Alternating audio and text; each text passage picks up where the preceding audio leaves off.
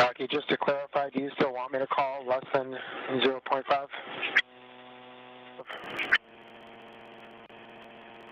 And negative on that, Frank. Okay, copy, thanks.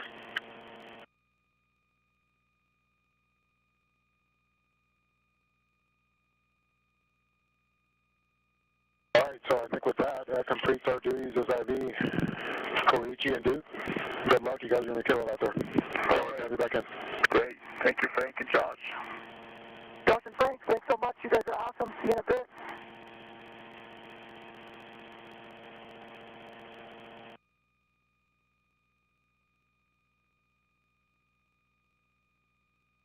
Koichi, I'm going to turn on my right shoulder a little bit to give you some more room for the hatch. You feel like you're in a good position when it's done? Okay, great. And if you need me to hold your feet, just let me know. Okay. I think it's good now. Okay. Yep. And Frank, before you go, Okay. once the crew lock is at approximately DPDT 0, you are going to close the EMER hatch MPEV, the EMER MPEV, and Koichi will be closing the EV hatch MPEV.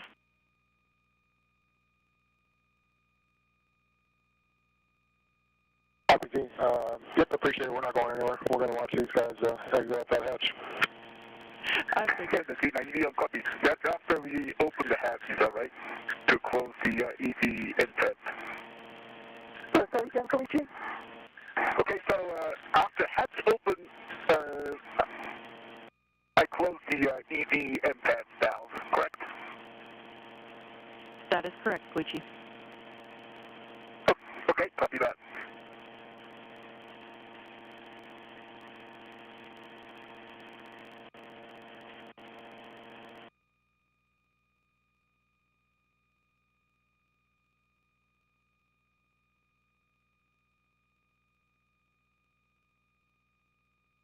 Right now inside the crew lock, the two spacewalking astronauts are on the other side of that hatch. That's the crew lock. They're facing opposite directions, so it's actually Koichi Wakata, the EV1 position with the red stripes. And a reminder for crew, when the crew lock DPDT is approximately 0, you can expect an alert tone. EV1 copy. EV2 copy.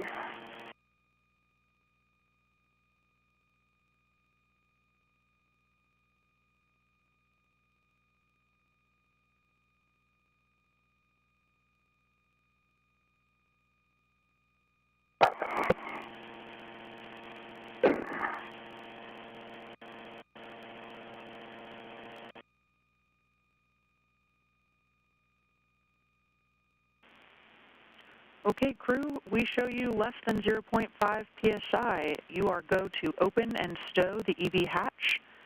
Koichi, you'll then close the EV hatch MPEV, and Frank, you'll close the emergency MPEV.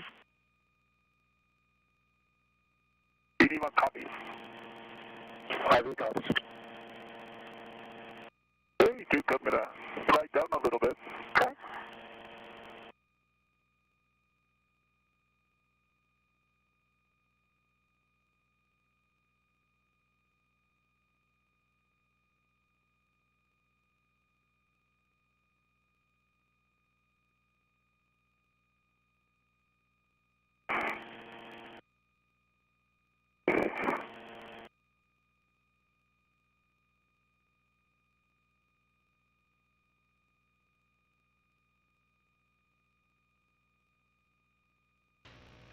You're getting a look at the outside of the International Space Station now.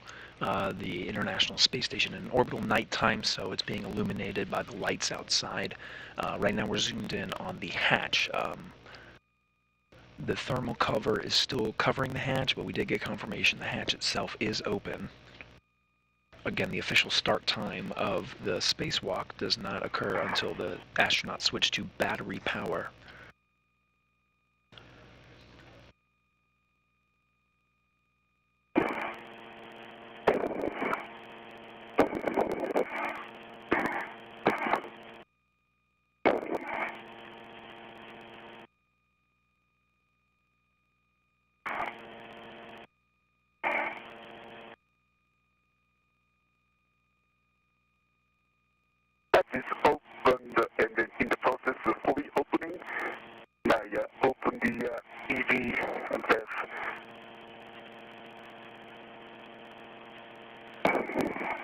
Just verifying, Koichi, we'd like you to close the EV hatch MPEV. Excuse me, I misspoke. It was MPEV is closed now. And the hatch is open. Okay, copy. EV hatch is open and stowed, and the EV hatch MPEV is closed. That's a good feedback. And the emergency MPEV is also closed. Okay, copy. Emergency hatch MPEV is closed. All right, with that, EV1 and EV2 on your DCM, switch power to BAT, stagger your switch throws, and expect a warning tone. Okay, EV1 copies in work. EV2 copies in work. Run a battery. EV2 battery. Copy. EV1 and 2 are in battery. Switch your display to Pro to verify a functional display. EV1 verified functional display. EV2 functional display. Copy. On the UIA, switch power for EV1 and 2 off, and check that the LEDs for EV1 and 2, that's 4 LEDs total, are off. In work.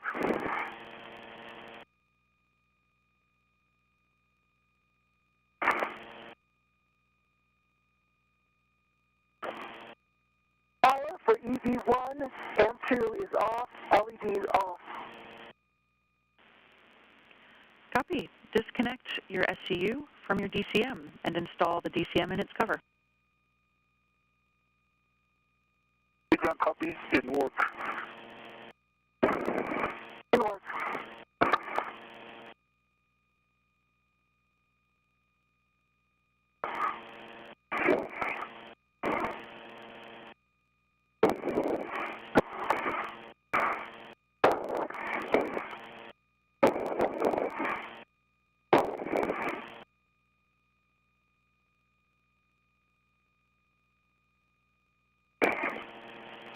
All right, with that, the 2 spacewalkers have switched their spacesuit powers to battery. That marks the official start for today's spacewalk.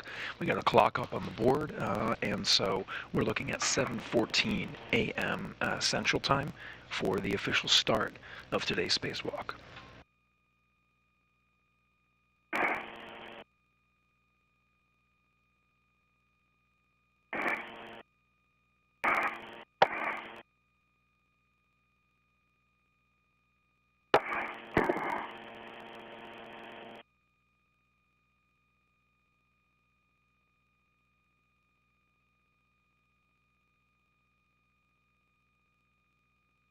EV1 SCU is detached in the security of the pouch. EV2 disconnected and stowed. Okay, copy. Your SCUs are disconnected and stowed, and make sure you have your DCM cover installed. EV1 DCM cover installed. EV2 DCM covers installed. Check depress pump man ISO valve closed.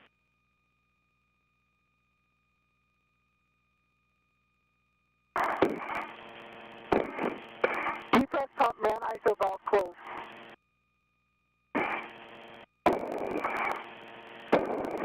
Set your temperature control valve to max hot.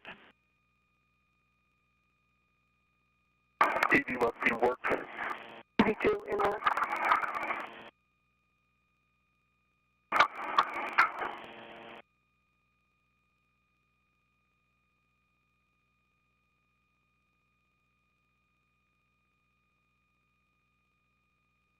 EV1 TCD max hot.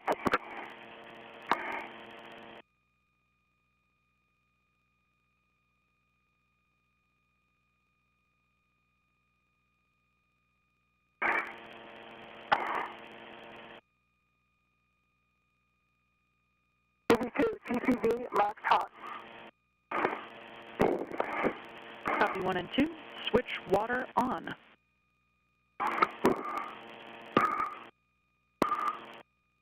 EV1 switched water on. TV2, water's on. Check DCM blank and bite is off. TV1 verified. TV2, verified. Set your temperature control valve as desired, report to MCC, and reminder to report all subsequent TCV changes. TV1 copies.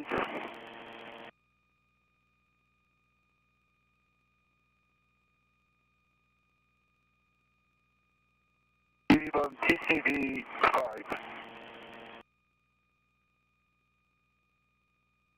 TV2, TCV 4. Okay, copy 5 and 4. Report your suit P gauge to MCC.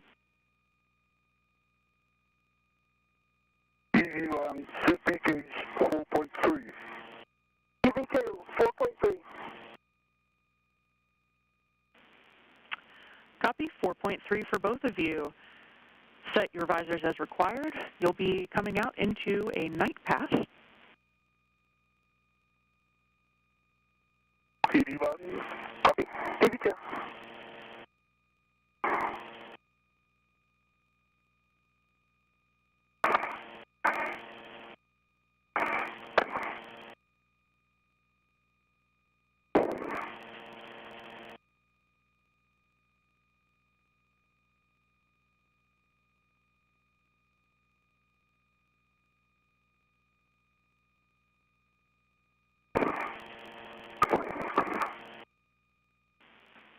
Okay, crew, with that, you are ready to open the hatch thermal cover. Koichi, you'll release the hook from the magnetic plate D-ring, attach the hook to the stowage tether point, and cinch the strap until it's snug with 6 lines visible. TV1 in work.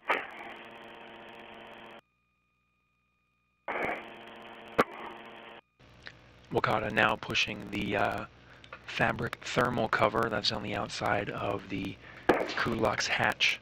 You can see him pushing that sort of out of the way. The hatch is open. All the steps that they've been doing up to this point is really the closeout procedures for everything they've been working on for the depressurization, getting their suits ready. They've already checked their tethers. Right now, they'll push open the thermal hatch and they'll exit one at a time. Wakata first, since he's the one. To the storage tether point, and I see 6 lights visible. Copy, Koichi. Koichi, you are go to egress the airlock. Once you've egressed, turn on your Heka. Duke, for you, you'll be retrieving the cable bag and prepping it to pass to Koichi once he's out.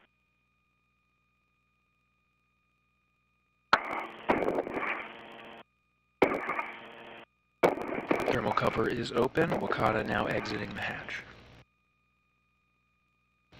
The Heka that was mentioned is the high-definition camera that's mounted on the spacesuit's helmet. Wakata out the hatch. You can see when following along throughout the spacewalk, you'll be able to notice him by the suit with the red stripes. Nicole Mann, call sign Duke. She'll be coming out afterwards.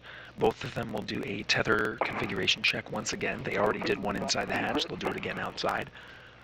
Configure their suits and make sure they have all the materials needed before they translate out. When you're ready. Okay, stand by. I'm going to turn on the Heka is on, okay? Copy, And I'm local, you can give, okay? And you can give me the cable bag. Okay, I see that.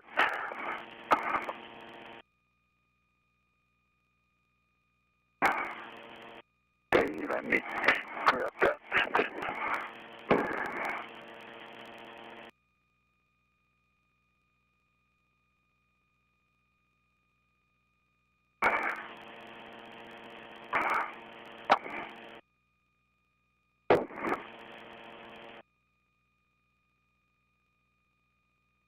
These silver reels you see floating in front of EV1, Koichi Wakata, with the red stripes. Those are the tethers that I mentioned. They'll be doing a tether check once both of them are outside the hatch, and you can sort of see Duke, EV2, Nicole Mann, exiting the hatch after Wakata. They are in a night pass right now, although very soon they'll be seeing an orbital sunrise. In the DRT to the cable bag, I'm going to release the red. Okay, I'm ready for it. Okay, here we go. Okay, after that. Okay, you got it. Duke, you'll stow that ret on the airlock D-ring extender, and when you're ready, you can transfer the strut bag out to EV1.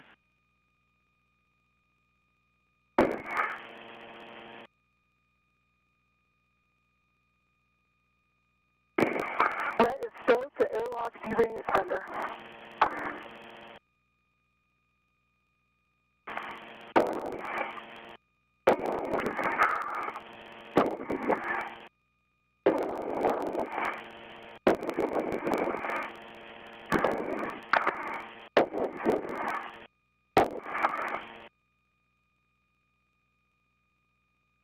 Okay, Duke, I'm ready to receive it. Okay, I'm positioning the strut bag like we talked about. Okay, so I'm going to come in a little bit to pull it out. Okay, I've got it up in the corner, Okay, and I'm trying to get the bottom end towards you. all right. Let me come in a little bit to grab it. Okay.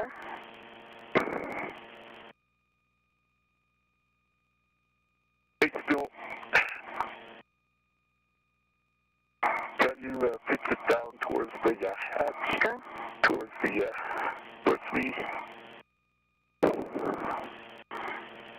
Yeah, you need to go a little bit on the starboard side, because it's hang up on the hatch.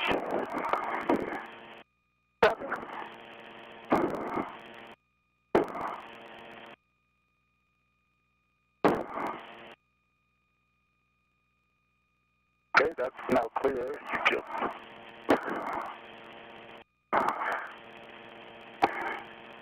Is a artery. Right. That's a good direction, orientation. Okay, stand by. There's a little tangle here. Okay.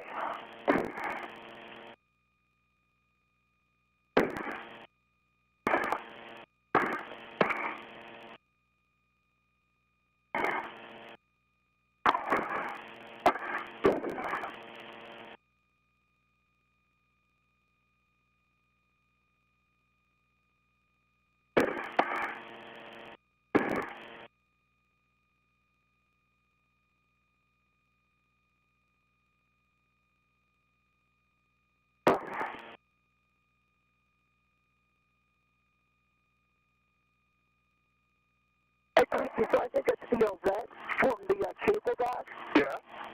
and I'm going to show my left side, see if you can see it there. Okay, let me I check. think it got caught on my... Okay, wait, let's see if I can check that. VFT. Got it.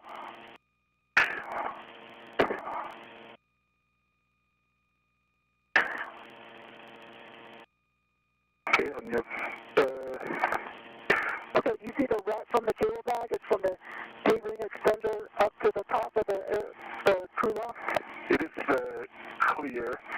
Okay. But, okay, so let me kind of be about this because it's going through your giving extender. Could you come down a little bit? Yeah.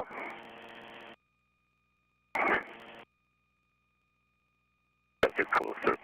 Yep. For you. Yep. Yep. Good direction. And then.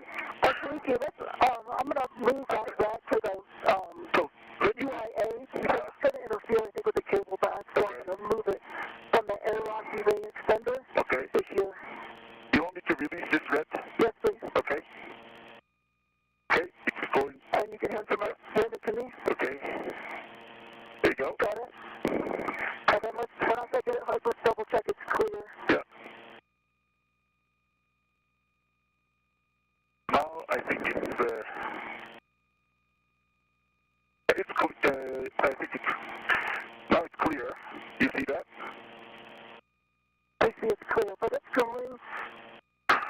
going through the cable bag. I don't think it's going through the, is it going through the cable bag? I cannot see that. It's not going through the cable bag. It's going through my station tether and it's hung up on the cable bag. I'm going to release it again. Yeah. And then I'm just going to release it and let it go back to the hook. Yeah, I think it's good. I'll drop it when we come back. Right, yeah, I think it's good. Now it's clear. All right. Okay. So then you can get the shut bag. Yep. Shut bag, sir. Okay, I'll push it in. Right. And then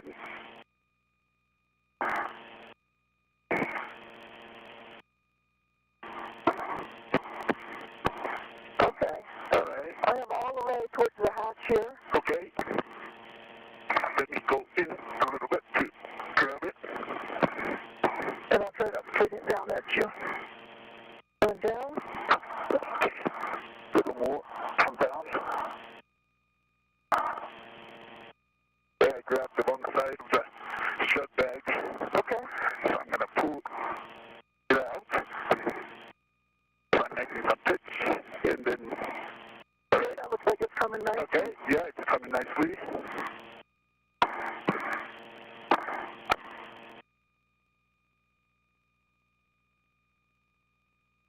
Okay, looking good. Okay, looking good. Okay, I continue to pull it out.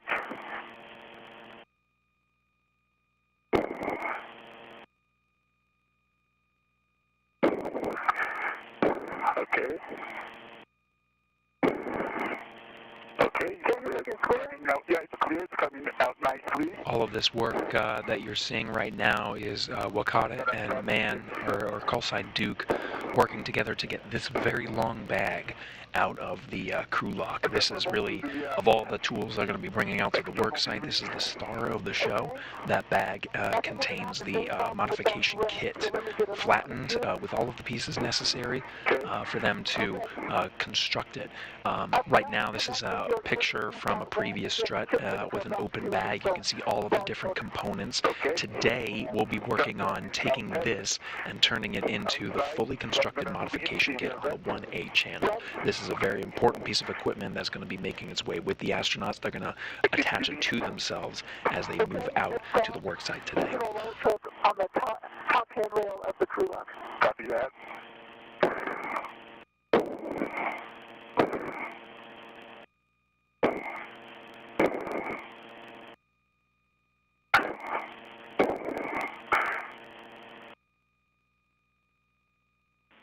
All right, and it's clear.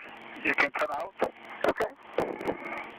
Houston's following along, and we like the plan for that ret as well. You can leave it where it is. Okay.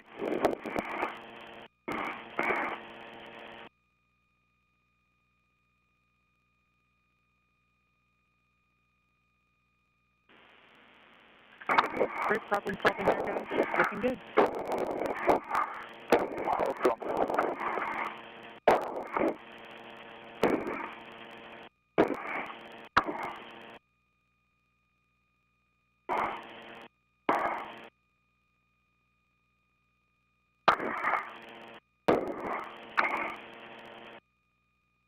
Okay, this is coming out. Okay, and the strut bag is to your left, and you can just come down straight down.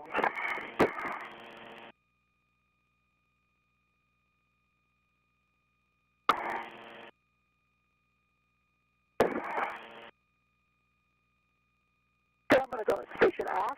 Okay, copy that. I'll move the strut bag a little bit more to the port side, starboard side, port side. Right, should be clear now.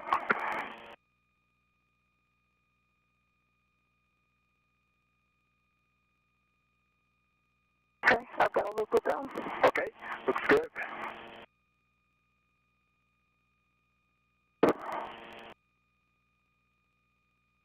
Okay, I'm going to get out, or so I turn on my, Take off. okay, then I'll get the, Roger that. Strut bag. oh, Okay.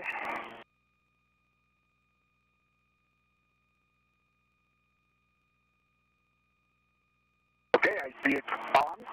Okay. Again, BRT. Yep, I'm going to work on my BRT. Copy.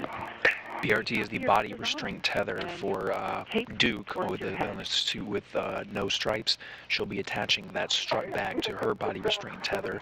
Attached to Koichi is a bag full of cables. On his way over to the 1B work site, he's going to stop along the way and temporarily stow that bag full of cables for the work later on, while Mann, or Duke, has the job of taking that strut bag over to the 1A channel.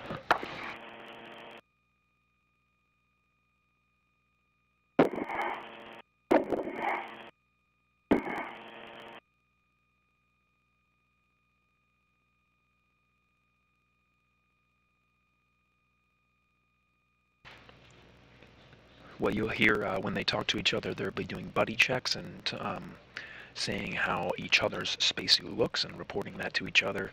They do have some procedures to make sure all of their suit components are in a good spot before they actually translate or move over. The sun is coming up. I'm going to get my visor down. Yep, my visor's down too. But these procedures are all about communication.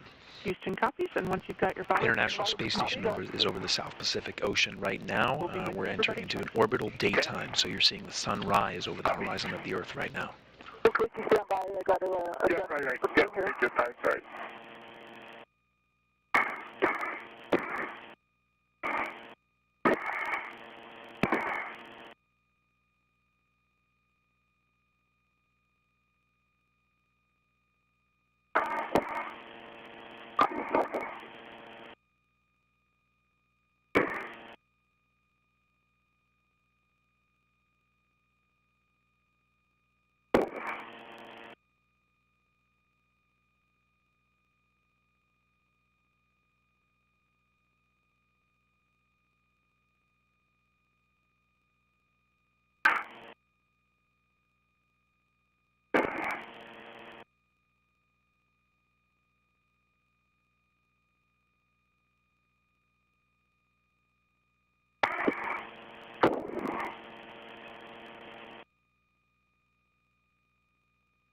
Okay, so your umbilical is,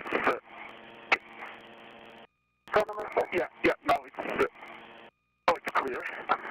Okay, now. Oh, it's out of the pouch, though? Yeah, now it should be clear. Let me get it back in the pouch, though.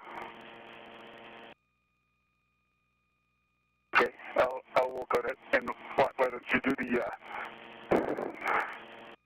key of the strut bag. I will put it for you in the pouch.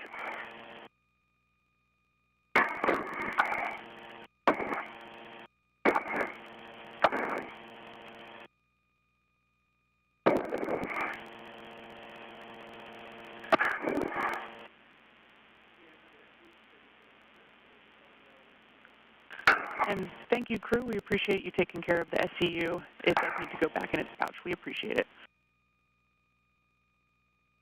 Okay, copy that. Then,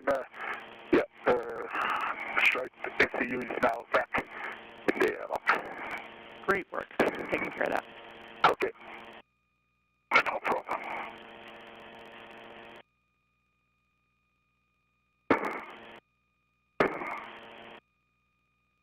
All right, Duke.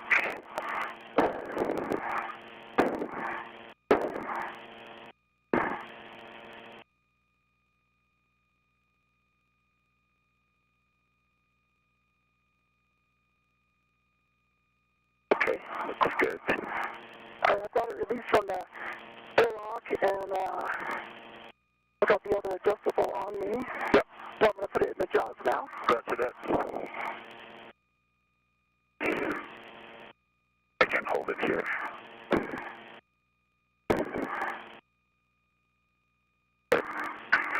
And it needs to say that line needs to be towards my head. Towards your head, yeah. Rotate towards your head.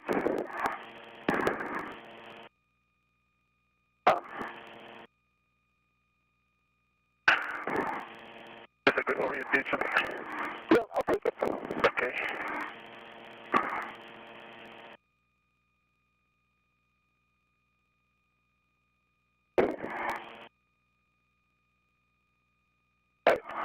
Okay, I have to shut back on my DRT, jaws are closed, paddles are out. Okay. I'm going to tighten up my joints, and then, You do the body check after that.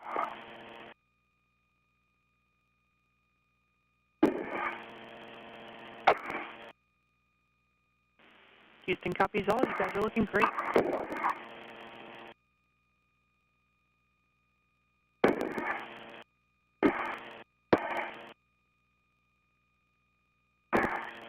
okay, I'm ready for checks when you are. Okay, so could you move up your camera a little bit up so that I can see the mini workstation tab up? Yep. I can see that. Just a moment. Okay, I see two mini workstation tabs are up. BRT tab is up. And I see HECA green LED on, WBS green and LED on. And I see both wafer handles. Let me check that the left side is down.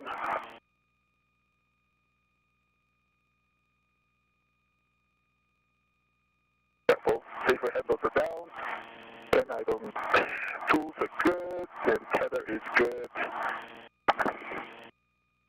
Okay. You check. Okay, I see your green HECA, your green WBS, your lights are on, that looks good. I've got 1, 2, 3 tabs up on your mini workstation. Look at your handles. Okay. Okay, you've got 1 and 2 safer handles are down. Okay. I see your safety tether, looks like it's a good conservative with DRT. Okay. Copy that. See, now with that, we're complete with the body check.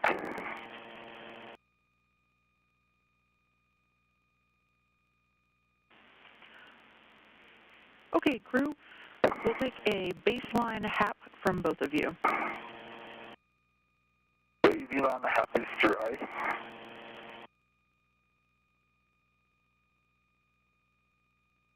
And HAP is a baseline for EV.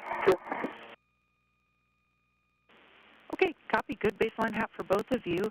You can take a couple minutes here to do some translation adaptation. So play around with your body, rotation, pitch, yaw, roll, various hand grips, translation without rotation, and try attaching a local tether and releasing both hands.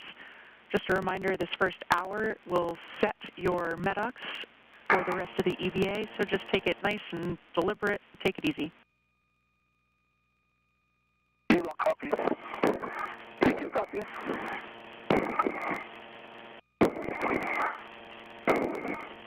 Getting some wonderful views from the outside of the International Space Station right now. The duo are just at the beginning of their planned 6.5-hour spacewalk. They're getting a sunrise over the South Pacific Ocean, and we're getting great high-definition views from their helmet cameras right now. They just finished performing buddy checks, and you heard the ground IVZ Zena Cartman telling them to take their time.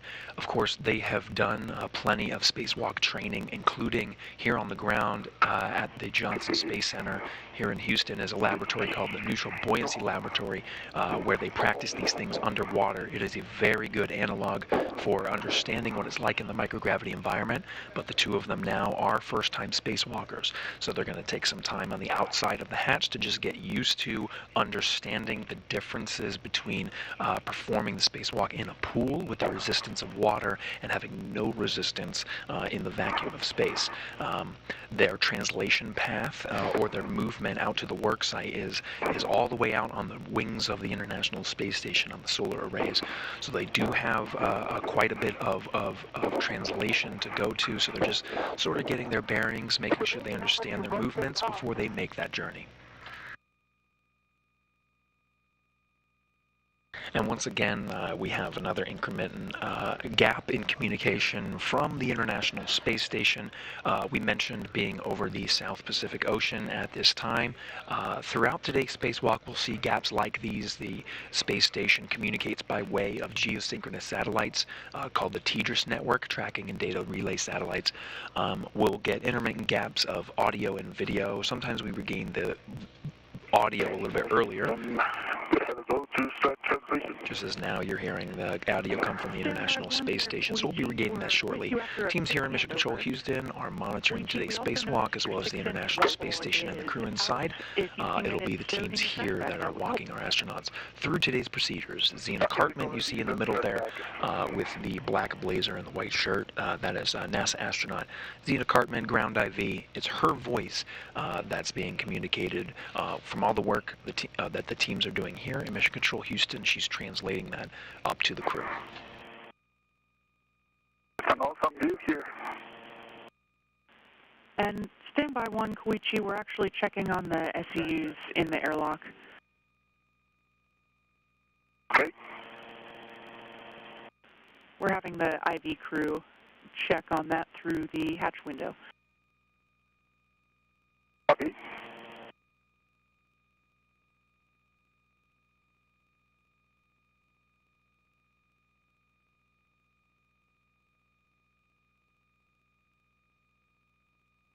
Koichi, just for your awareness, on your left side, your tethers are over the top of the VRT. It's going to be a problem just when you, after you get that bag off. It's going to... Yes, I understand that. Yeah, okay. I see that. Thanks. That's a good check.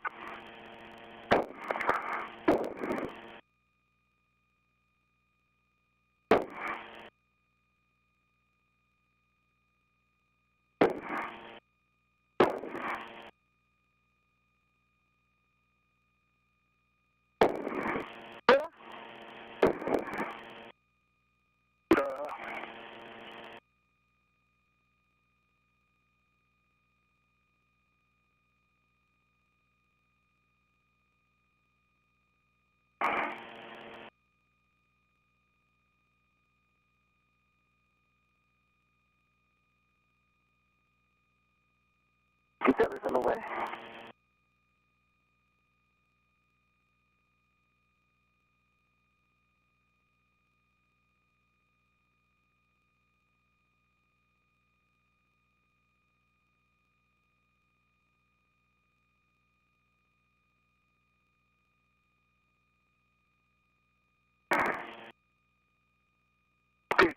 Good.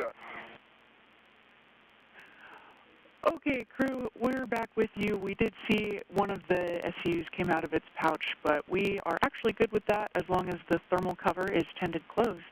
And so with that, you can go ahead and start translating. EV1, you'll be translating out to the anchor hooks that are nadir of the starboard seat apart. Duke, if you can tend the hatch thermal cover closed, that's very helpful. Continue your translation adaptation. Okay, thermal covers tended closed. AV1 copy. Start translating.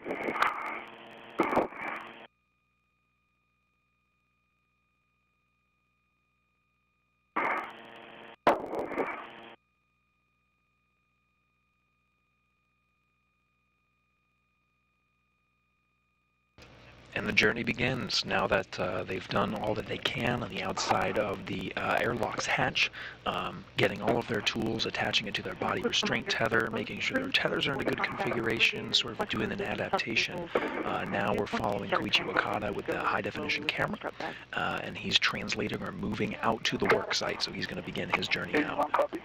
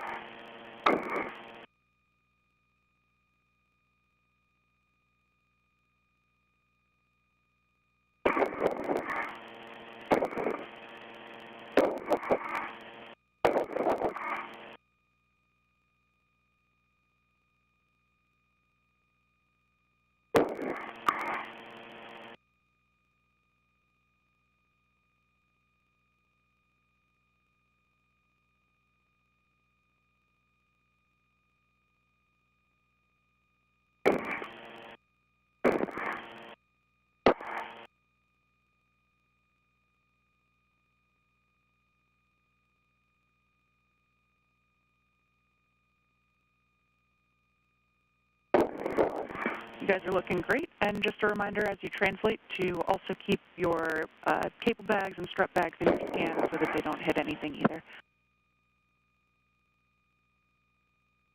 If you want copies, you two copies.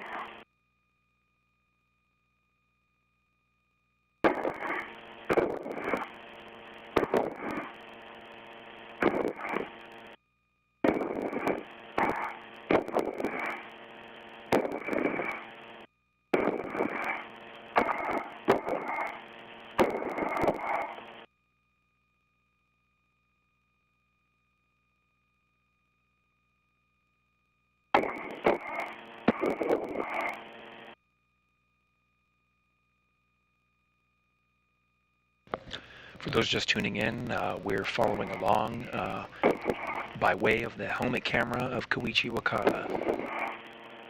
They've exited the hatch and started their spacewalk officially at 7:14 a.m. Central Time. Did some buddy checks and made sure they had all their tools attached to them. You can see there, attached to his body restraint tether, Koichi Wakata has a cable bag in tow. Right now he's heading over to the S4 truss section of the truss. He's going to leave that cable bag there and then go to the 1B work site. They're splitting up to begin with. Koichi Wakata is going to drop off that bag and then finish up tightening some bolts on the fully constructed mounting platform that's on the 1B truss. He's just got to use that pistol grip tool or basically a cordless drill to tighten some bolts. Not much work there. It's really just going to take the first hour of his task, while Nicole Mann, by call sign Duke, we'll be hearing that over Space to Ground today. She's going to go over to directly to the 1A worksite with the strut bag in tow. That strut bag has the mounting platform itself in it, so she'll begin the construction there while Koichi Wakata finishes up the construction on the 1B site. And then for the remainder of today's spacewalk, the two will focus on working together to construct that mounting platform on the 1A channel.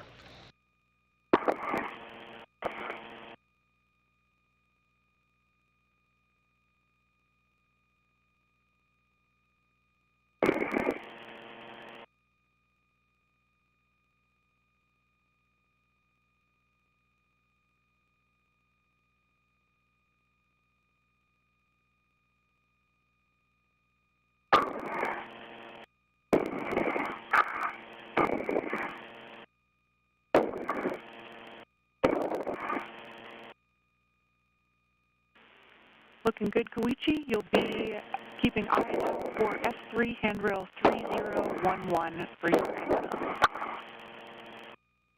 Copy that. I see that here.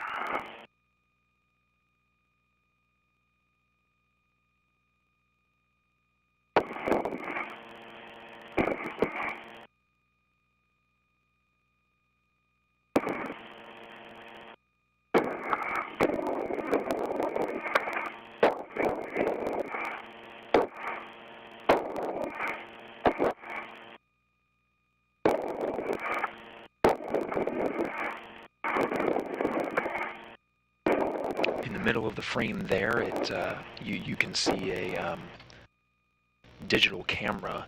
The lens is the thing that makes it the most apparent, but it's covered with insulation to protect it from the thermal environment outside the International Space Station. So Koichi Wakata will be able to take some photos, both for engineering purposes to show the work that they're doing, as well as take some beautiful photos of Earth and of the work outside. Copy, Koichi. And that's S1 handrail 3217.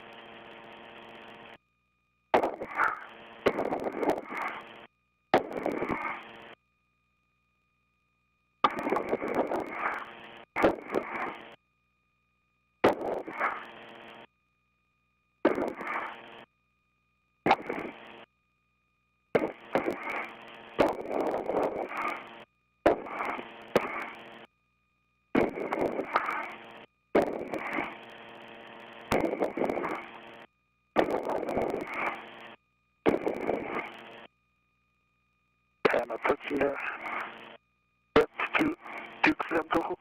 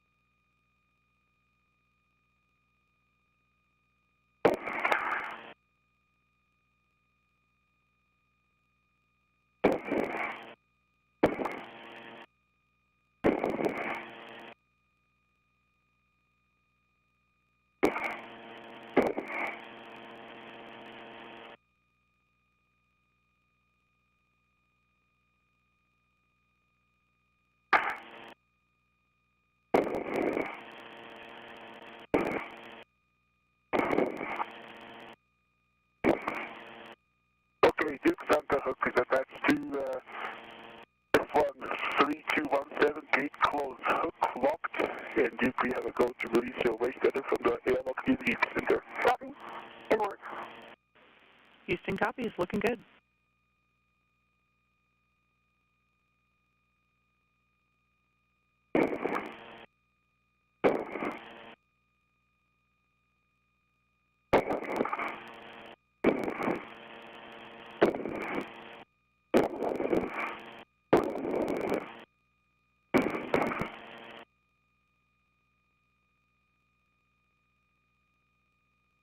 Details waste tether is released from the airlock D-ring extender.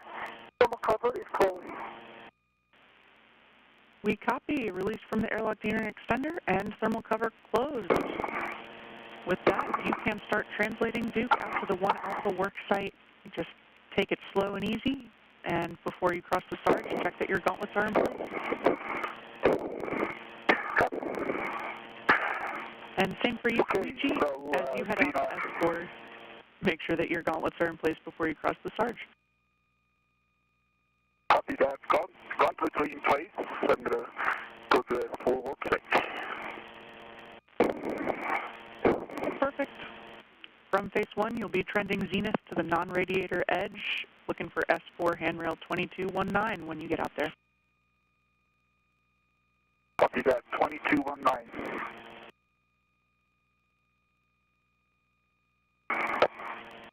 Okay, safety tether is in good config.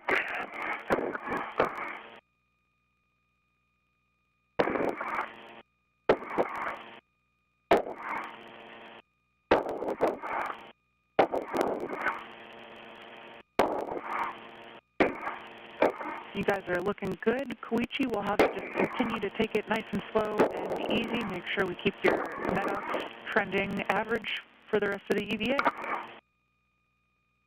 Copy that. Okay, this is coming up the toolboxes. Copy, Duke.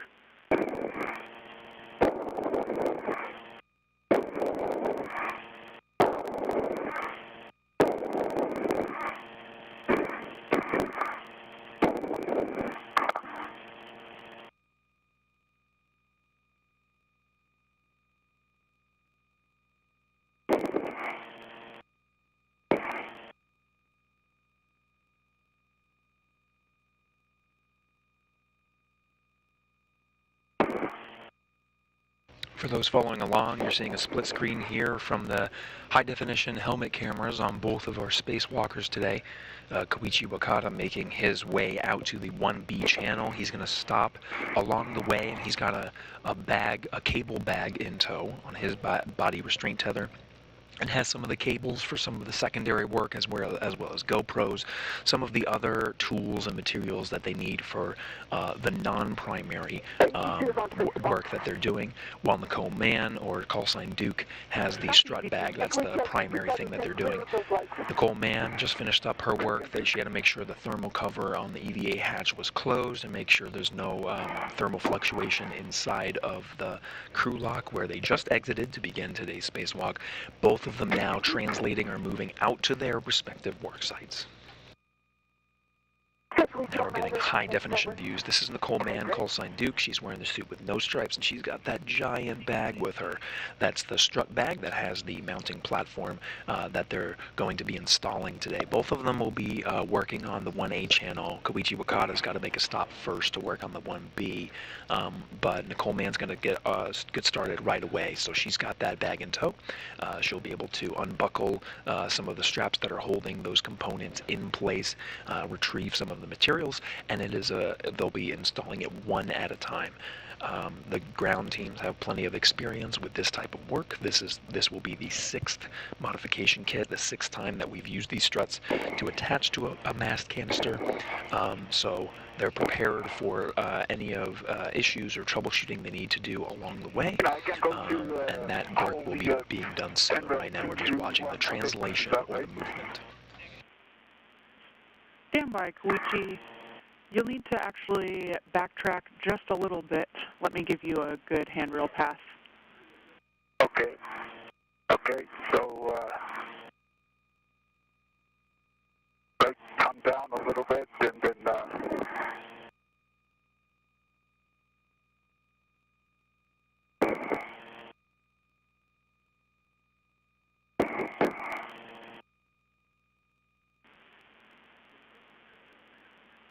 Koichi, you're doing a good thing. You can head outward from there. That was a good move going towards your feet. okay, 2219 is what I have. Do I keep going? That's perfect. You'll be pausing here to stow the cable bag. So this is the inboard non-radiator corner.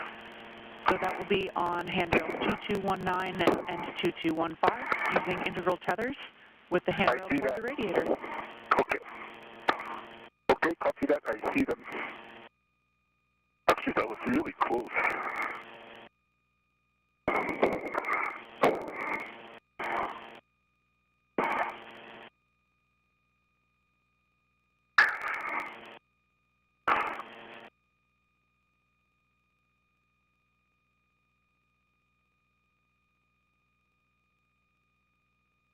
I'm coming underneath the MT. Okay, copy that. I'm at the 10th store location of the cable bag.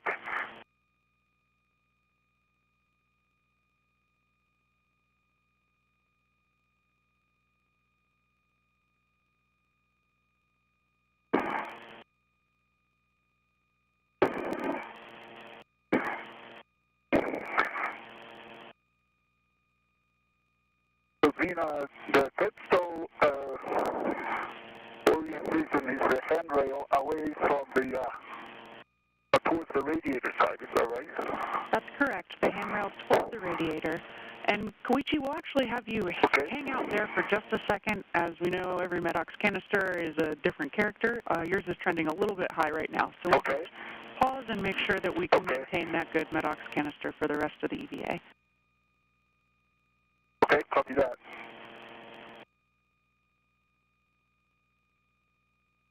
I'm passing our anchor hook. Stay with them. Okay. Thanks.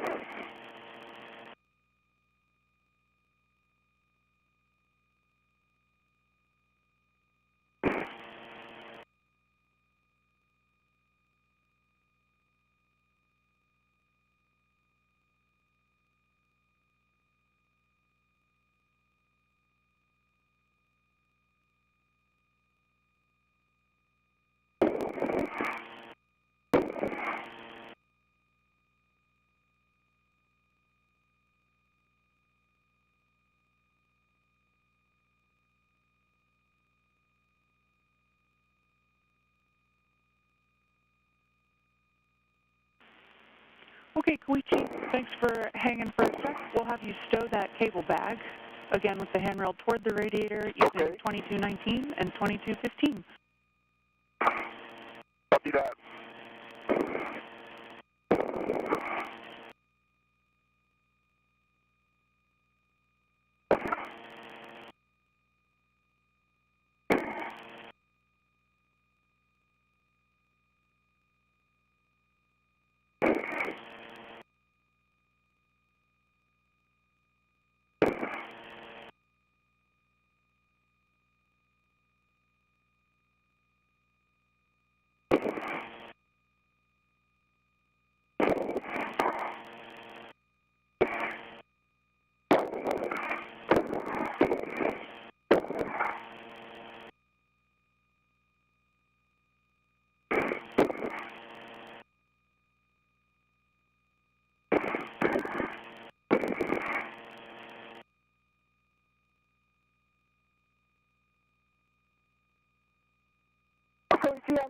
your right side.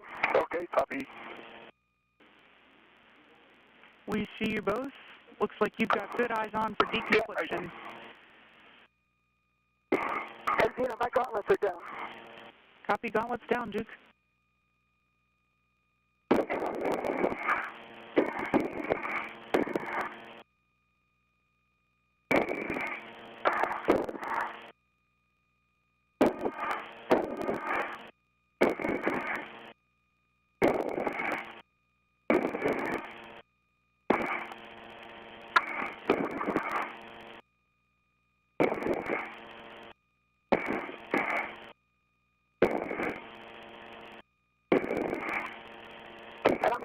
Right here until Koichi's done.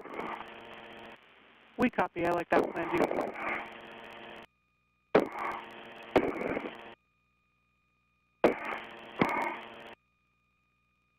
Okay, cable bag is attached to handrail 2219 and 2215 with the handrail towards the radiator. That's perfect. Good config. With that, you can fair lead on export handrail 2219, and we'll have to translate out to your green hook location. This will be outboard toward the S5, S6 interface, and then over the A-frame to the Venus non-radiator side. And just a reminder to take it really nice and slow and easy. We've got that trending high Maddox canister, so just take your time. I'll do that.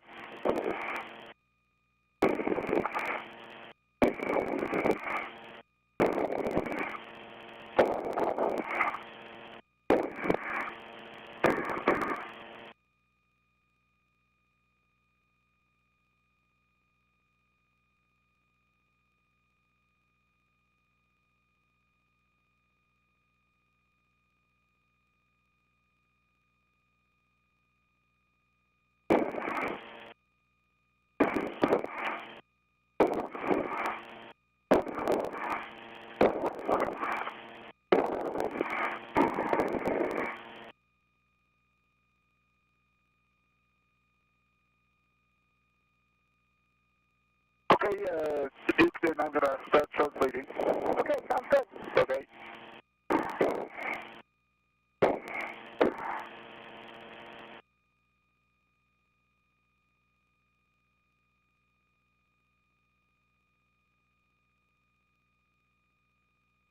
Okay, safety feather is in good config.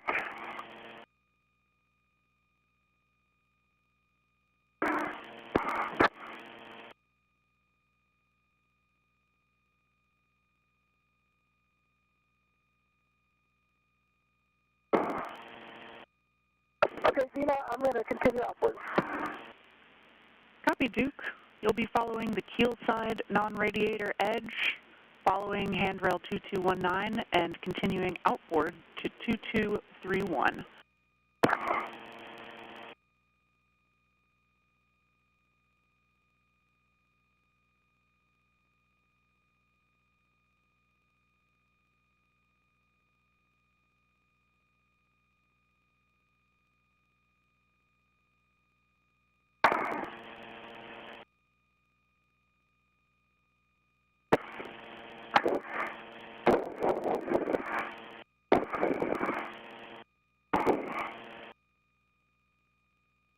For those following along, we're getting high-definition views from the outside of the International Space Station. The two spacewalkers are going to be splitting up for the first of their tasks. Koichi Wakata translating over to the 1B work site. He had a cable bag in tow along the way and stored it in a location so they can easily access it later. There's some materials in there they need for some future work that's later in the timeline. For now, though, Koichi Wakata really only needs his pistol grip tool. The mounting platform on the 1B channel was constructed on a previous EVA and really just needs a little bit of tightening and some last-minute work to finish it up. So he can do that by by himself. He's just going to do that for about the first hour of the spacewalk. Once he gets there, that'll really start the clock for him to perform some of that work. In the meantime, you're watching EV2 Nicole Mann, callsign Duke, translating or moving out to the 1A channel. In tow, she's got a strut bag. That's the struts that they're going to actually be building together. Wakata will join Mann later in today's spacewalk. She'll just get a head start and start some of that work here soon. Okay, copy that. I've got a local down. I'm dropping the bag. Okay, copy that, Duke. And a reminder for Koichi, just a quick caution to minimize loads into the wire ties that are on that MLI there. Should be right nearby handrail 2008. Okay, I see that. Thank you.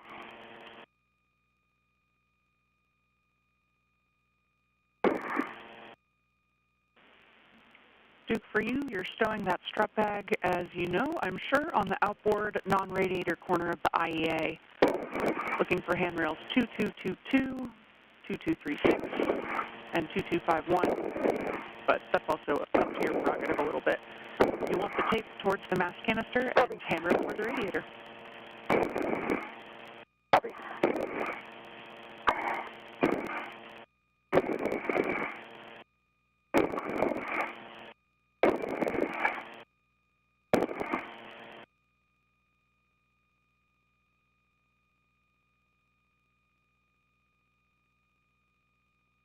Okay, Green Hope is attached to handrail 2007.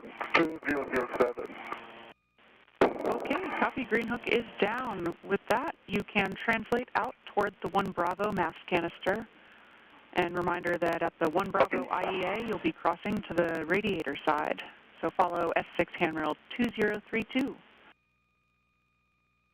Copy 2032. So I got one tether down to the bag. I'm releasing my BRT and BRT route. Copy that, Duke.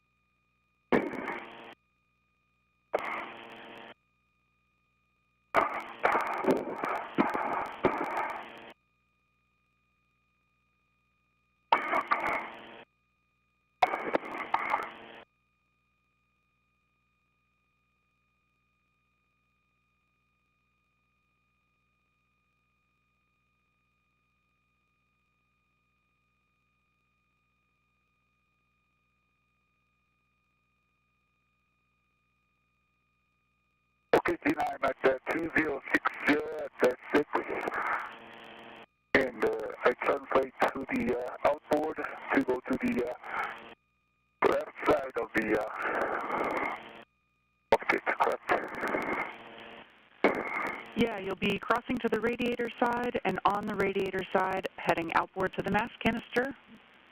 Oh, and yes, you will be going to the left side of the mod kit. With that, we'll take a glove, hap, and gauntlet check.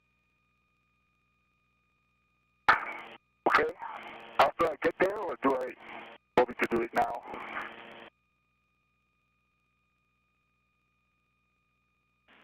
Gloves are good.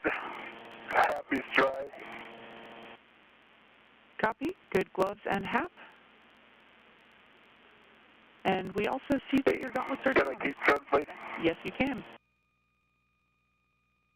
Okay, copy that.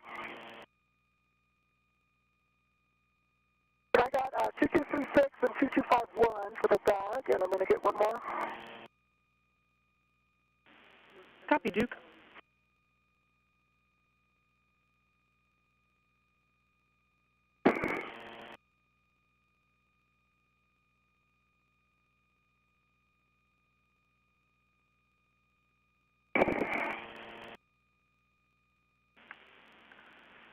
And a big picture update for both of you. You're pretty much right on the timeline. And our limiting consumable right now is Medox with a 630 PET. Copy. So that's a good report from the ground IV, Zena Cardman. Along the way, the teams continue to monitor the progress through the procedures, as well as something called limiting consumables. The spacesuits that they're wearing has everything they need in terms of life support. It provides the pressure, the air, it provides water, it also provides battery power. Everything is portable as they do this work outside of the International Space Station. Now an hour into today's spacewalk, we planned for 6.5 hours. Everything seems to be on track in terms of the timeline and the limiting consumables. They'll continue to monitor this throughout as it could fluctuate, but right now we're looking good. Until it's fully installed. I translated up on the 2097 handrail on the canister, and I'm at the left side. That's perfect. I've got the back down also on 2227. I'm going to head in to get the ACSR.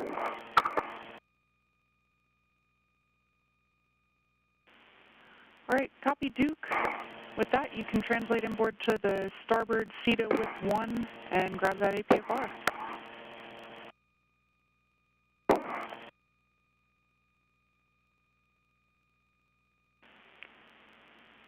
Koichi, for you, once you're at the left collar bolts, you'll be going outboard under the VGA platform on the broom. Okay, you're there. You'll be opening the MLI around the mid-strut collar to access the collar bolts. Okay. Okay, I see that. I open the MLI. I can access to both the collar bolts. That's perfect. I've got a great view in your HECA now. Okay, I have PGT settings for you when you're ready. Okay. I BRT'd to the handrail on the mid-strut. And I'm ready for PGT setting. Okay, great. And just a quick reminder here, while you're BRT'd to that mid-strut handrail, minimize normal and torsional loads into the mid-strut. Your PGT settings will be Bravo 7, clockwise 2. Bravo 7, clockwise 2.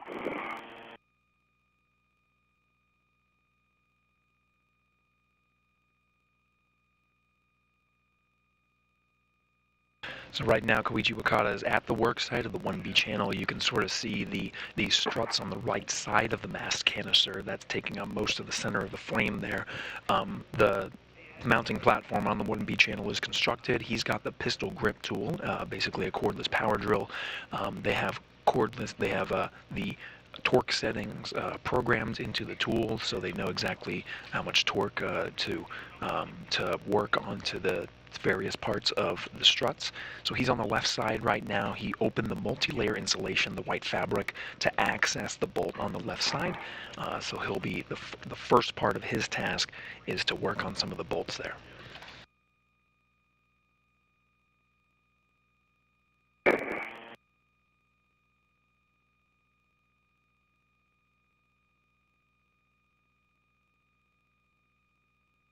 And Vina, what's the approximate turn on the Okay, Koichi, you'll be those 2 bolts? driving M29 and M30 to torque. We're expecting about 4 to 6 turns, looking for turn count, torque, and green light. Copy that. 4 to 6 turns expected.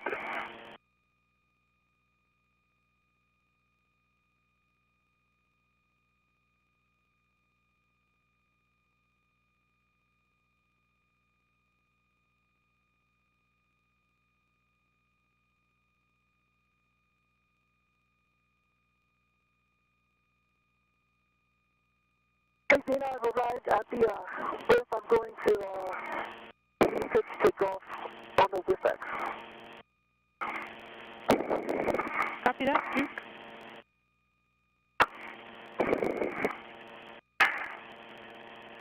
Okay, Vina, I got a green light and a torqued out. And I see torque is 25.5. 25.8, and the revolution is, I counted 3.5 visually, but it says revolution is 029 on the BGT. Okay, copy 25.8 on the torque and 3.5 turns counted visually. Looking for a green light as well, and to confirm that was M29? That was the lower side. And I don't see a label here.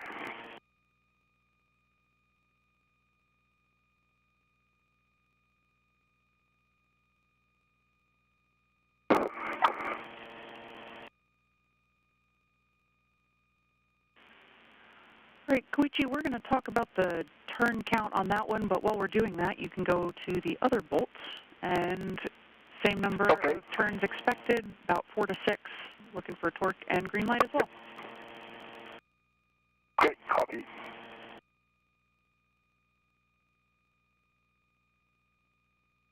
So again, the pistol grip tool, that cordless power drill that Koichi Wakata is holding now, has the turn count and the torque settings. He's tightening with a clockwise rotation the different collar bolts on the left part of the mounting platform's strut. He tightened one, and as the ground teams assess that collar bolt settings, he'll be working on the next. Copy, golf, and knob popped out. You can retrieve the WIPX and APFR and stow it on your BRT when you're ready, and translate out to S4.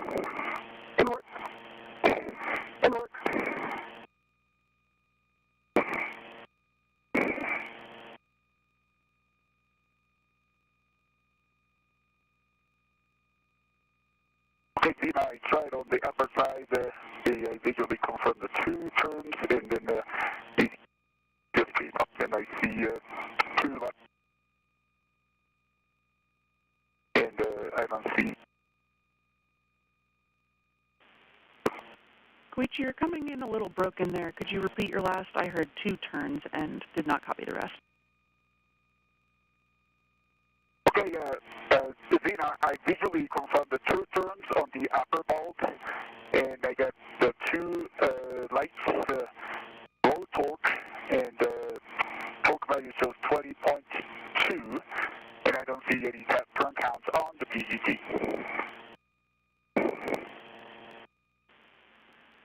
Copy that, Koichi. We'll have you try that bolt again. Just make sure you're in a good body position for leverage on that PGT, and we'll have you hit the upper bolts one more time. Okay, copy that.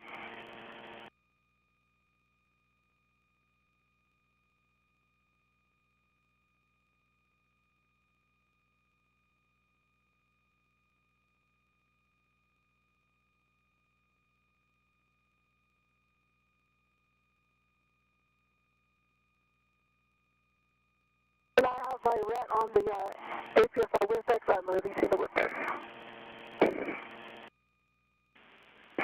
Copy, Duke.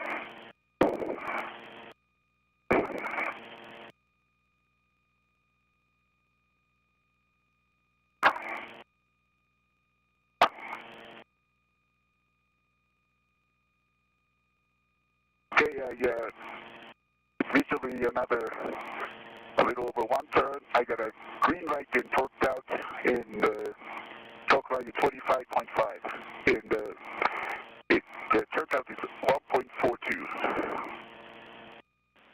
Okay. Copy 1 additional turn, green light, and 25.5 on the torque. We'll talk about those numbers for just a moment here. Okay.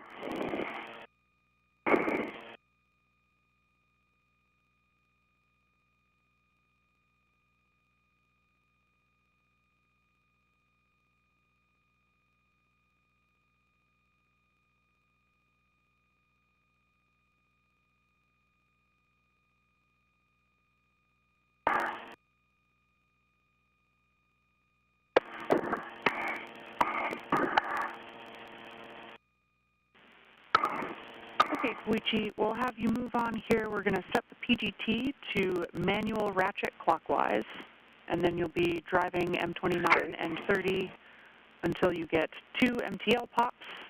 So we'll expect several extra turns here. Just keep an eye out and give us a turn count visually. Copy that.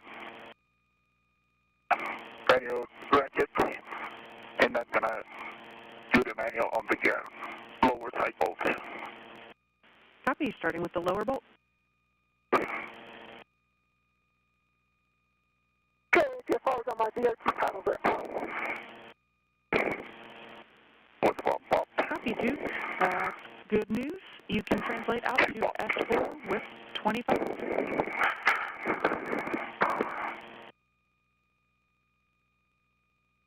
Okay, on the lower bolt, 2 pops, and the bolt turn is approximately 90 degrees. A quarter of a turn. Okay, copy 1/4 additional turn and 2 pops on the MTL. That's a good beat. Okay, Koichi, we're going to talk about that bolt, but meanwhile you can go to the upper bolt and do the same thing in manual ratchet. Copy that.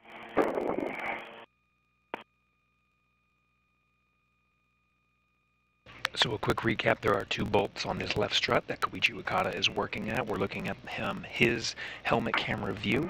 He's using the pistol grip tool to hand tighten each of the bolts. Now that he's done a rotation, just hand tightening them to torque. In the meantime, Nicole Mann is on the other work site. She's preparing and grabbing the materials she needs, including a work restraint, to start constructing the mounting platform. From Koichi Wakata's view, you can see sort of the final product of that mounting platform on the 1B channel. That's what they'll be building on 1A. I'm using the manual ratchet. It's rotated about half a turn, and still it does not pop.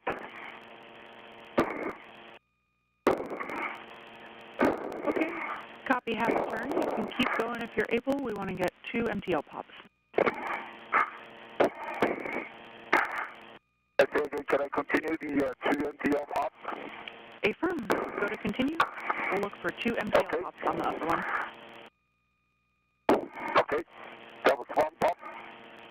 Okay, 2 pops complete on the upper bolt. Okay, copy 2 pops complete on the upper bolt.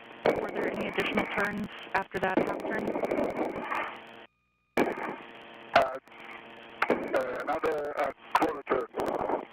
Another quarter turn and 2 pops on the upper bolt. Okay, give us just a second to talk about that bolt. Okay.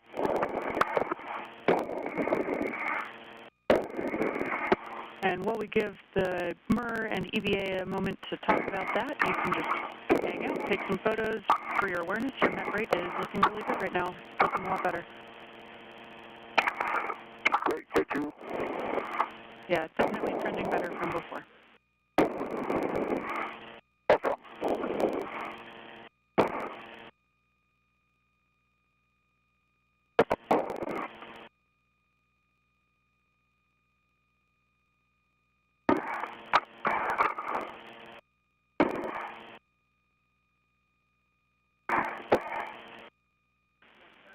Duke, as a reminder for you, before you cross the Sarge, check that your gauntlets are in place. Okay, my gauntlets are in place, thank you.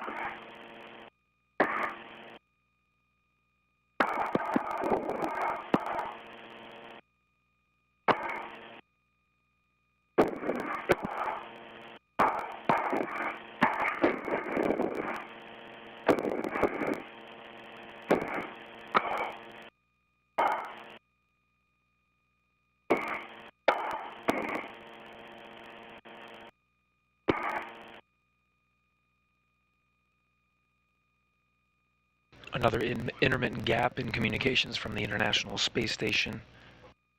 The teams here in Houston's Mission Control are overseeing the spacewalk for today. 2 spacewalking astronauts, Koichi Wakata and Nicole Mann, working on upgrades to the power channel and some of the prep work needed for the arrival of IROSAs, or International Space Station Rollout Solar Arrays, later this summer. they'll be working on 2 mounting platforms, one on the 1B channel and another on the 1A. Koichi Wakata is already at the 1B channel, tightening some bolts as part of the final steps to make sure that mounting platform is secure. It's expected that that's going to take just the first hour or so of the spacewalk, and he's already getting on a great timeline for getting that work done. Which is great news. So if you haven't already, you can set your PGT back to motor and stow it. Then close the MLI to cover the power bolts.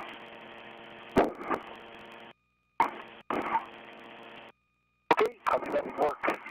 And that note from Zena Cardman here in Mission Control saying that the 2 bolts on the left collar are complete, so he's going to close up the multi-layer insulation, sort of the white fabric that protects it thermally from the vacuum of space and the harshness of the sun, and he'll work on some of the next struts. The next one should be the mid strut that he'll be working on.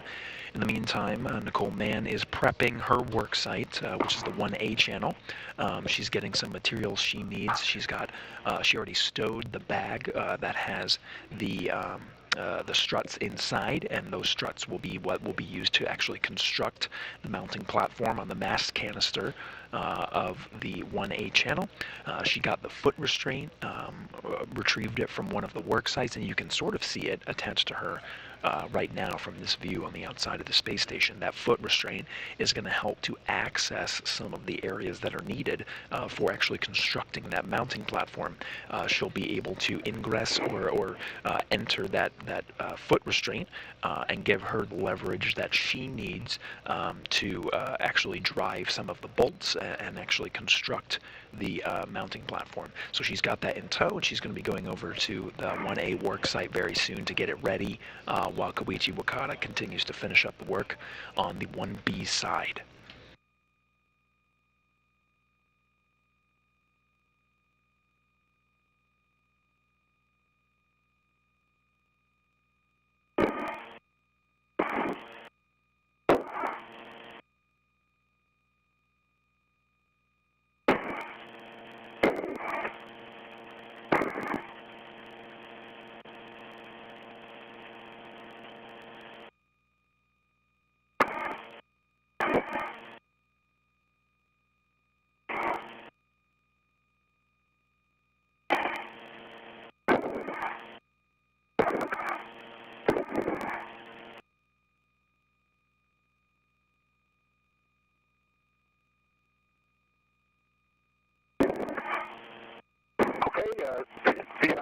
Within my cover is put it back with the back on the cover bolts.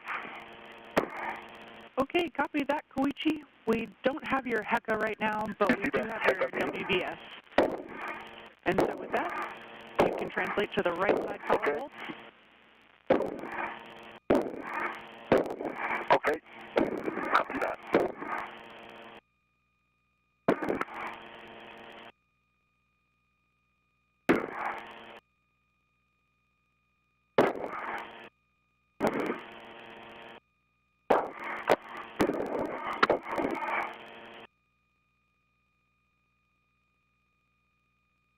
Okay, Zena, I'm going to put this in with 25 with a clocking of 6.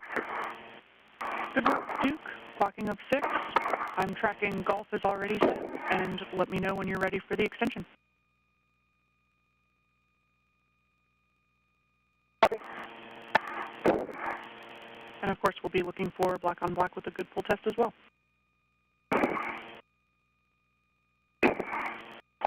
Right now you're looking at the helmet camera of Duke, NASA astronaut Nicole Mann. She's at the 1A work site right now, and you see her installing the articulating portable foot restraint.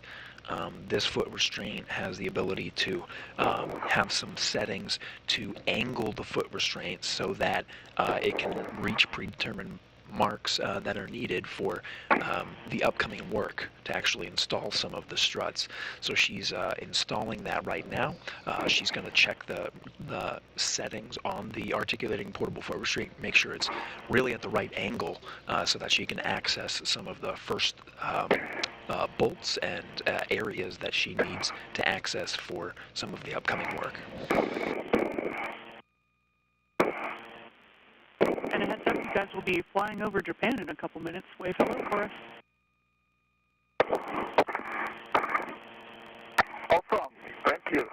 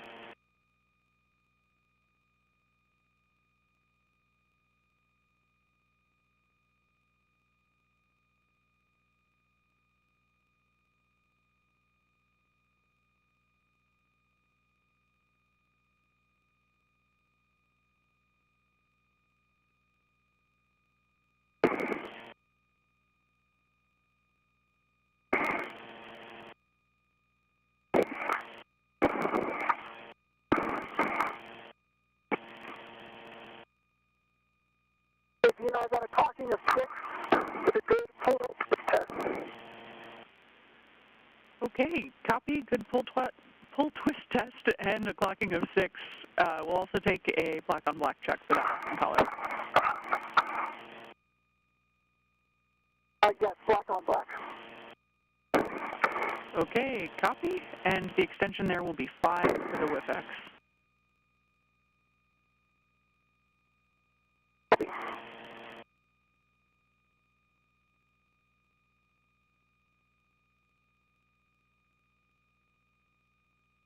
You got one side down, Kaliki, you already headed over to the other side?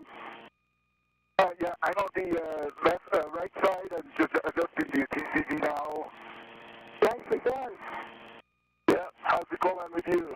Good, I got the WIFX in. I'm going to adjust the EPSR, then get started on the triangle. Great.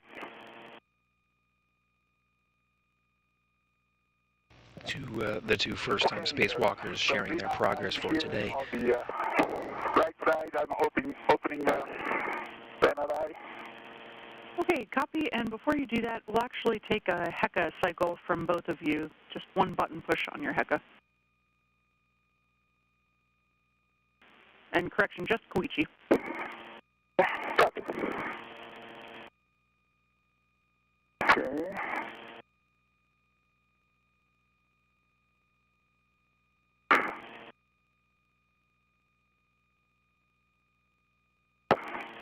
Okay, HECA should be on now.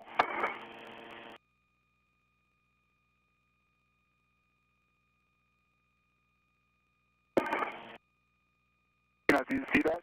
We copy that, Koichi. It'll probably take us about a minute before we see any change here. But for now, we hear that you are in place. You can open the MLI around the mid-strut collar to access those bolts, M25 and M26. Okay. And I'll have PGT settings when you're ready. Okay, copy that. Okay, stand by.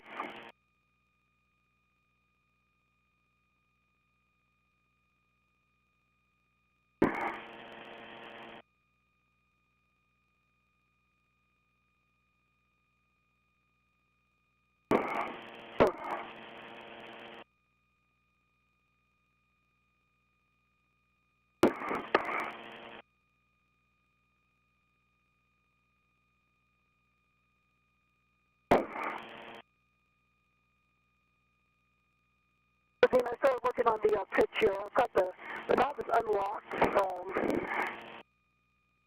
we're looking for tango tango, but it is pretty stiff, as Josh mentioned. Copy. That is Okay, the I'm correct ready. setting. PGT setting. And copy that it's stiff. Koichi, for you, PGT settings will be Bravo 7, clockwise 2.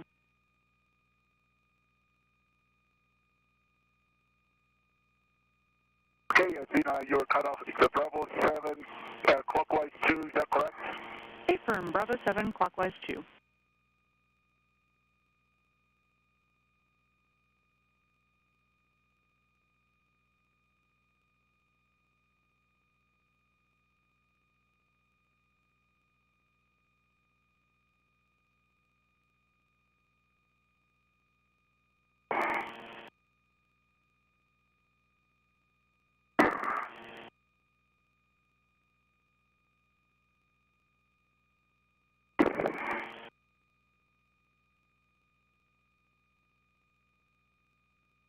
Zena, can you see in my HECA? We do see your HECA. Okay, so this is what I'm looking at. Got the black line pointed towards unlock. It's in Papa.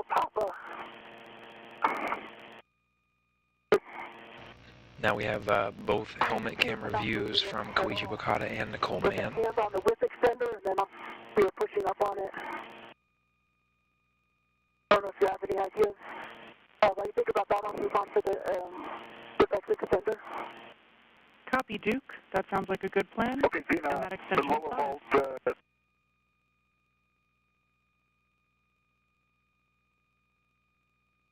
Zena, you got a lower bolt, green light of DGT 25.4, it pounds, 4.14 turns. Question, 4.79 turns.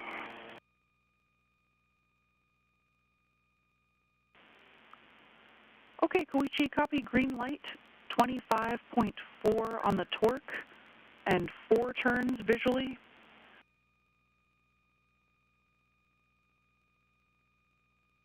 That's correct, and then the PGT shows 4.79 turns. Copy, Koichi. You can go to M26 now. This is the other bolt. Same deal. We're expecting about 4 to 6 turns. Copy that. Copy work.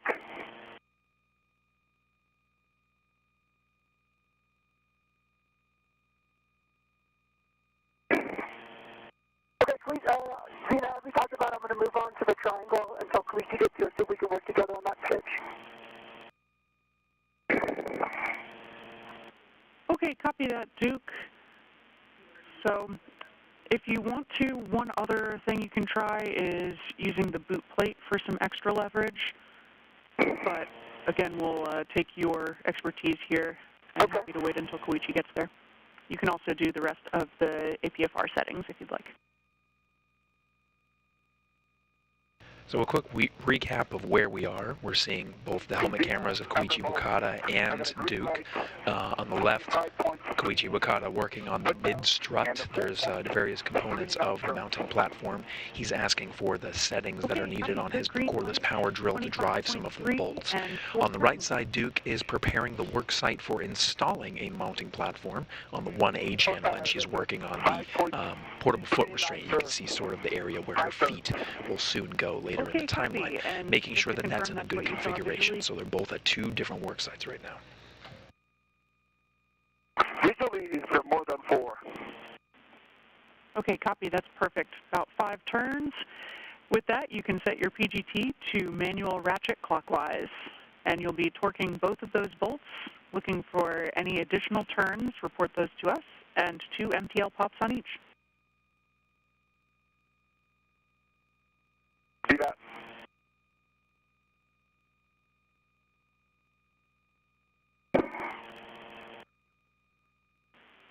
We've got a So it quick looks like handover I'm coming making here. progress here with the ingress aid and the boot plate. Copy, Duke. Great work.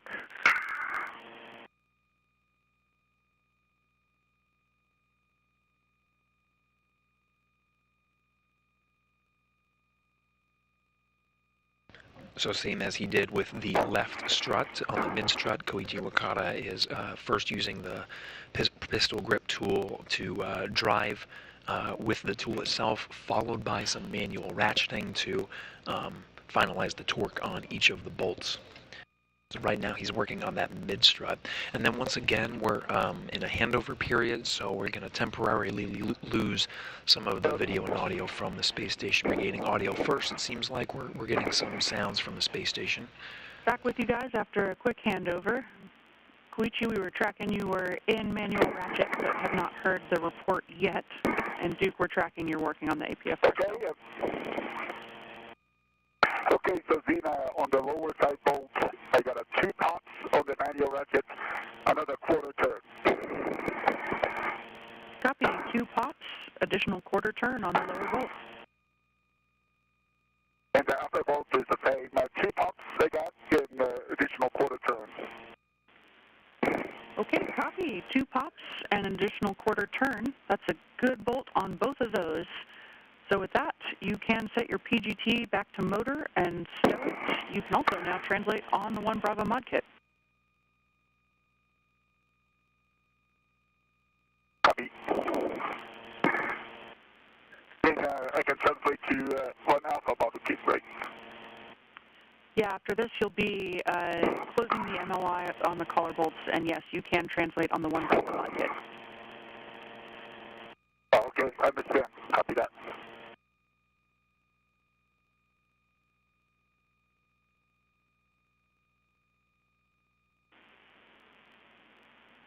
Duke, if you feel like that APFR is behaving, you can feel free to continue work on it, but we can also have you pause and head to the upper triangle and wait for Koichi to get over there.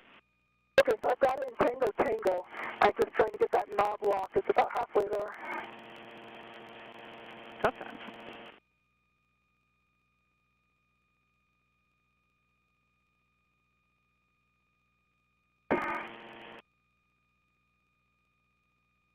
So as we regain video back from the International Space Station. Is that on? Do you have the heck of you? Affirm, we've got a heck of you, and copy the MLI. Okay. So next is the heck of scan on the bracket. Copy. The MLI over the collar bolts is just out of our view in your HECA right now. So if you can reposition just a smidge, we'll take a look, but we'll also just trust your eyes on whether that's covering the collar bolts. Do you see the view? Let me know which direction I need to move. Yeah, you look great there, Koichi. We can have you head to the mounting bracket, check that it's clear of MLI, and you'll probably have an even better view from over there. Copy that. Yeah, I've got a yaw of 12 full of Foxtrot. That pitch knob is about halfway there, and it's stuck. So when I get to tool, I'll use the tool. But I'm still working on the triangle right now. Copy that plan, Duke. We like it. So we've got Tango Tango Fox 12. Those are good settings, but the pitch knob is still not back out. And I like the plan to start working on the triangle. We'll come back with the tool.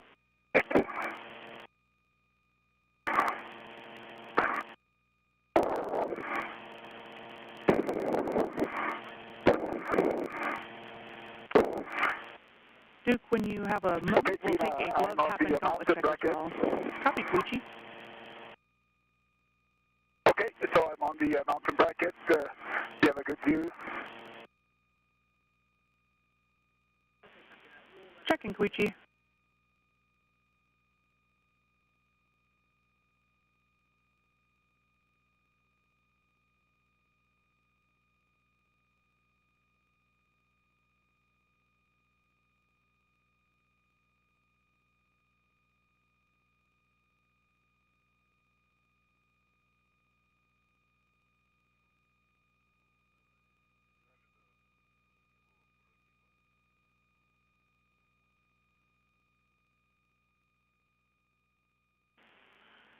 Koichi, we're taking a look there. It's a little bit dark in your camera view. We'll trust your visual report as well. Okay, so as far as the MLI, the left side is covered up pretty well, and the right side, I can still a little bit.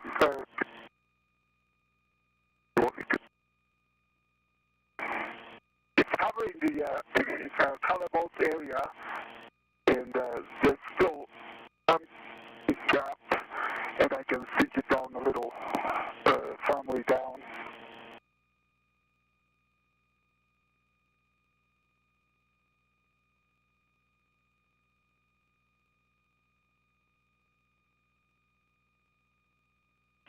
Okay, Okay, Koichi, we copy all. You're ahead of the timeline right now, so we'll use this time to have you go over and adjust that MLI, just take care of whatever gap you see. Okay, copy that.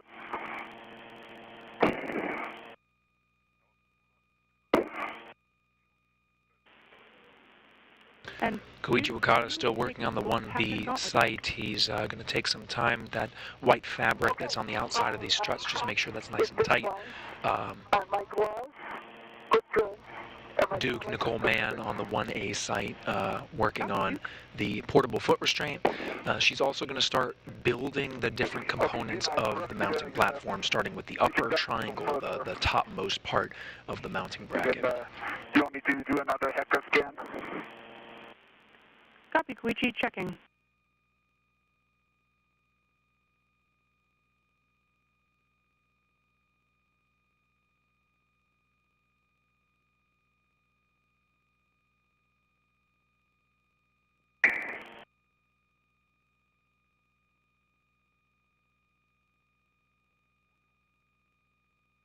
Okay, I'm already there, and mounting bracket, and I don't know if you can see the hacker view, but now the MLI is covering.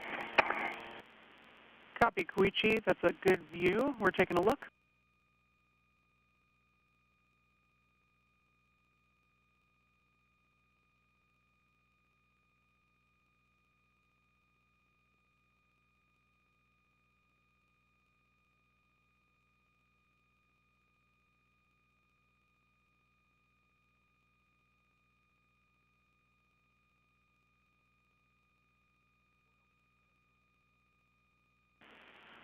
Okay, Koichi, we're taking a look, and we see a flap of MLI open on the telescoping end of the strut.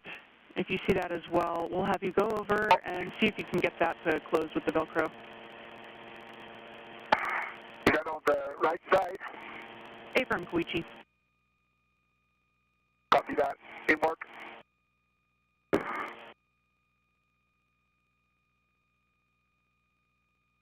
Engineers on the ground assessing the configuration of the mounting platform where Koichi Wakata is currently working. We're getting a view from his helmet camera. They're looking at the multi-layer insulation, that white fabric. They just really want to make sure it's covered very nicely, and once it's in a good configuration, we'll get confirmation from the ground teams that they're happy with it, and Koichi Wakata will be able to move on to the next task.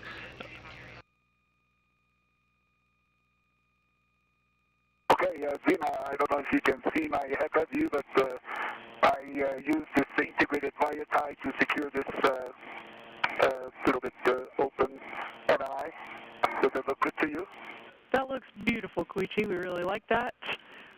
With that, we can have you depart this worksite, and you'll be translating over to 1 Alpha.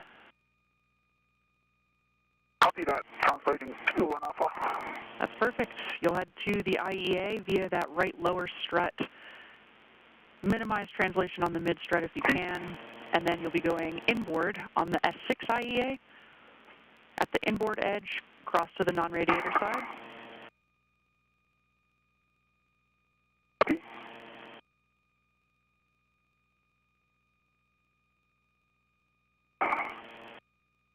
For Koichi Wakata, there are 3 main tasks that he needs to accomplish over at the mounting platform.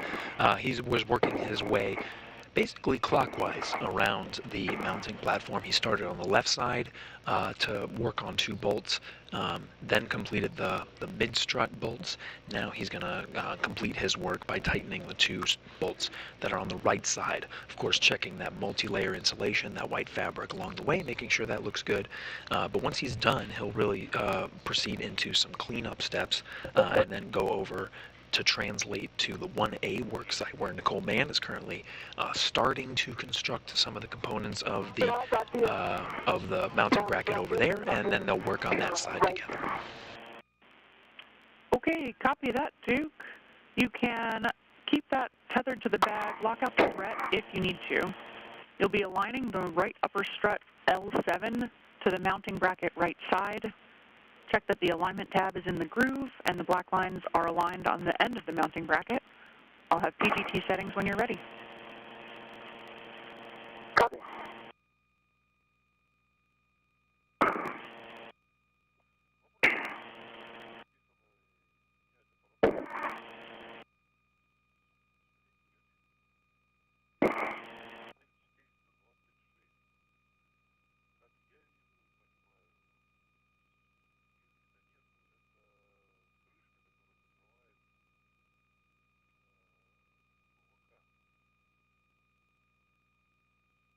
So over on the 1A channel, Duke is building the mounting bracket. You can see from this graphic right here what that's going to look like. So that upper part with the sort of pinkish purple part is the upper triangle. She's right now building that first. So she's getting a head start on there, and it's going to attach to what's called the mast canister. That's that greenish bluish soda can looking structure. That's where the legacy solar arrays were originally deployed from, and this is really sort of an adapter to allow the IROSA solar arrays to attach to the mounting bracket. That's that sort of bluish indigo part labeled there on the left, the IROSA mounting bracket. So she's just right now building that upper structure.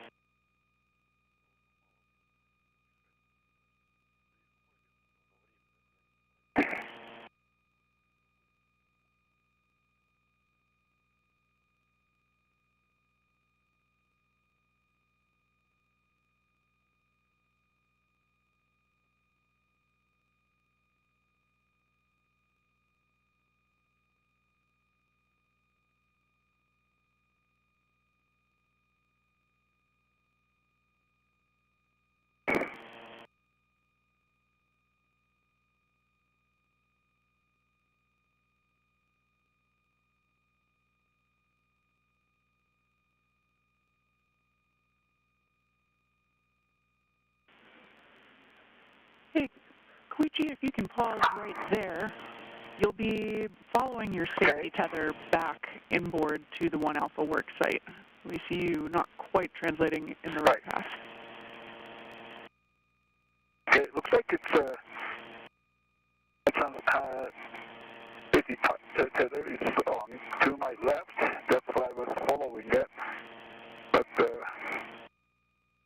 you see that?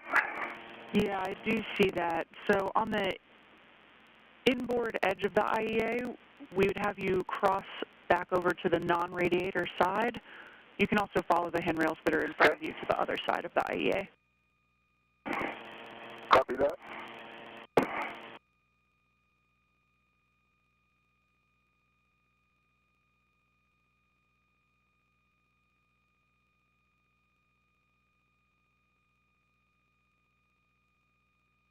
I'm going to translate here on at the end of the IEA to the non-radiator side. That's perfect, Koichi. Once you're on the non-radiator side, you can head inboard along the zenith edge. You'll follow S6 handrail 2008, and you'll be picking up your green hook from S6 handrail 2007. Copy that. Pick up green hook at 2007.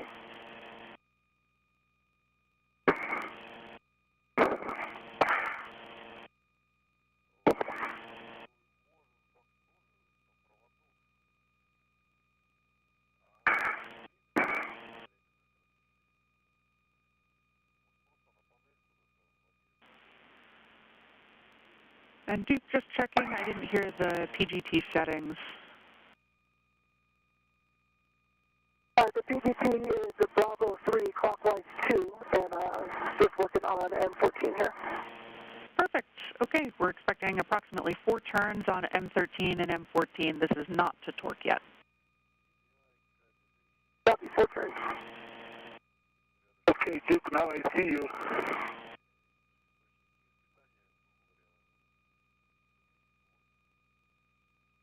Okay, I see you out there, Koichi. All right.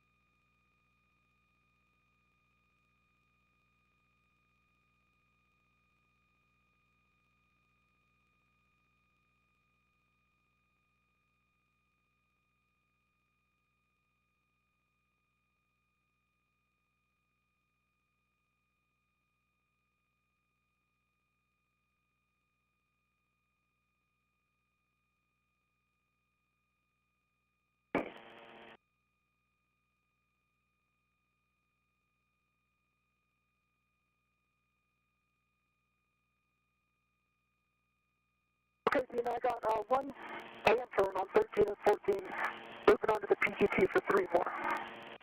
Okay, copy. One hand turn on M13 and M14.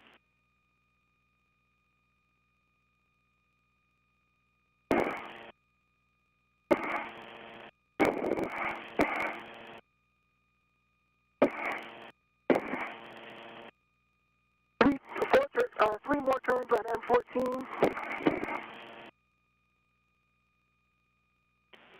Copy. 3 additional turns on M14. That's 4 total.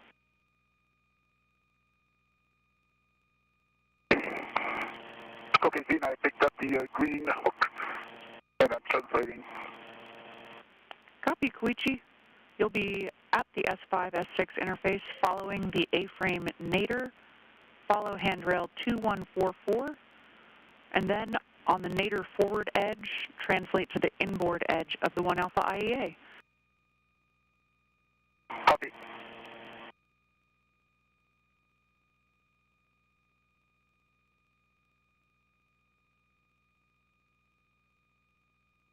Okay, Dean, I'm moving on to upper left to center pad.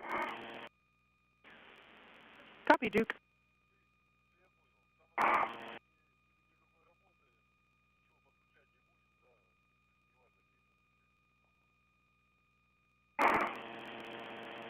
And Duke, those are straps 1 and 2 for the left upper. And I'll have PGT settings, new settings when you're ready.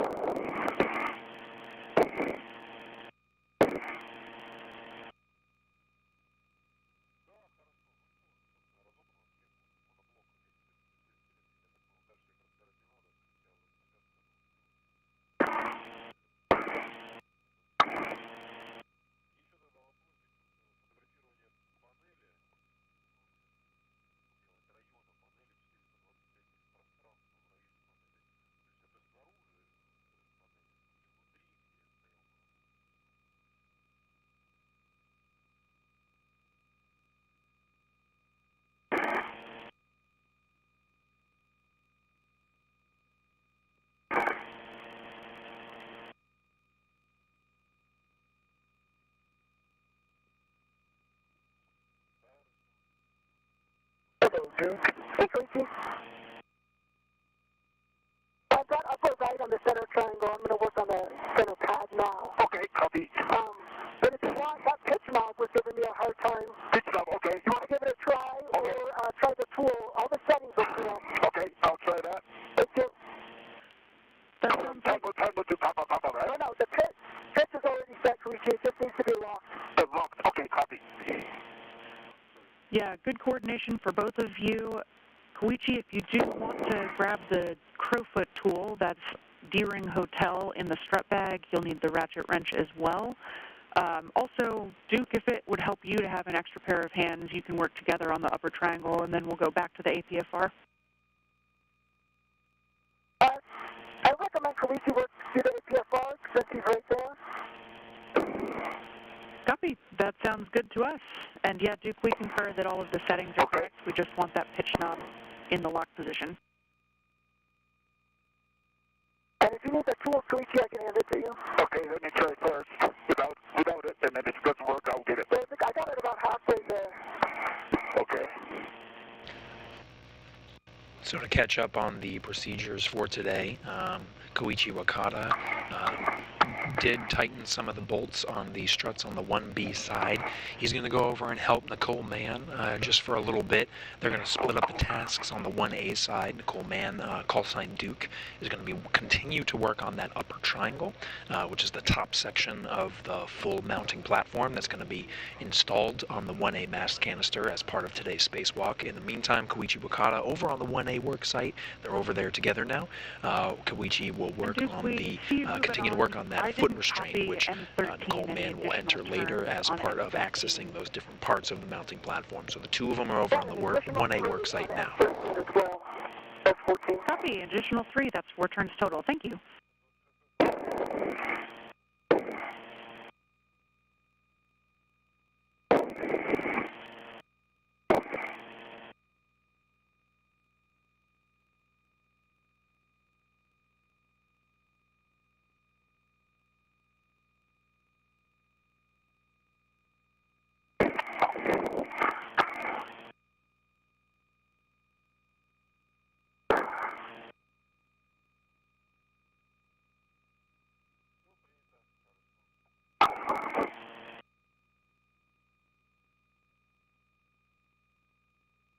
Okay, I need a tool. It doesn't go all the way.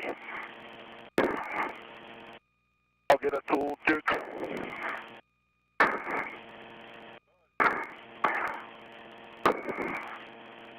you're going to go with the tool, Koichi?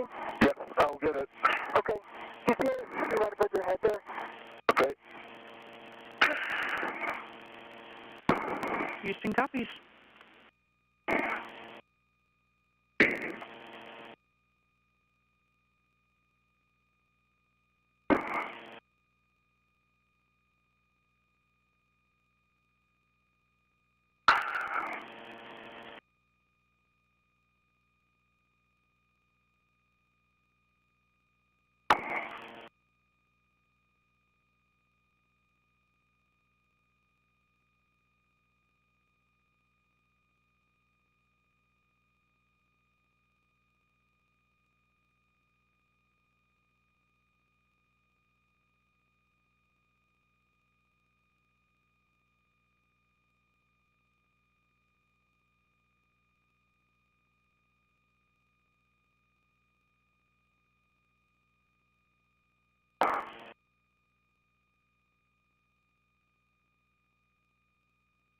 Crazy, and I got 2 hand turns on M17 ready for PGT settings.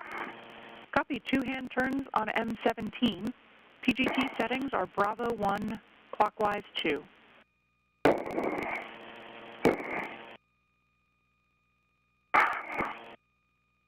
Bravo 1, clockwise 2. And confirm I'm going to torque. Affirm, you'll be going to torque. We're expecting a little over 6 turns to 9 turns. So that'll be about 4 or 5 to 7 turns additional to the 2 that you got by hand. And checking as well for black line flush.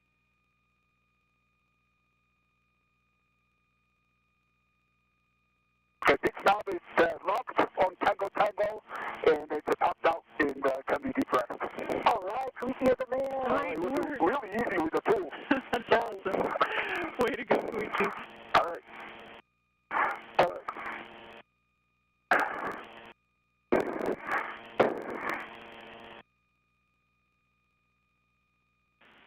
All right, Koichi will have you stow that Okay. carpet tool back in the strut bag, and then you can assist Duke with that upper table. Copy that. Tool is already stowed in the strut bag. I'm going to assist Duke. You are the man. Try it. The Duke is the man. We love it. With one more and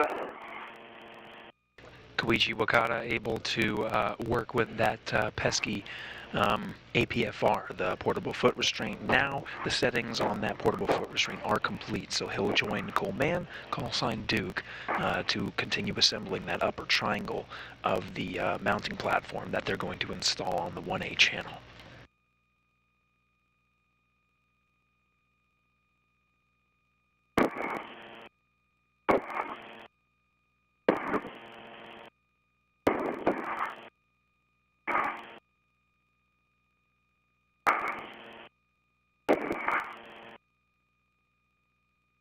Then I got 6 more turns.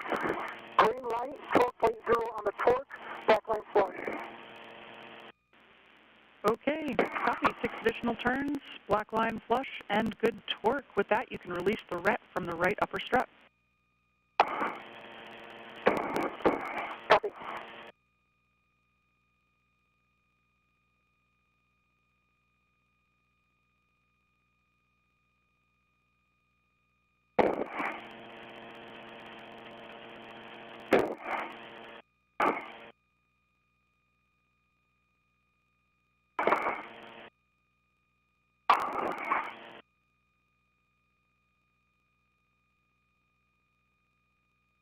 Okay, right outer upper strut, Brett is back to the bag. I'm working on pit pin and MLI in the center pass. Copy, Duke.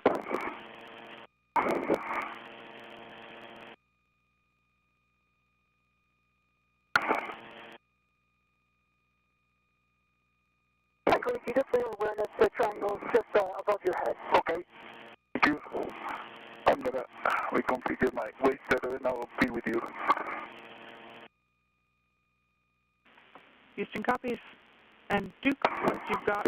MLI installed covering the L2 clevis and the pip pin installed on the grounding block. I'll have more PGT settings for you.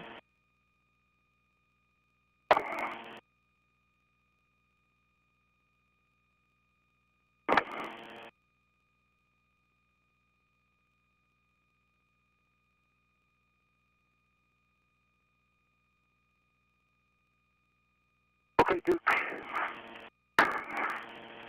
We were wearing these washers. Did come back from long weekend. Put this off. The spring is good.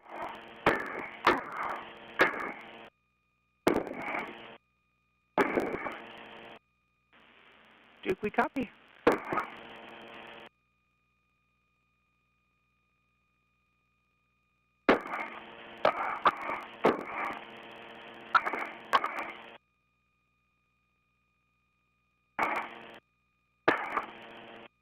Duke, would it be helpful if I hold the triangle? How do you do that? Yeah, if you stabilize it there, I'll take this pip in and we can kind of talk about our game plan. Sounds good. I'm right next to you, to your right, and I'm ready to help.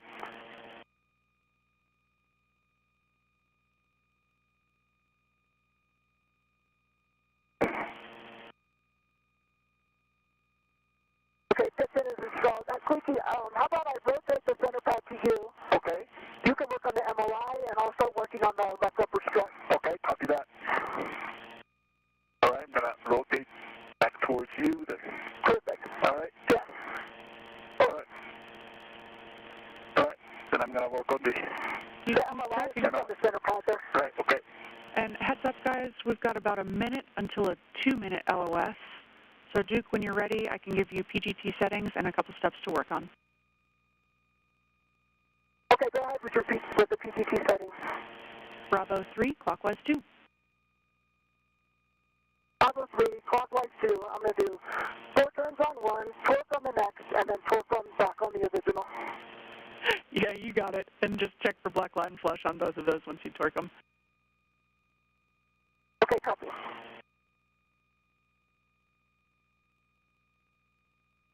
The sun rising on the International Space Station as Duke gets those pistol grip tool or the cordless power drill settings. Start is actually really good. Koichi, oh, that you put on here is super helpful. Oh, that's great. So that's good. Yeah.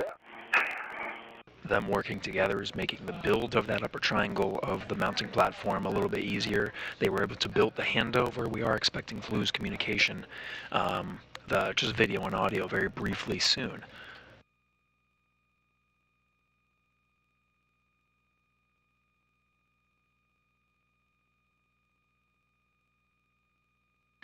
And right as expected, we're losing video and audio, but we'll be regaining it shortly. We get good communication from the tracking and data relay satellites through an operation such as this.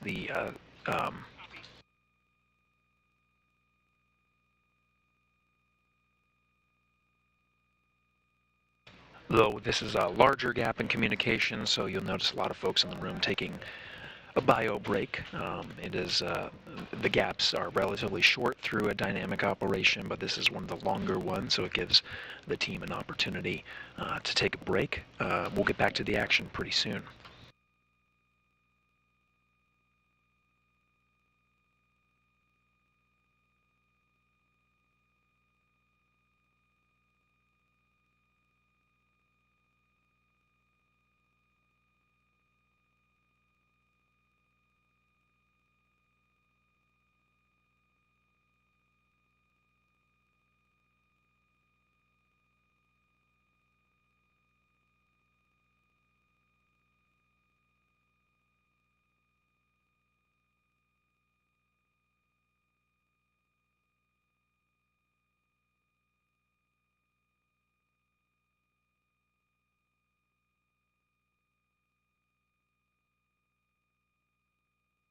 While we're waiting to regain communication from the International Space Station, let's go over the plan and the work for today. So first of all, what they're doing is they're currently on the 1A channel, the channel that's marked in the yellow there. They are constructing a modification kit for future IROSA solar arrays, International Space Station rollout solar arrays. There are 4 that are installed in the International Space Station so far. That is all of the channels marked in blue, and then the green, the mounting hardware, that mounting platform was complete, but we saw Koichi Wakata tighten some of the bolts on the struts to make sure that that's ready to receive an IROSA later this summer. But the 2 of them now are over on the 1A channel, and they are working on the modification kit. Now, this is really a modification to the original mast canister. That's that light blue, kind of greenish tin can looking structure. That had the legacy solar arrays, and they are building those struts that are going to house soon the International Space Station rollout solar array on that mounting bracket that you see there in the graphic. So they're building that top portion right now, the upper triangle. That requires a cordless power drill to secure some of the bolts in place. All of these different components, as you see them now, were transported through a bag, and that bag has been transported over to their work site. You can see some of the upper struts, some of those components, they had to take them out. All of them are marked so they know which pieces are which, and right now they are putting them together to build the upper triangle. This is not the first time we've done it, so we do have graphics from previous spacewalks. You can see there on the right, that is a fully constructed modification kit. That's what it looks like. And then here's from a previous spacewalk, 2 spacewalkers actually installing the rollout solar arrays. Once it's installed, it unfolds just like you see there, and it's called a rollout solar array for a reason. It rolls out and covers the bottom portion of the legacy solar arrays, but it generates an incredible amount of power. And so far, 4 have been installed and are performing very well. So what they're doing now is they're creating the modification kit for those another pair of solar arrays that are going to be delivered to the International Space Station later in the summer. We're now regaining video and audio from the International Space Station, so let's go back to the action, where Koichi and Duke are both continuing to work on constructing that modification kit.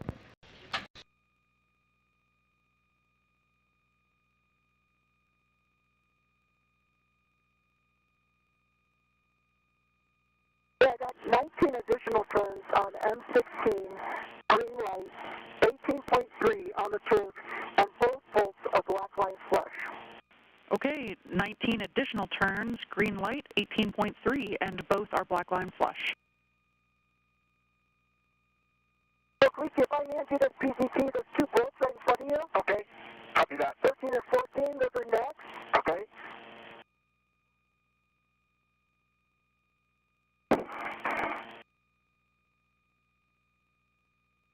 Okay, there you go.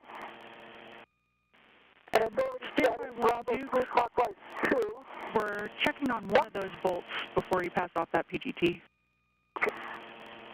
Okay, stand by.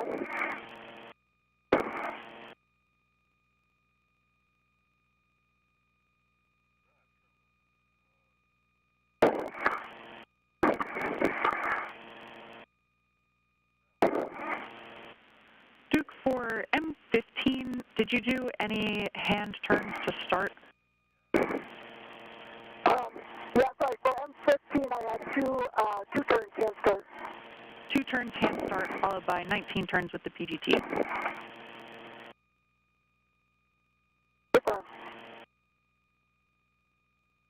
Or maybe I think 18. Copy, Duke, we're checking.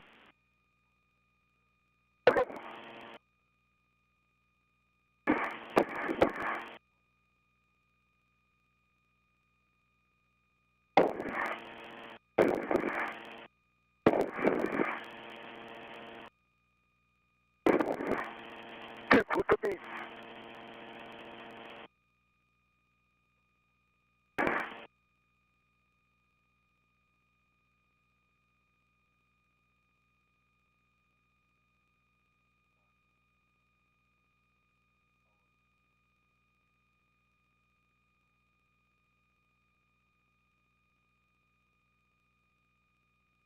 I think that strap is right over the button. You got it? Yeah, I got it. I'll get one too. Do it.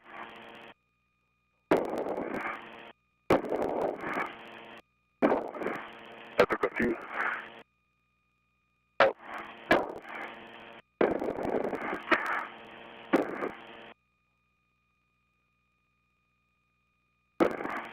Thanks for your patience, guys. We're chatting about M15. Copy.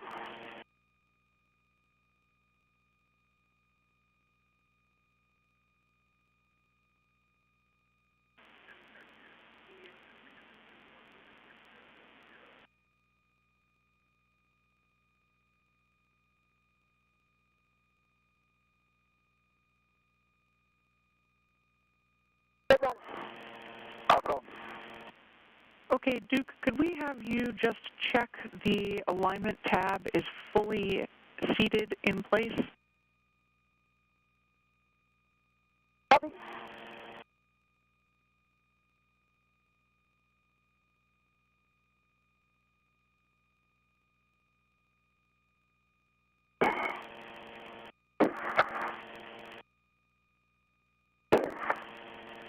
I'll just open on my way.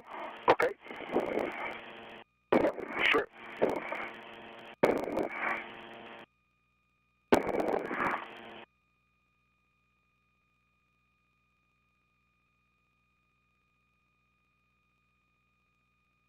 Okay, alignment tab looks good. The tab is engaged. I don't know if you can see in my Heka. You can see I got 2 black line flushes. Okay, Duke, we've got a great view of that. We concur with everything. If you could do us a favor and just hit M15 one more time with the PGT. Copy.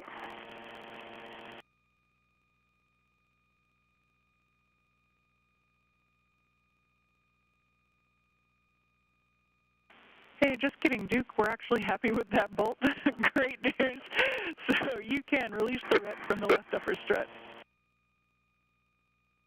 Okay. I will pass this, quick I'll pass this PGT to you and I'll work on that red. Copy that. Those M13 and 14, right?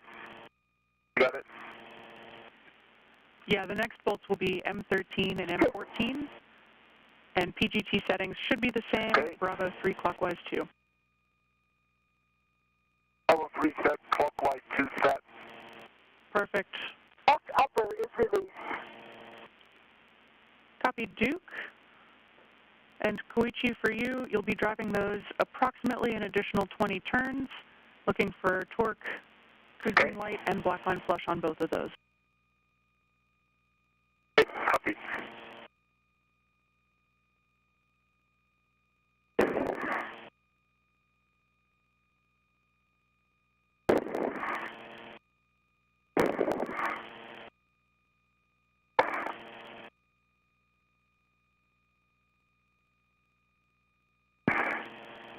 Let me know if you need me to move the triangle, Koichi. It's good. And I can lock out that PGT might be form on you too.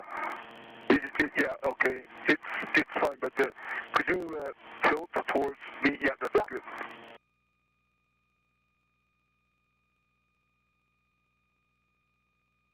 Does it say in 13, 14 on the side? Does it say? It says on the side. Okay, I see that. Okay. All right. Alpha 2. Bravo 3. Excuse me, Bravo 3 and Bravo 3 set with clockwise 2 set. Additional 20 turns. Here comes.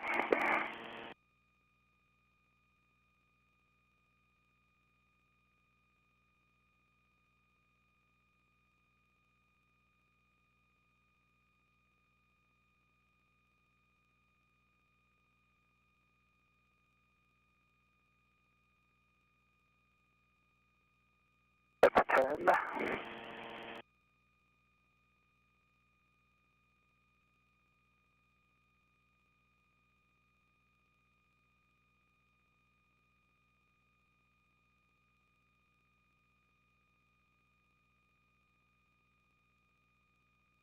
Maybe 19 and a half turns, and I got a green light, 18.5 put down, 19.03 turns. Okay, 19 and a half turns visually, green light, 18.5 on the torque. That's good speed, and that was on the M13. I'm going to do M14. Copy and M13 black line flush. and copy black line flush, going to M14. Okay. Copy in work.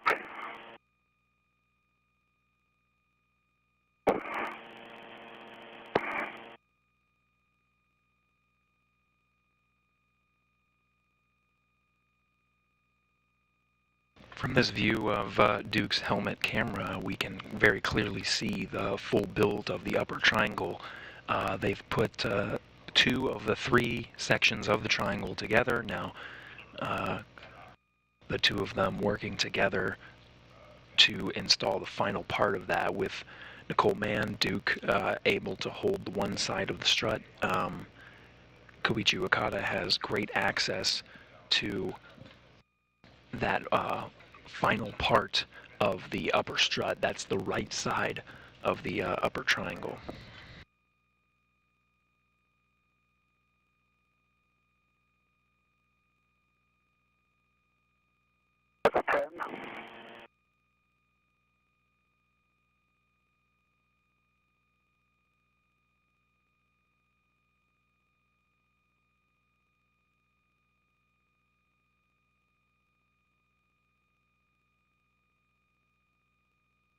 Okay, 18.5 turns visually confirmed. I got a green light. 18.3 foot pounds, 18.86 turns. Okay, And the black line flash on M14. got it. 18.5 turns, green light, 18.3 torque, and black line on both M13 and M14. That's a good read. Okay, with that, we are happy with those bolts. You can tend the PGT back to the strut bag. And I think at this point, Duke, we'll have you go ahead and ingress the APFR. Koichi, we'll have you go ahead and grab the cables at this point. Copy.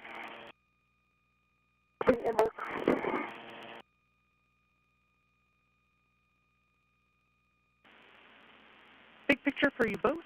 Right now, our limiting consumable is going to be EV1 Medox, right now looking at about 640, 645 PET. We're just about 20 minutes down on the timeline right now. You guys are doing good work. Okay. All right, Gracie, I'm all cleaned up. I'm headed over to the APFR. Okay. The untangle the PGT.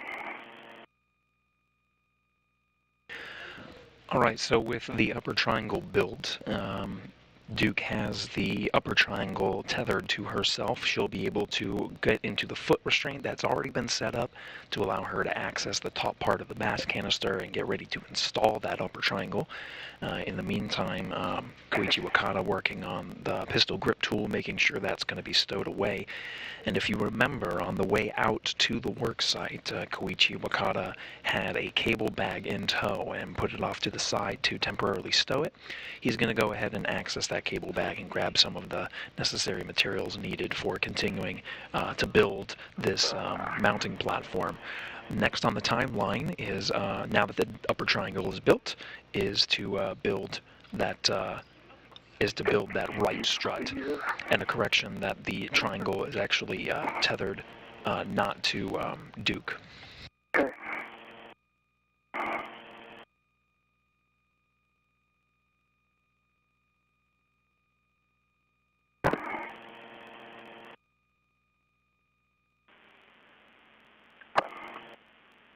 Duke, for you, as a reminder, no sudden movement on the mass canister or mod kit. Limit your lateral loads into the BGA, avoid cyclic loading, and don't impart forces into the mod kit before they're fully installed.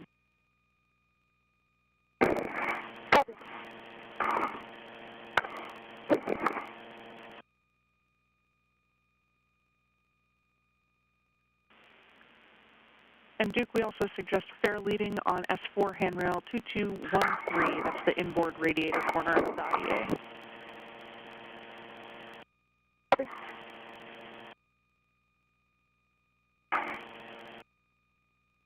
Okay, so Zena, I'm going to grab the sun mount bar cable. Copy, Koichi. That's perfect. Yep, you'll be going to the cable bag, grabbing the 1 alpha IROSA cables with the adjustable equipment tether and showing on your BRT. Copy that.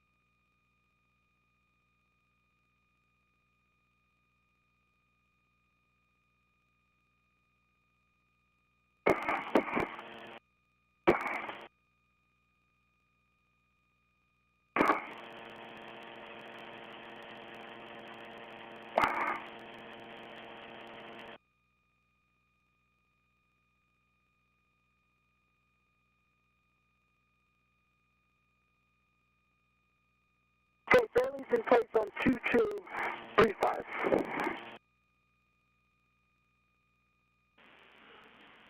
Copy, Duke.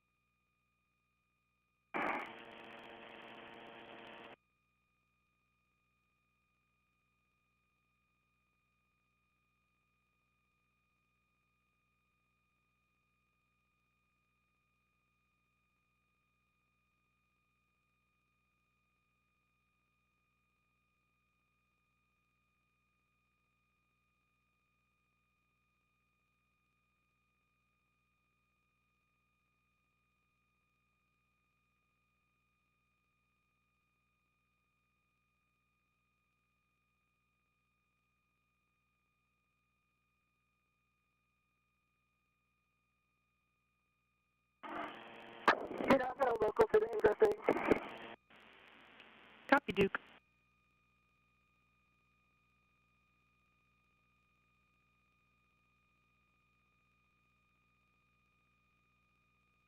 Okay, I'm ready to the 1 Alpha cable bundle, and I'm going to take it out from the cable bag. That's perfect, Koichi. You can stow that on your BRT, close the cable bag, and translate to the upper triangle. See that?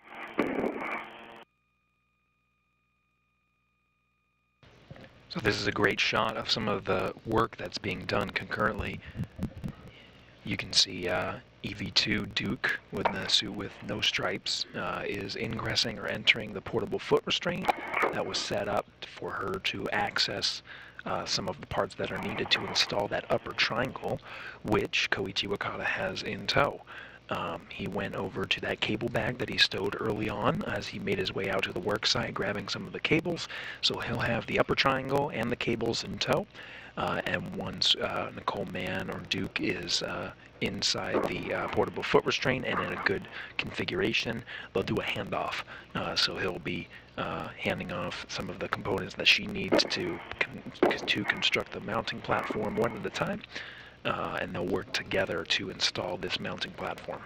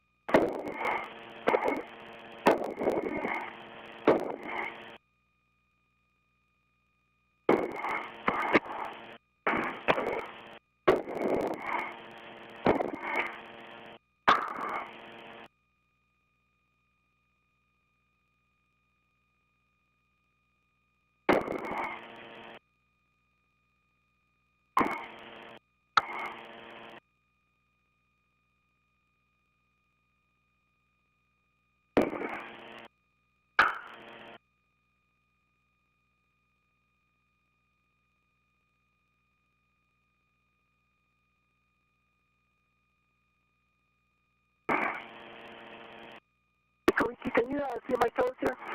What's that? Can you give me a look at my toes? I can see, yeah, okay. It looks like both sides are in, but the heel, I cannot see the heel. Let me go I don't think my heels are in. I just want to make sure my toes are in the right.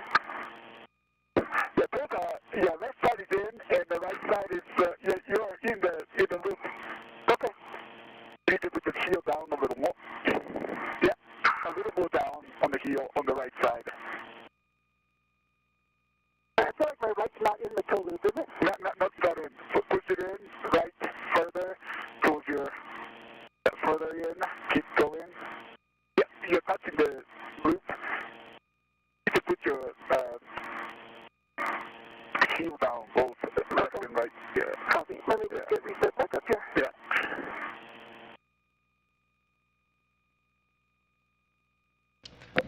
Koichi Wakata has a great view. He's aiding Nicole Mann and guiding her. He's got a better view of where her feet will go inside the portable foot restraint.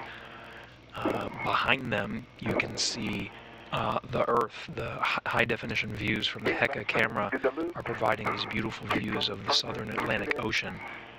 They just passed over the eastern border of South America and are heading on a northeastern track towards Africa, but they're over the South Atlantic Ocean right now. Heel further down a little more. And a correction, that upper triangle is specifically attached to the strut bag, to the bag where those the upper triangle components actually came from. But it will be Koichi Wakata that will grab it and hand it off to Nicole Mann once she's in position.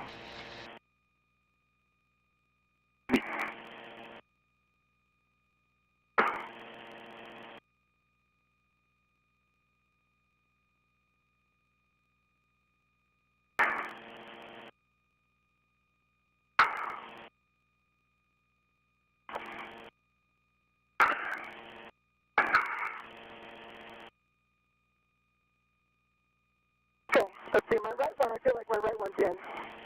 Yeah, looks like it. Okay. Left one, I think I need to heel a little more. Yeah.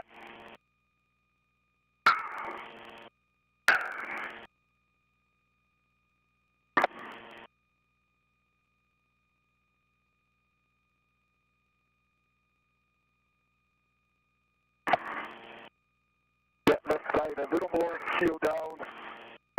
Position is good.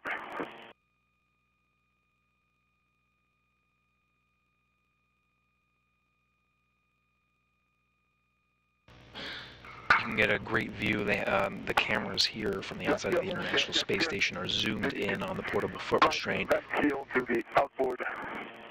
Go down. Yeah, looks like it's almost in. On the right, Koichi Wakata guiding Duke through the process of getting ingressed or fully integrated into that portable foot restraint.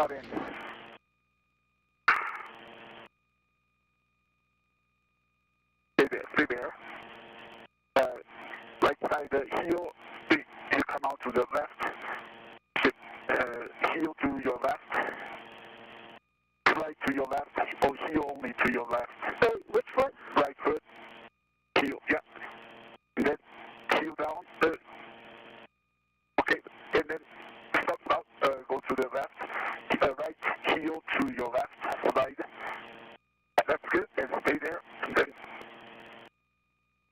then you're in. Okay, thank you. All right, sure. Looking good. Great work, guys. That was awesome coordination. Copy ingress ahead, Duke. All right.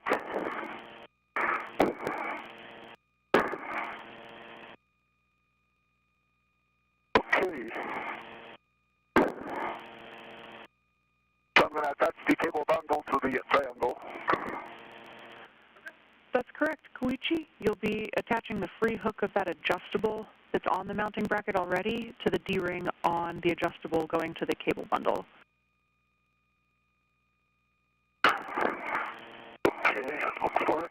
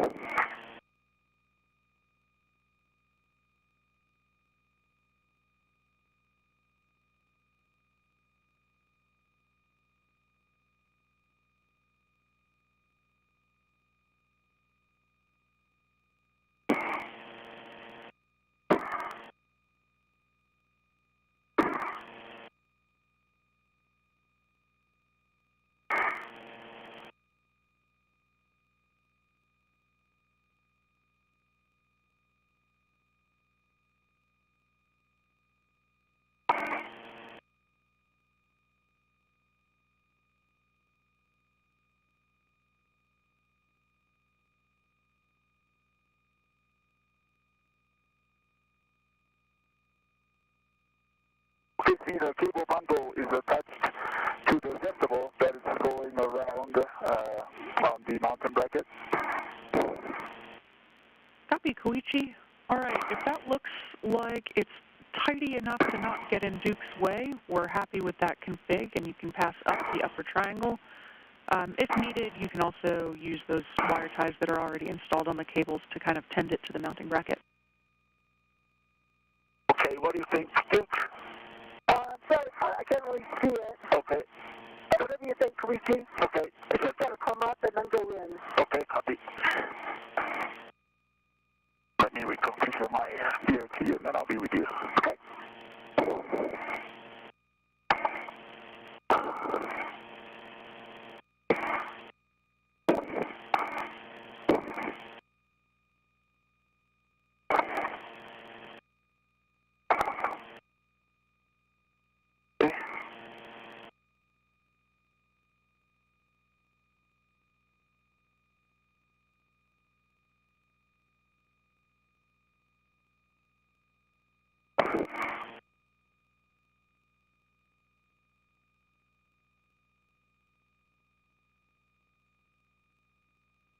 Okay, I'm coming from your right. Can you see the triangle? I see it. Let me know when you can grab any part. So I think maybe if you bring it back towards me a little bit. Okay. Okay, I'll control. Okay, you have the controls. You have to rotate it. Good words, Koichi. We see you looking good. Just a reminder, we don't need to ret swap for this one. We've got 2 rets in series. Copy.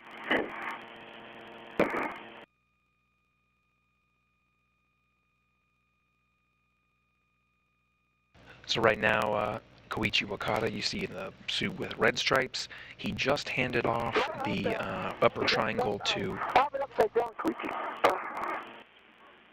Duke, if it's easier, you can lean back to do that rolling motion, or you can also have Koichi take control back. Let me get, could you stay there? Looks like this cable is... Okay, I'll stay still. I think I can rotate it. Okay. But, just let me know when it's clear. Okay, stand by. Stay there. Yeah, so Duke has control of that upper triangle. Koichi just guiding her as she needs to rotate it into position that's appropriate for installing it on the mast canister.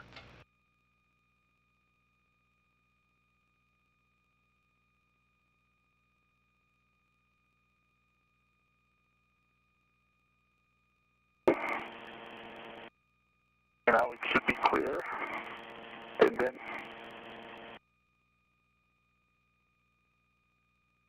And do you want me to get it back and rotate it and then bring it back to you, or? No, I'll Can you rotate it? Okay. Yeah. Right. Okay, then at this time, can we do other tasks like GoPro setup, or So, Koichi, can I do... for you, for both of you actually right now, just keep an eye on those cables and make sure that they don't get in the way or get snagged as Duke is trying to install the upper triangle. Okay, copy that. I'll keep an eye on it and then send it here. Next steps for you after that, Koichi, would be to move the silver PGT from the strut bag to the WIP-X. Copy. And then you'd be doing a socket swap on your red PGT.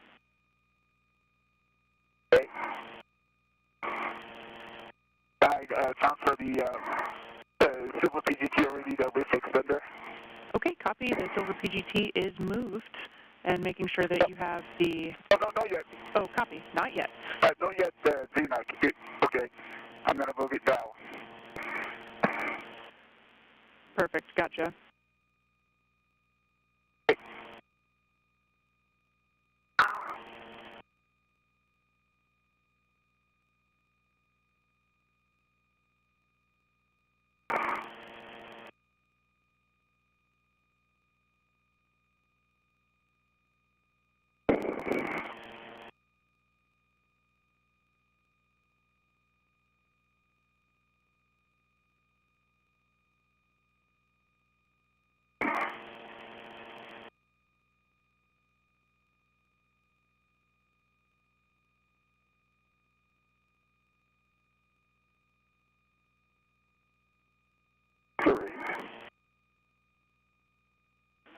Nice work, Duke. If you need to lean back at all to get enough clearance for that maneuver, I know you're working in a tight workspace there. All right. Whew, got it. Awesome, Duke. Great job.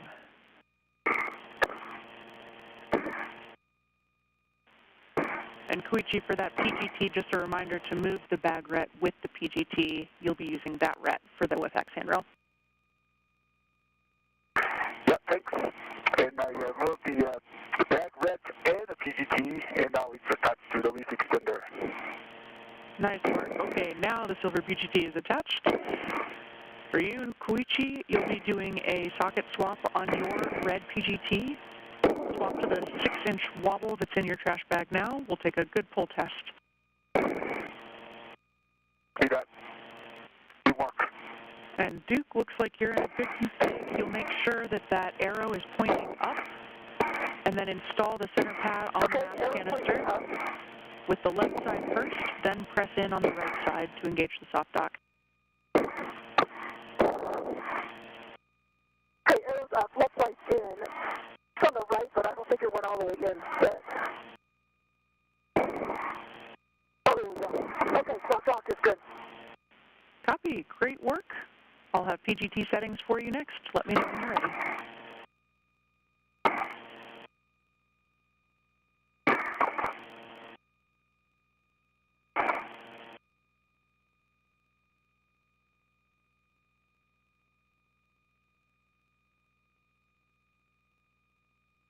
So with a little bit of finagling and getting the upper triangle into the right rotation, Duke has successfully soft docked it to the upper part of the mast canister. That's the point where the upper triangle is to be installed. So the next steps will be to use that hand drill, the cordless power drill, to secure it in place with a few bolts. PGT settings are alpha 2, clockwise 2. Alpha 2, clockwise 2 set. You'll be driving M5, 6, 7, and 8, approximately 2 turns each, any order. Copy, 2 turns each.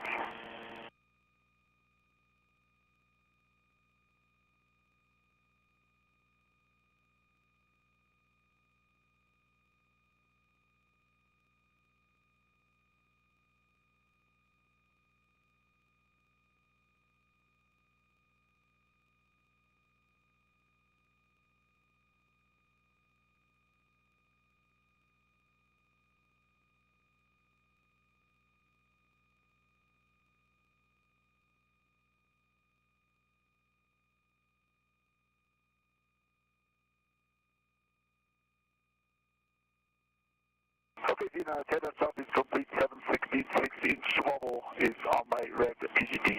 Good pull test. Copy. Installed with a good pull test on your PGT. And I have 2 turns on M5 through 8. Okay, copy. 2 turns on M5, 6, 7, and 8. You'll now be going to torque on each of these in any order, an additional 3 to 8 turns or so. Copy. Koichi, we're a little down on the timeline still today. Now is when we had planned to install the MUT with GoPro. We'll leave it up to you, but it might be the kind of thing that you would want to defer or do without. Up to you. Okay, I concur. What do you think, Duke? M5, 5 turns, green light, 3.6 on the torque. Copy. Additional 5 turns on M5, 3.6 on the torque. Yeah, I've got 3 bolts left here, Koichi, and then I'll be ready for the left mid-strut. So I'll leave that up to you, based on where you're at. Okay, if I have a few minutes, then I will install it. Marca and defector. That sounds great, Is there Koichi. anything that I can do? Okay, let's do that. 4 turns, green light, 3.8 on the torque, M8. Copy. 4 turns, 3.8, green light on M8.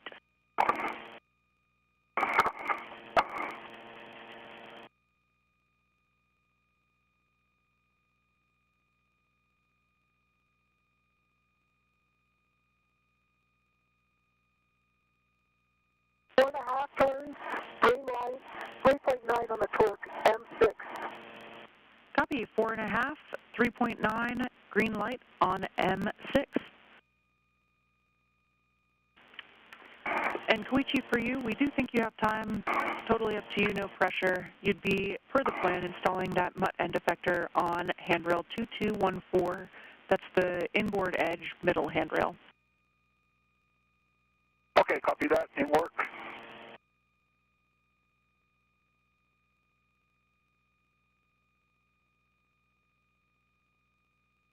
Four turns, green light, 3.7 torque, M7. Copy, 4 additional turns, 3.7, green light on M7.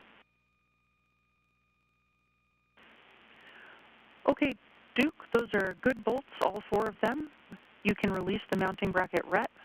And next, you'll check that the center pad MOI and pip pins are still installed.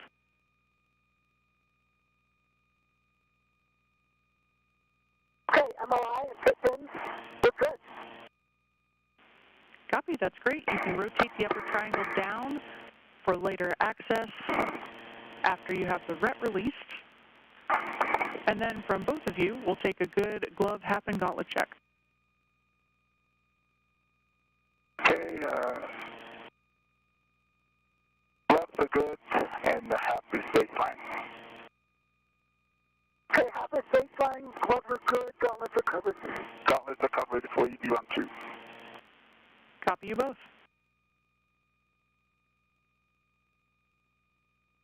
With that, the upper triangle has been installed onto the 1A mast canister. Picture for me, I think I'm popping out and adjusting the APFR.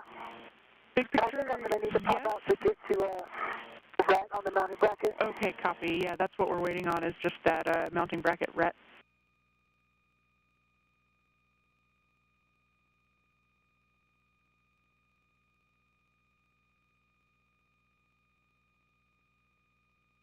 I think I'll get that RET after I get maybe the APFR rolled over or once I pop out.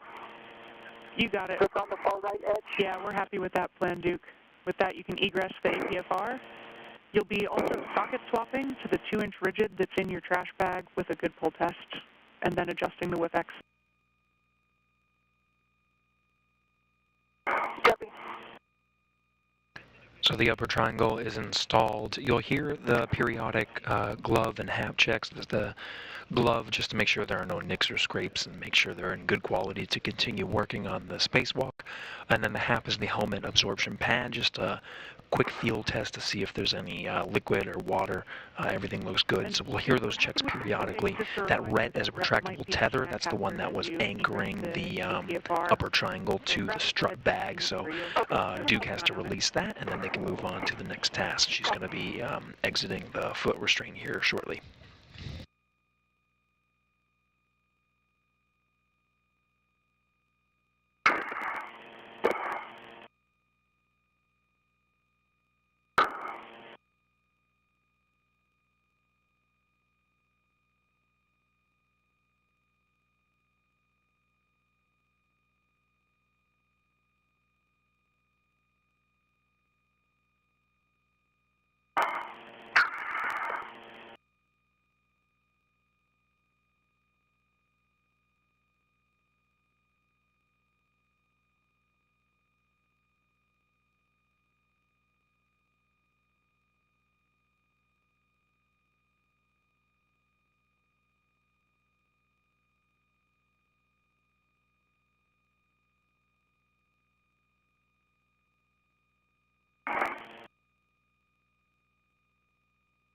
Now GoPro is installed and I'm back in the workspace.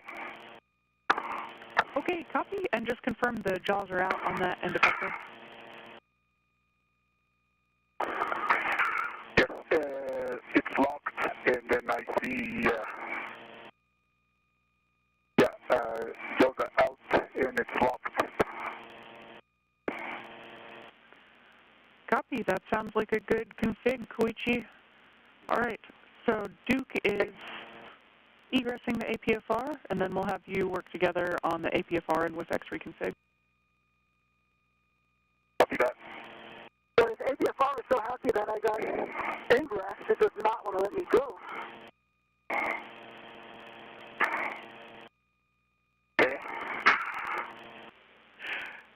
We copy that, Duke. And Koichi, once you get over there, you can help her if that is useful. Okay. Looks like you need to just rotate your heels a little further in. I know that's tricky with just an ingress aid.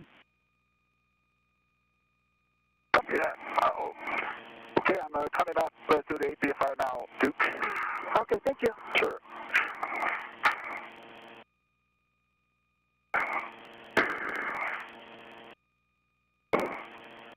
I see the tether coming from the... Yeah, there's no guy right there on the mounting. Oh, no. Right, I see that. Okay. I just local here. So I'm going to go my right heel in if you'll maybe give it a kick. Okay, okay, right heel. So right now, Koichi Wakata is helping Nicole Mann, callsign Duke, to egress or get out of the foot restraint. That foot restraint was configured such that it gave her just the right angle to install that upper triangle. It was the right angle for her to use that cordless power drill, the PGT, pistol grip tool, and then drive those bolts. She needs to get out. They're going to reconfigure it, angle it a different way. So now, and then she'll get back in it. So she'll be able to access the next set of bolts for when they install that next component of the mounting platform, which is the right strut. So they'll work through that methodically, getting her out, re-angling it back in, and then they'll get the new component of the mounting bracket from the strut bag handed off, and then bolt that to the mass canister. Okay, now you can pull out. Okay, yeah, that's good. Okay, good. All right.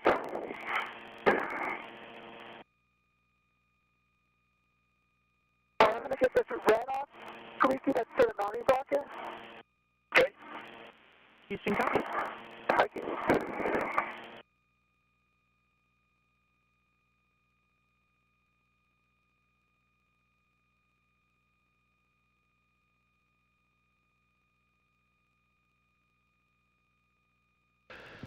So we're in another handover period. Again, we're receiving video and audio from the geosynchronous TDRS satellites, tracking and data relay satellites.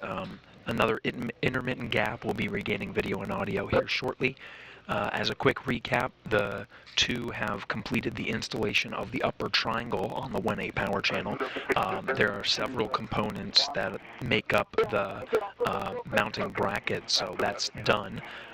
And they're currently trying to reposition the foot restraint to get a new angle and allow Nicole Mann, callsign Duke, to access the next part of the installation, which is the bolts that will attach the right strut to the upper triangle. Extend the setting. Houston's back with you after a quick handover. And Koichi, that sounds like a good plan. We've got you adjusting the APFR, but if you want to coordinate who does APFR, who does WIFX, that's fine by me. Okay. I'm doing the WIF extender, and Duke will do the APFR. Okay, I'm going to work on the socket swap right now. So okay. Copy, working on the socket swap for you, Duke. And big picture update for you both. Right now we're looking at about 30 minutes down on the timeline. Our limiting consumable is still EV1 MEDOX, but moved up to about 6 hours, 50 minutes. And we'd love your input on just how you're doing and how you feel about that big picture update.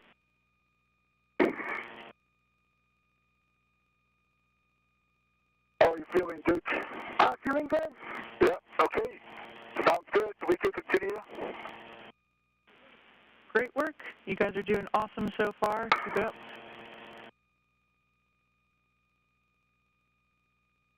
Awesome.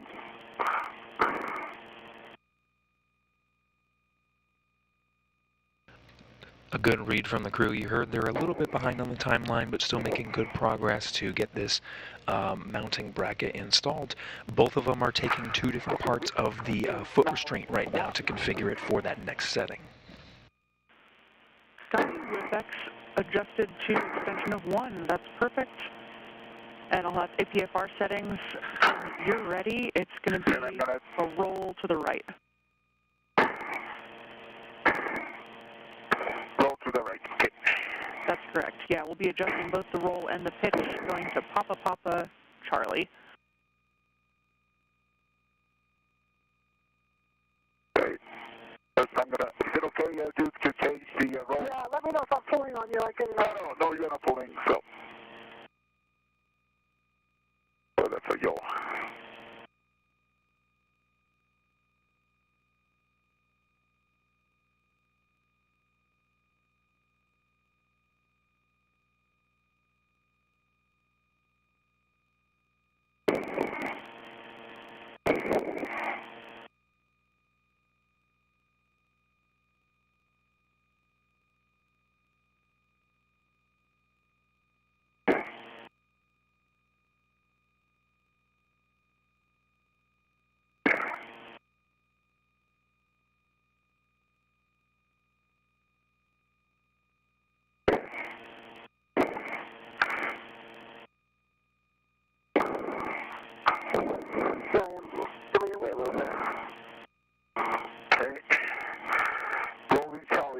And I'm going to change the pitch, but I have to use a tool. Houston copies. You can certainly grab Lucas's perfect tool if you need it. All right, I need it.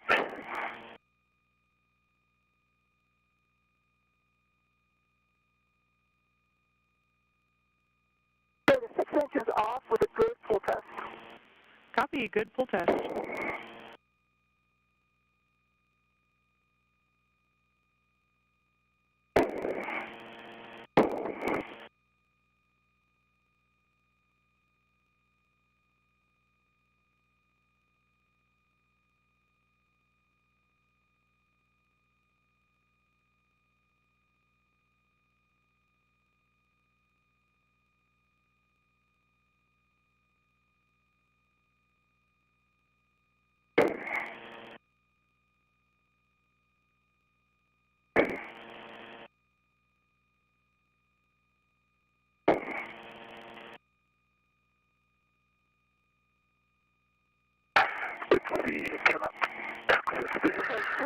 On with a good pull test.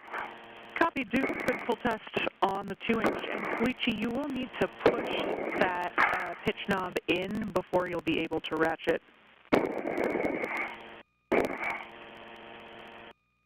Copy that.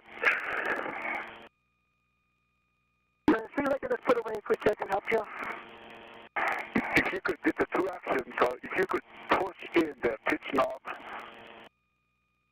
Okay, let me just get my PTT and sockets put away here.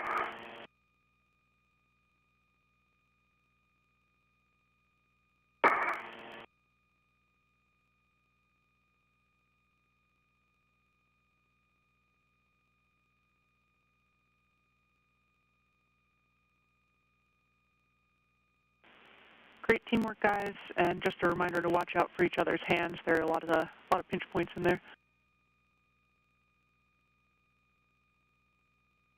Okay, I was able to unlock it. Nice work, Koichi. Right, so.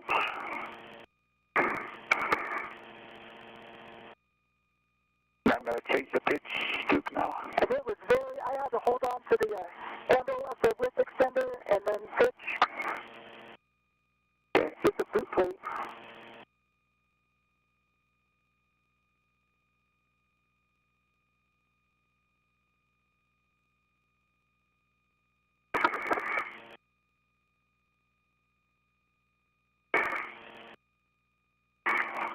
It's not completely unlocked, so I have to keep unlocking.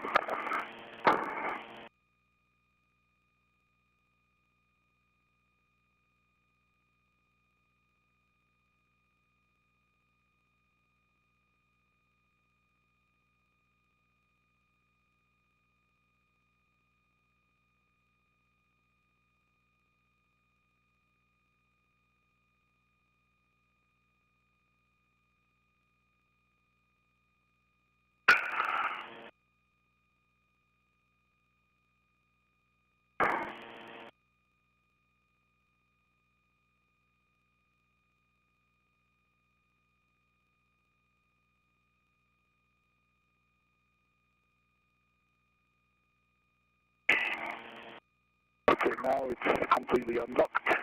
Okay.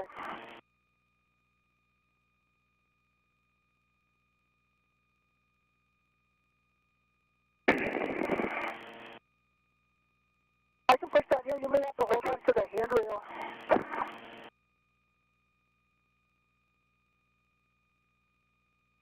Okay, you can push down if you can. Yeah, please. Yeah.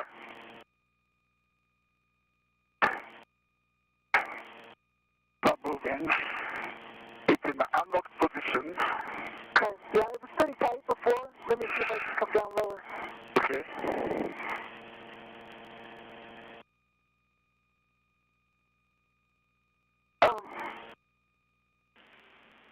You can also try using the boot plate Maybe to if you get some hold more on to this leverage. handrail, I'll let go. Hey, Gavina? You can try using the boot plate to get a little bit more of a lever arm there. Yeah.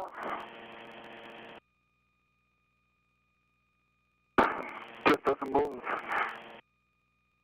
Maybe I'll roll the boot plate back up so that we can use it. Okay, yeah, let's do that. Could you roll it back? Yeah. Yes.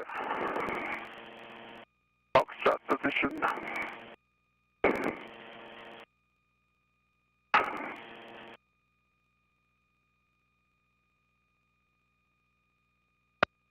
Good.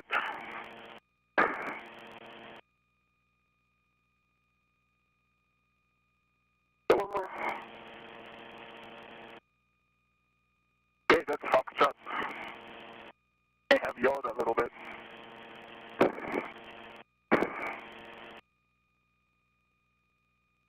Want to dial it back and then we can pull on the boot plate? Okay, go ahead. The yaw's right on your thing.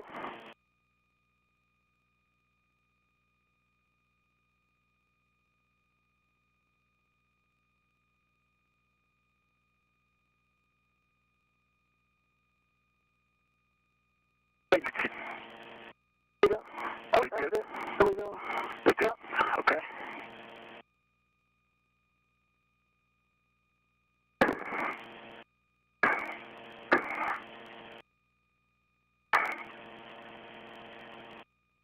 Yeah, I'm going to bring the inlet leg down. Okay. Maybe we can pull on that.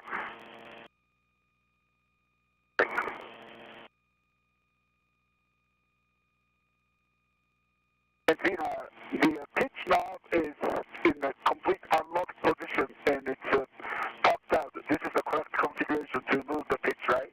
It shouldn't be popped out. Let me look. It should just be all the way pointed to unlock.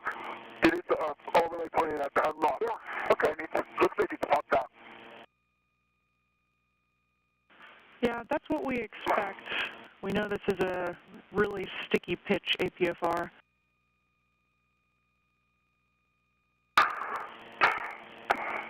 Yeah, it doesn't move. Complete unlocked position. I don't know if you can see it on the photo. Yeah, we see that. Stand by. We'll talk about some possible suggestions for you guys.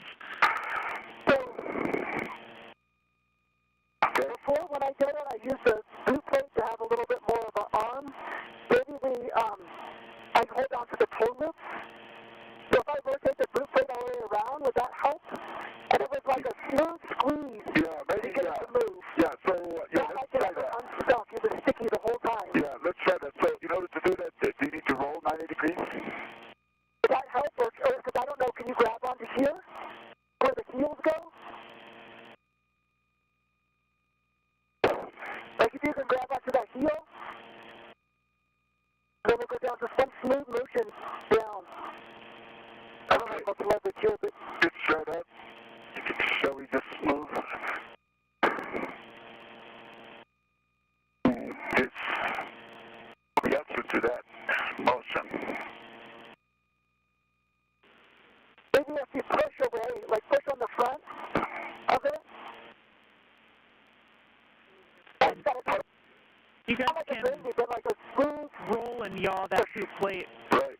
as you need in order to get the boot plate in a better position for leverage. And just a reminder to avoid using the glove for a pounding motion like that. occur? It's not like it ever. Just pushing the boundary. Okay, it's moving. It's on us. It's working. It moved a little bit, but now it's back in that position. It just needs to go a couple more.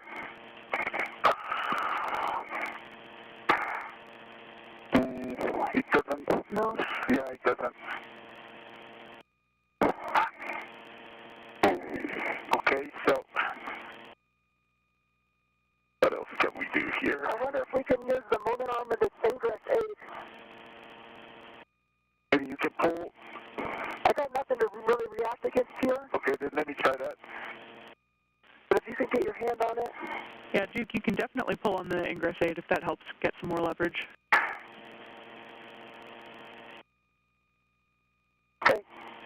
Okay, we're pulling on the ingress aid. Okay, it's moving. It's moving. Okay. Okay, we're halfway between S and R. Okay, I'm gonna keep pulling.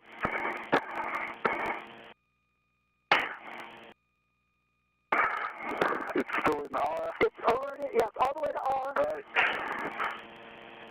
2 more notches.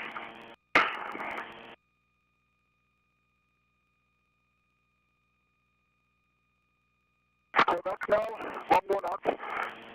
Great work, guys, and as long as you can get it to at least Sierra Sierra, we can give you some alternate settings. Okay. Really, Papa now. Yeah, I think maybe just one tiny bit more.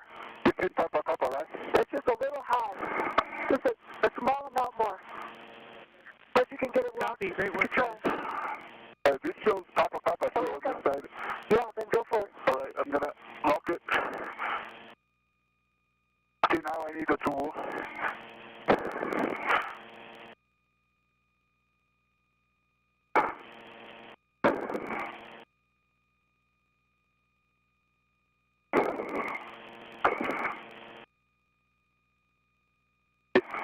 You don't have the tool, right? Oh, no, I Okay. if I can get it. Yeah, it's be here. Okay, I see that. Yeah, I can grab it.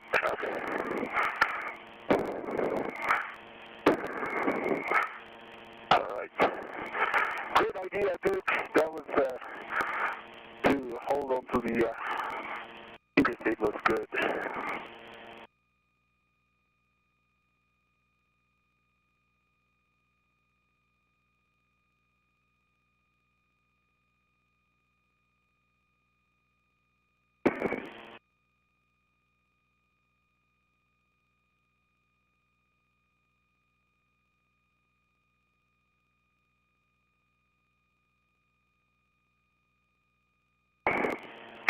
Okay, this Papa this knob is set in locked position and can be depressed. Copy, amazing, great work, guys. Nice work, Queen. I'm going to roll it back over to Charlie. Alright. And just to make sure you're still in Charlie on the roll as well. I'm fixing that now. Okay.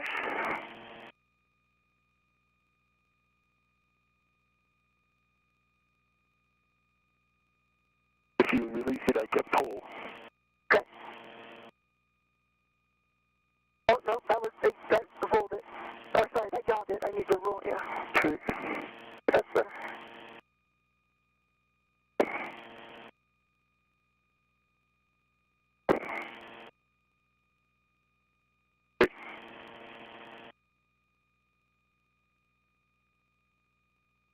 Hold on, squeeze it. Okay. I mean, I can. Okay, I got it. That's You got it? Okay, yeah, good. thank you Okay. so much. Alright. Okay. Where's Charlie? Okay. Awesome, thank you. Awesome. Great work, and also So just let's to make take a sure look you at our safety center complete scoring rate. bump the yaw, if you could check 12 on the yaw. There's also that rep for the mounting bracket is underneath your right arm. I'm going to go release that right now, though, Quickie. I don't think you'll be tangled, but it's just underneath your right arm. Okay. You're good. You're clear. Yeah, I think our centers are good. And then yaw is in back. Now it's back to 12, yeah. 12. Okay, good. Perfect, Alright, thank see you. now we're in a good, maybe 30 now. Copy and concur. Really good work, guys.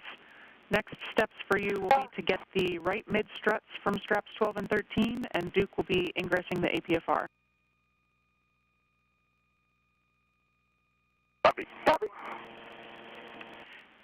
And we'll take a glove check from both of you.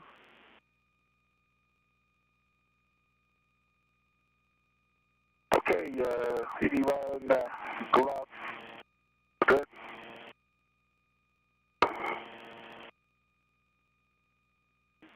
Copy, Koichi.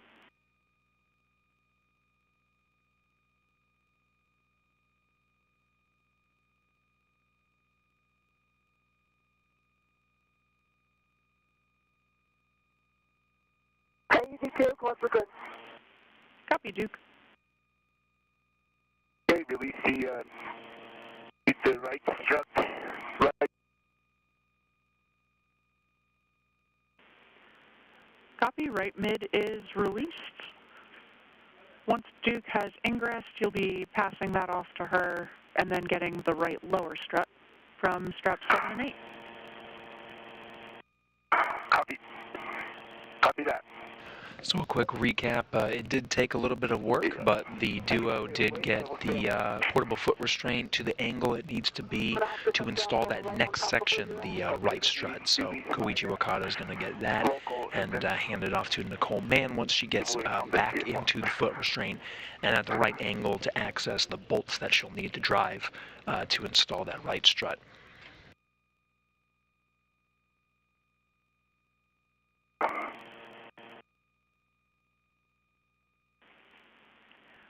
And guys, feel free to just stay together there by the APFR, make sure that we get in a good config. And a reminder also, we've got that RET attached to the upper triangle still. Yeah, I can get to that right now. Yep.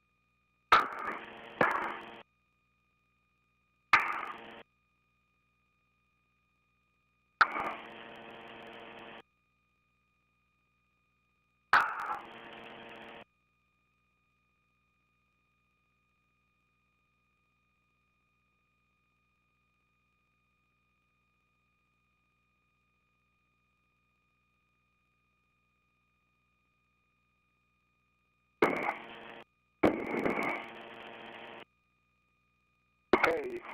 Yeah, looks like left side is almost in. Yeah, left is in the loop. Right side is, the position is good. You can go a little bit forward.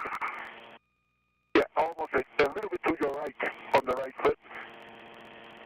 Oh, a little right. Okay. Let me go there.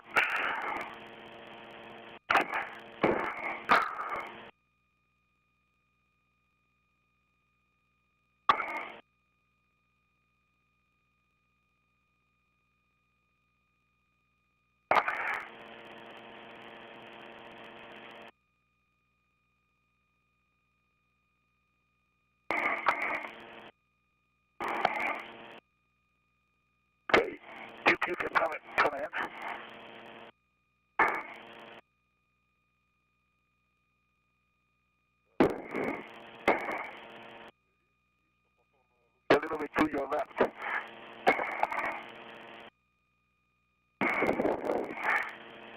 a little bit to your left.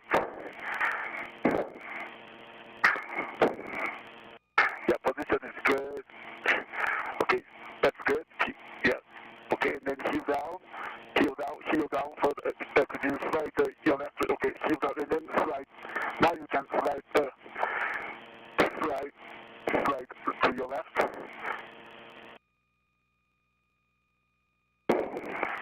Push in further. To the left, Koichi, which direction? Is the heel in? Heel is half in. So you need to put your toe a little bit forward. Toe a little bit forward and then slide the heel to your left. Heel down. Heel to your right a little bit.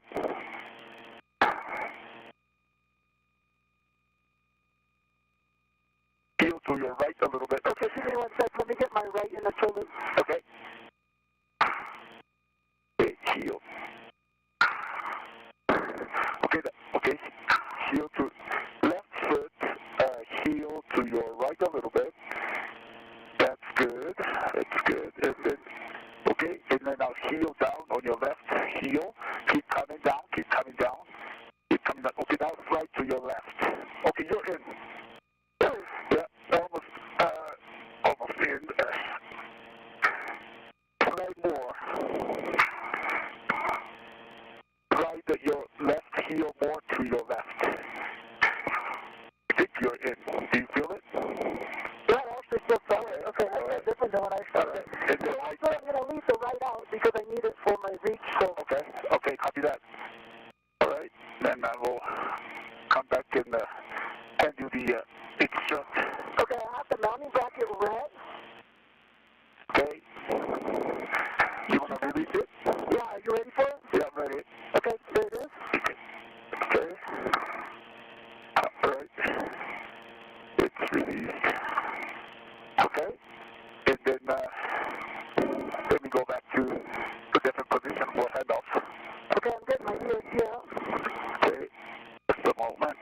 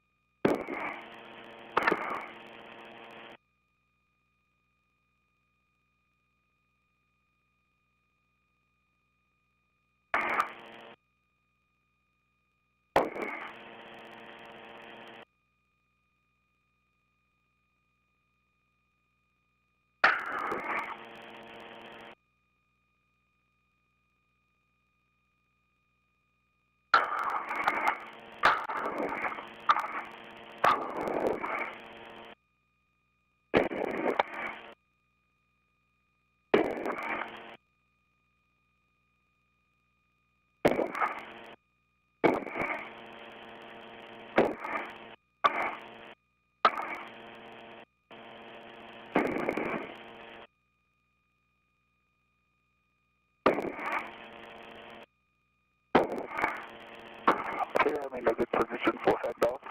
Okay, I'm ready for it. All right. Let me local here.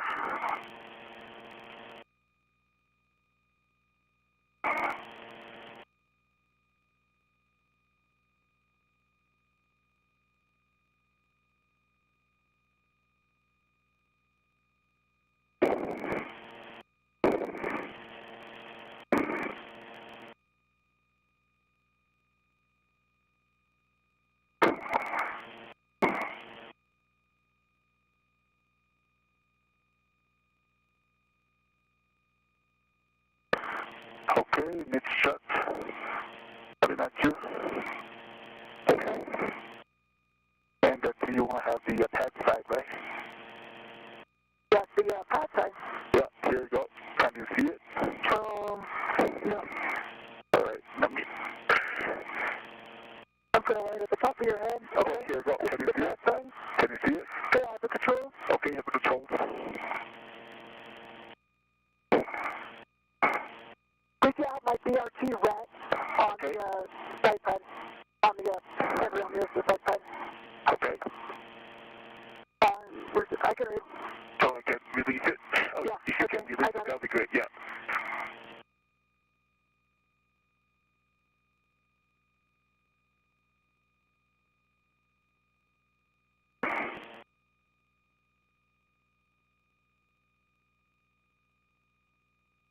Okay, the red is released. Okay. All right.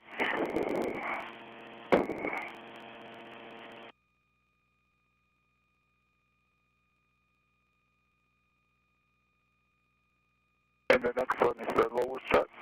Lower right, yeah. Okay. That's correct. And you'll be passing the clevis end toward EV2, Koichi. Okay. Okay, so that's from the strap 8 and 7, correct? Affirm, strap 7 and 8. Okay, copy.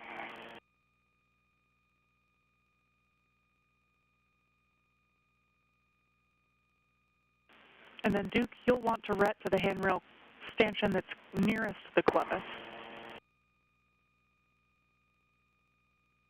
Copy.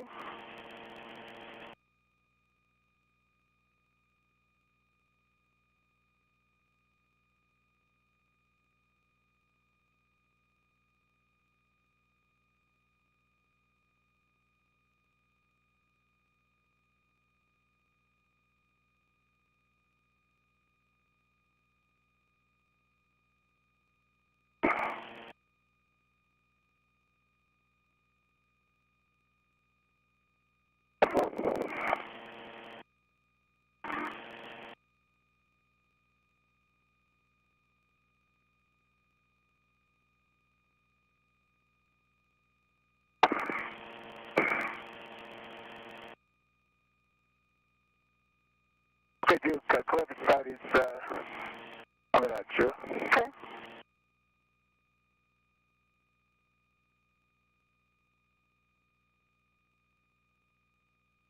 Okay, that's on your right.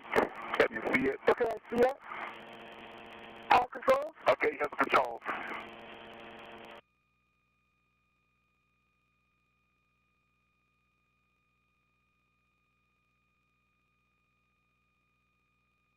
Okay.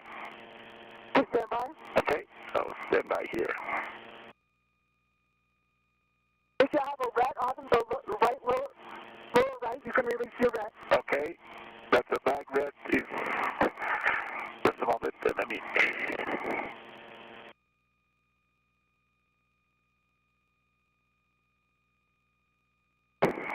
You need me to move it down? No, it's good. Stay there. It's Okay. good.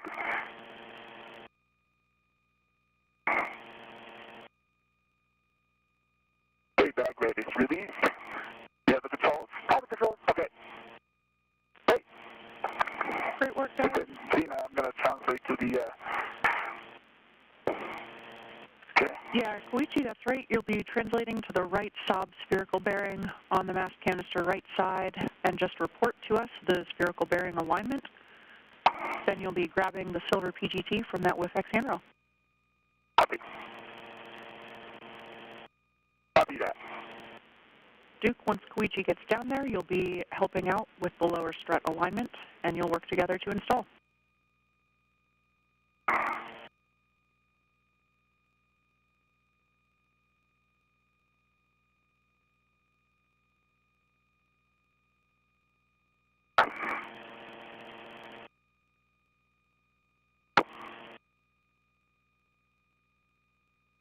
The bearing alignment looks good. Copy, Koichi. You can grab the silver That bearing PGT. alignment looks good. Copy.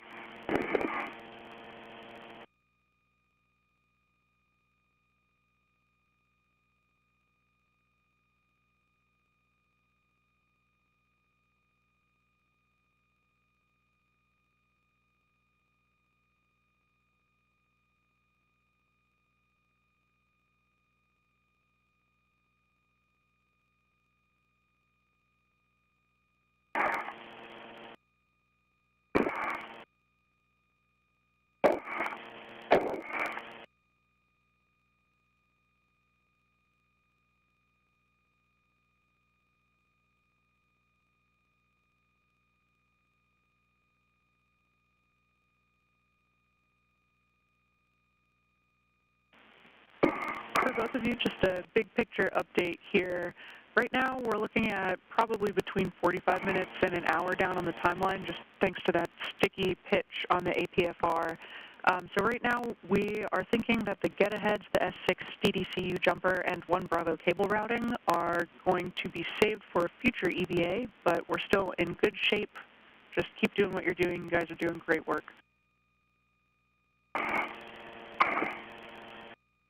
Copy that. Copy.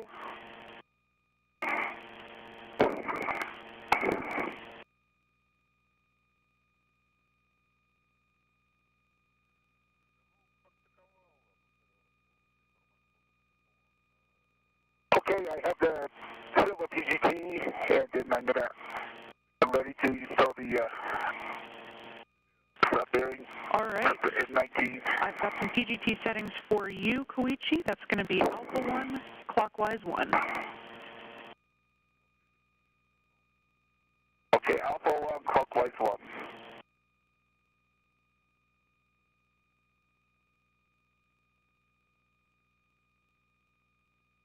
So right now, Koichi Wakata and Nicole Mann working at the two ends of the lower strut. This attaches the top of the mounting bracket, which is part of that upper triangle that they built earlier, and the strut anchors it to the lower part of the mast canister, and this is on the right side. So Koichi Wakata, because he's not in the foot restraint, will have access to that bottom part, and he'll use his pistol grip tool to anchor it to the bottom part of the mast canister, while Nicole Mann, Duke, who is still in the portable foot restraint, has access to the top portion of this lower strut, which is being attached to the front end of that mounting bracket. Okay, Koichi. Tracking Alpha 1, clockwise 1. Okay. Now, with Duke's help, you'll be aligning the lower struts, and we're just looking to start with 4 turns on M19. Copy that. Let me put a VIT down here, and then I'll work on the 4 turns. Copy. That's great. And if you get any hand turns on that bolt, just let us know. And a reminder, while you're down there, to watch your fingers. There's a pinch point there between the lower strut pad to the BGA. Okay, copy that. Okay, Duke, I'm ready to receive it. Okay, I'm going to keep holding on this end. You just let me know what you need to get it lined up. Okay.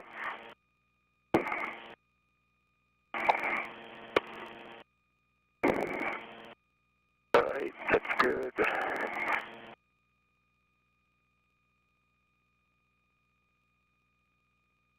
Okay.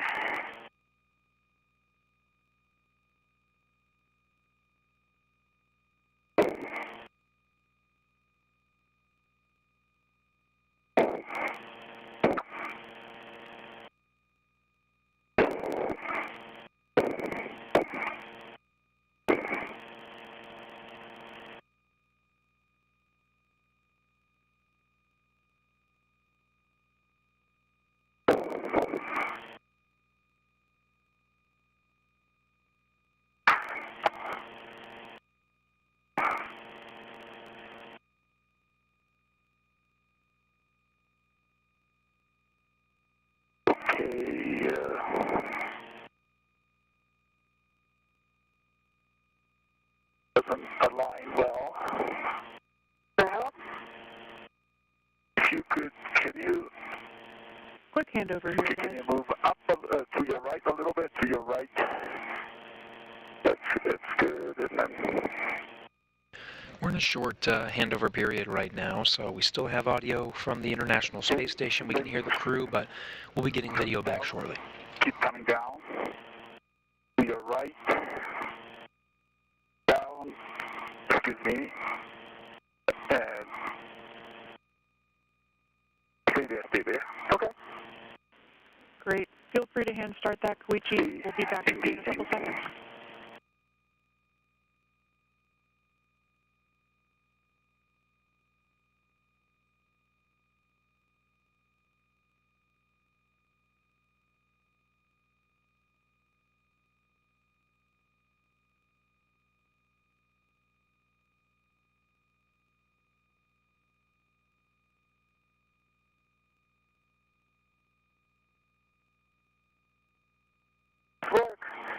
see if I can hand start this one up here. Check that the pip pin lanyard is free of the clevis, and I'll have PGT settings for you when you're ready. Okay. Bravo 7 set, then clockwise 2 set for M19. Copy, Koichi. You'll be... Could you tell me the count? So stand by until Duke has her end started, but you will be going to torque on this one. Copy. We're expecting 10.5 to 11 turns once Duke's end is started. Copy. This end is clear. I've got one turn hand started. Copy, one turn Okay. hand started. I'm grabbing my PhD taking me. Your PGT settings, Duke, are Bravo 1, clockwise 2. And this will be about one extra turn on M20.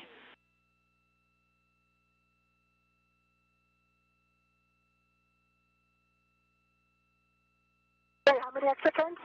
Just one extra. We're looking for about 2 total here.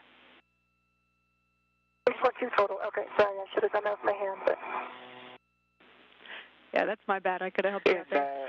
Dina, do you have a go-to turn, M19, 10.5 to 11 turns? Once Duke gets one more turn I gotta on get one more M20. turn here. I got a Bravo 1 clockwise 2 set. Copy.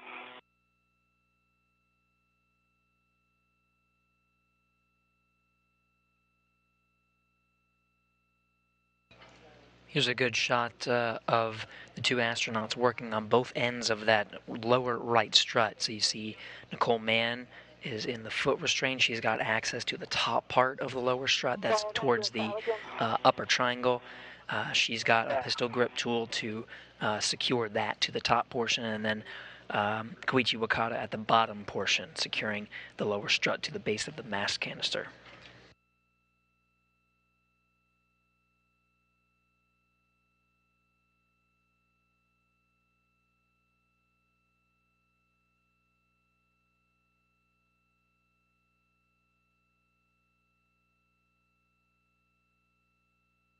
Okay, Bravo 1 clockwise 2. I got one more turn. Copy, one additional turn, 2 turns total on M20. With that, Koichi, you can drive M19 to torque, expecting 10.5 to 11 additional turns, looking for green light and torque readings. Copy that. Teamwork. 10.5 to 11 turns on M19. Good readback.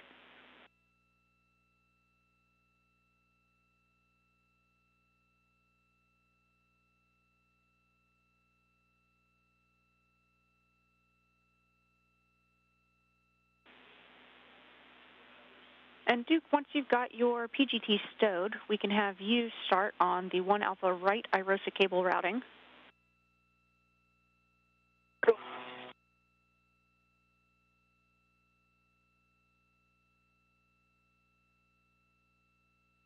Okay, Dina, on M19, I got a green light and torqued out 25.9 foot-pounds in 9 turns. And the block line flash, I see a little bit of a gap. It's almost there, but yeah, I would say the black line flash. Yeah, I don't know if you can see it on the HECA. Koichi, we are expecting to finish this off with the torque wrench, but we copied green light 25.9 torque. And was that 10 turns? It's a 9 turns. Copy, 9 turns. 8.66 turns shown. Right. The visually was 9 turns. Copy that. All right, with that, Koichi, you can grab the torque wrench from the right lower strut, and you'll socket swap to the 2-inch rigid from the PGT to the torque wrench with a good pull test. Copy. Duke, for you, you'll remove the short wire tie, securing the 1 Alpha right IROSA cables to the mounting bracket, and stow them in your trash bag if they were used. And then you'll release the long wire tie on the cables. Copy. Just one twist on the 1 Alpha right side wire tie.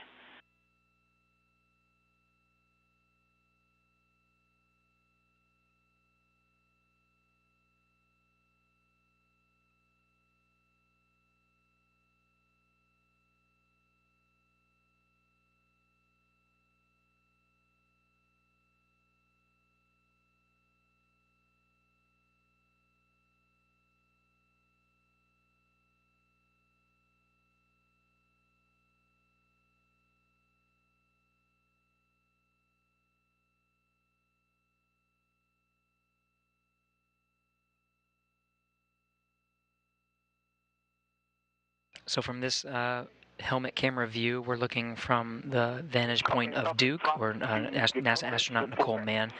You can see Koichi Wakata working on the base of the lower strut, Nicole Mann working on the cables. Of course, the strut is really a support structure that allows the IROSA, the International Space Station Rollout Solar Array, to be installed, but it does need to provide power ultimately to the International Space Station, so these cables will be positioned accordingly so that when the IROSA is installed on the mounting bracket, that they'll be able to basically hook it up to the International Space Station, and the power that will be drawn from the new solar arrays can be sent to all of the appropriate downstream places on the International Space Station. So they're positioning those cables now, so when they later install the IROSAs, right now we're looking at this summer to get the IROSAs up to the space station and installed, that they'll be able to hook it up. 15 turns with this torque wrench until you break over 2 times. 14 to 15 turns, okay. Okay, 3 twists complete. Copy, Duke. That looks really good. You'll next be driving M20 to torque after Koichi finishes his M19 end. Can I put the grounding set pin in? Checking. And I apologize, Koichi. We actually need 14 to 15 total turns, so you only have about another turn and a half to go. Much better news. That's good to know. That's good to know. Thank you. Yes, sorry. Yeah, that was a great release. Thank you. Yeah, that was about to be tough times.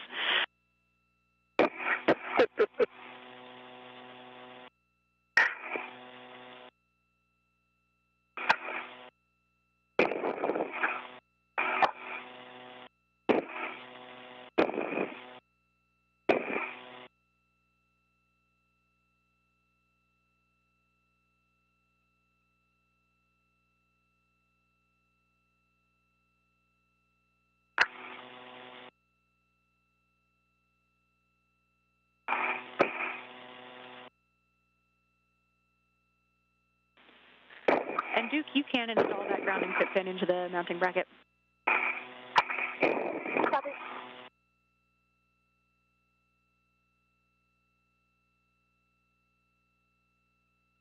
Okay, I felt the 2 breakovers and visually confirmed 2 breakovers on M19. Great work, Koichi. Next, we'll take a check that the black line is parallel to the cylinder and flush. There's no gap between the strut boss and bearing, and there's no movement with a wheel test. Okay, black line flush and parallel to the cylinder.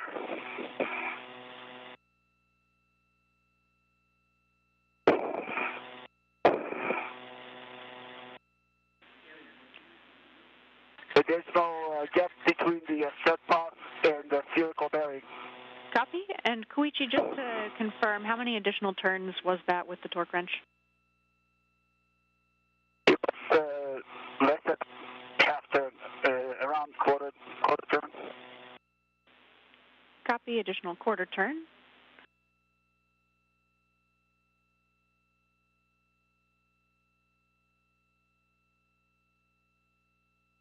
I would say V-nights between quarter and a half turn. Okay, copy, Koichi. We'll be checking that real quick. It's a little less than we were expecting.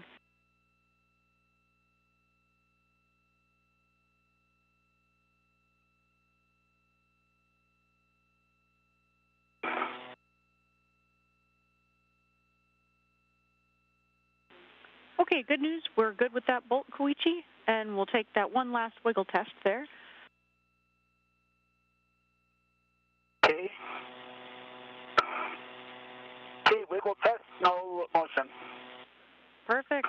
With that, you can socket swap to the 2-inch rigid from your torque wrench back to the silver PGT with a good pull test, and you can relocate the torque wrench to the silver PGT. You'll keep that ret from the strut with the torque wrench.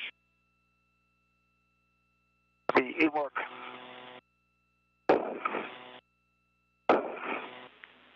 Duke, Once you have that pit pin installed, you can go back and drive M20 to torque. We're expecting 5 to 7 additional turns, looking for black line flush.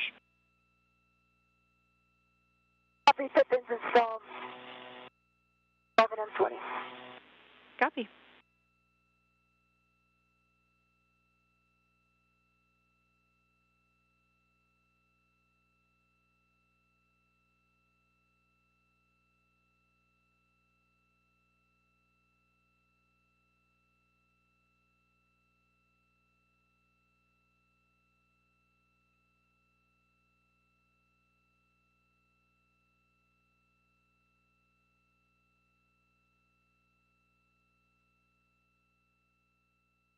You're now at 6 turns, green light, 11.9 on the torque.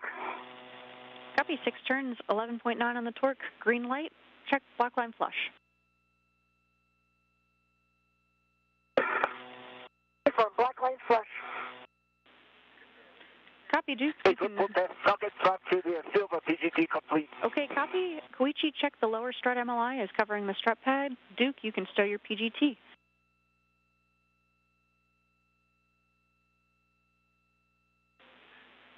Okay, lower strip cover is covering the 19 area Copy. on the pad. Great work, Koichi. You can translate to the side pad location on the right side there. Okay, before that I will attach the torque wrench to the silver PGT. Good words.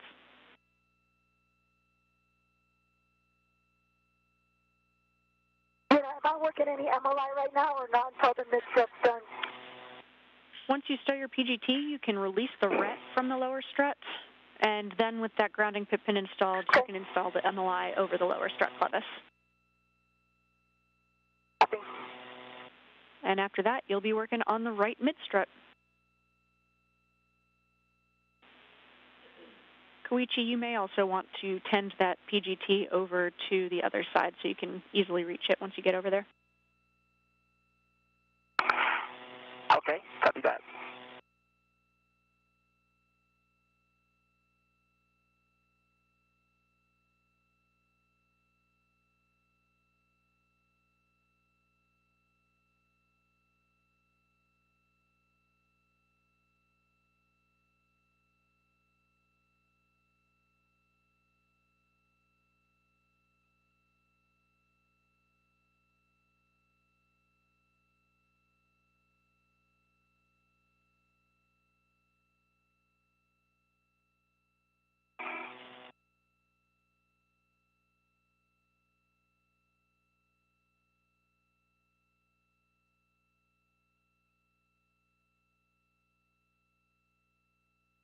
How's it going, Duke? Good, I'm just getting this MLI tidied up here. Okay, great. Okay. Torque wrench is attached to the silver PGT, and I'm going to translate to the other side. Copy that. And Duke, for you, also just make sure that the ret has been released from the lower strut. Ret is released from the lower strut. Copy, thanks. For those following along, the duo are now wrapping up after successfully driving the bolts to install the lower right strut. So they're just doing some cleanup work right now and just making sure the multi-layer insulation is covering the parts that they were working on. And they're going to now grab the next component for installation, which is the middle strut. Here's a graphic. You can see the lower strut on the right of this graphic. That's the one they just installed. The mid strut goes really to the middle of the mast canister. That's coming up next. You'll be getting in place to install the side pad on that mast canister. Okay. Copy that.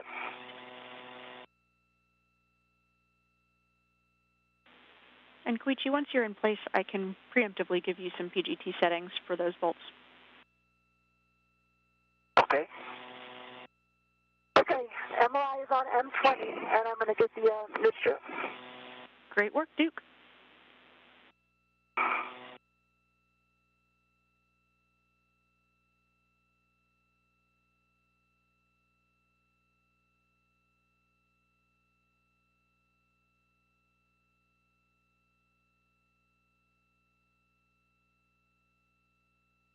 So then I can translate on this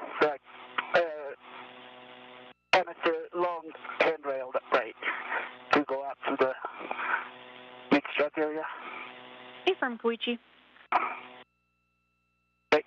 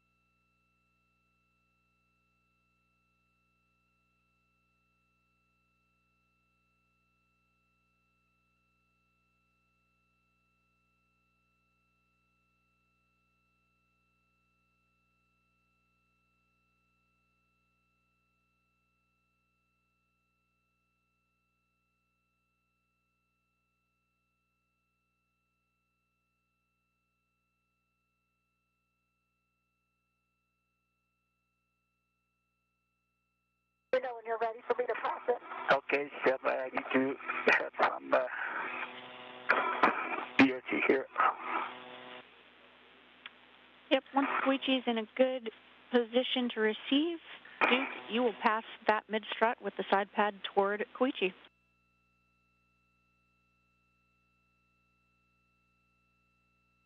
Okay, thank you for waiting. And I am ready to receive it now. Okay. Just be careful of your safety settings. Okay, I see you. Okay. It's just running on your right. And once again. Okay. All right, keep coming.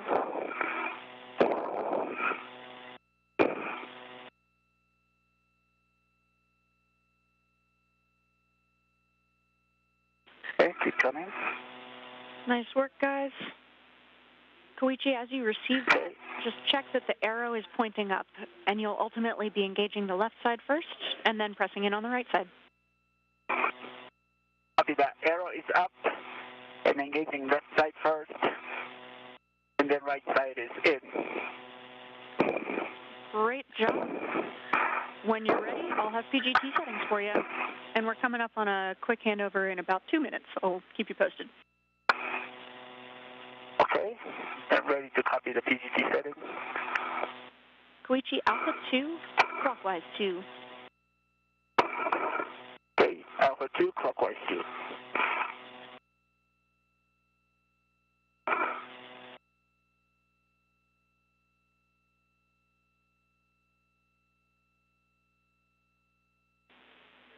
And Duke, I will also have PGT settings for you once you're ready.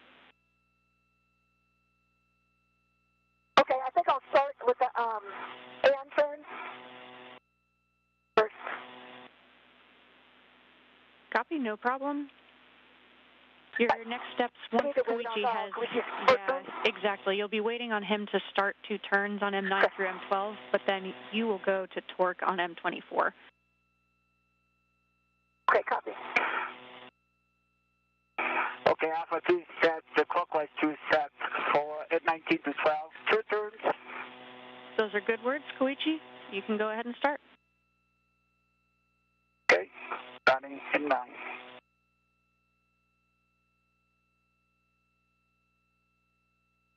Two turns on M9. Copy 2 on M9. Complete.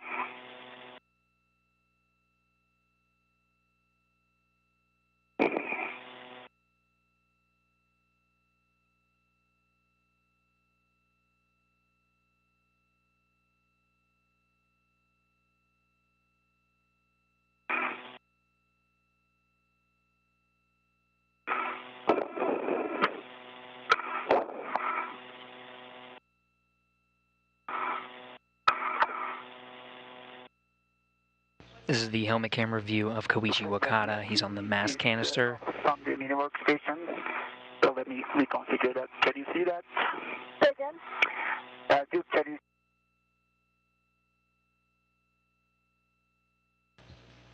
Now another handover of some of the video we're receiving from orbit. As a refresher, we're currently installing the mid-strut on the right side for this mounting platform. Koichi Wakata was working on the mast canister side, so if you see the side pad on the right from this graphic, he's working on driving the bolts on that side. Nicole Mann, callsign Duke, is still in the portable foot restraint. She's on the right side, so she'll be soon driving the bolts over there to attach the mid-strut to the mounting platform. I need to go back to, I think, Duke to put it back. Oh, can you guide me to put it back in? Yeah, I think so. I can try to talk you onto it if you want to take it off station. If not, we can work together to get it back on. Okay, let's try that. Could you GCAD? Yeah. All right. So is it loosen the ball stock all the way? Ball stock is loose. And then if you pull it in front of you so that you can get the correct original orientation. Is the initial also put 2 turns on M24 or 1 turn just so it stays put? Checking, Duke. Okay. So if you pull it in front of you and get it in the kind of the correct orientation, then I'll help you kind of fly it in. I really don't see the interface. So. Yeah, not the interface. Just hold it in front of you and have it lined up like in the correct orientation. Like way in front.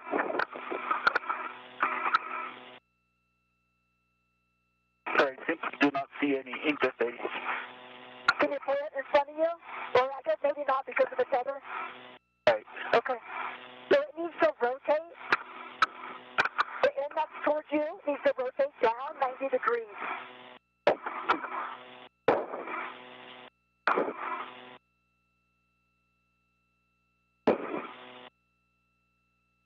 I think we might need to come together. Is that in a good orientation now? Hey guys, our recommendation, Koichi, if you have a decent reach to put 2 additional turns on the rest of those bolts, M10, 11, and 12, without your BRT, go ahead and do that, and then we can have Duke put 2 turns on her end and come help you with the BRT. Okay, sounds good. I will just continue with the 2 turns, and after that we'll get to Duke's for the BIT.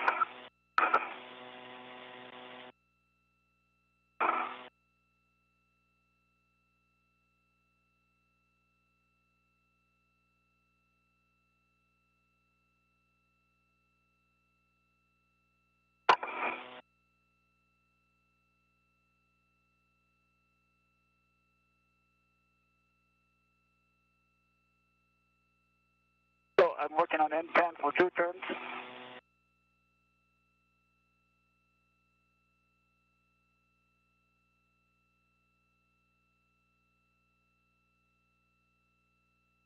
Two turns on M10. Copy, 2 Working on on M10. the M11.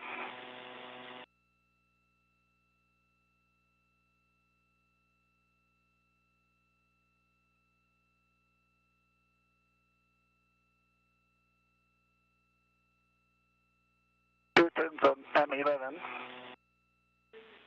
Complete. Copy, Koichi. Working on M12.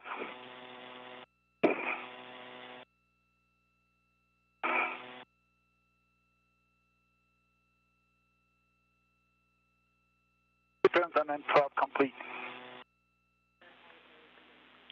Okay, copy, Koichi. With that, Duke, you can go ahead and put a couple turns on your end.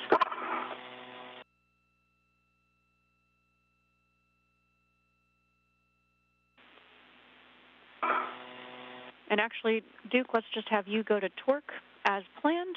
So your PGT settings are going to be Bravo 1, clockwise 2.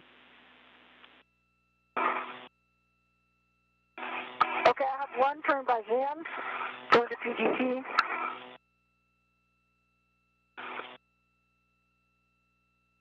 With that, Zena, can I translate to Duke for BRT fix?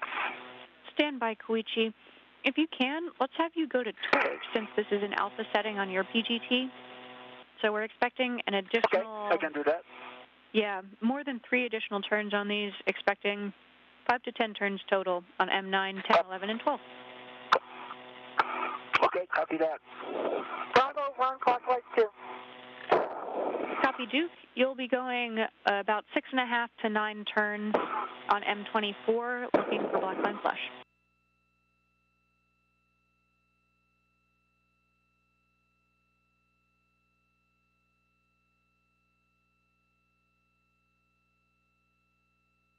So once again, the 2 astronauts working in tandem.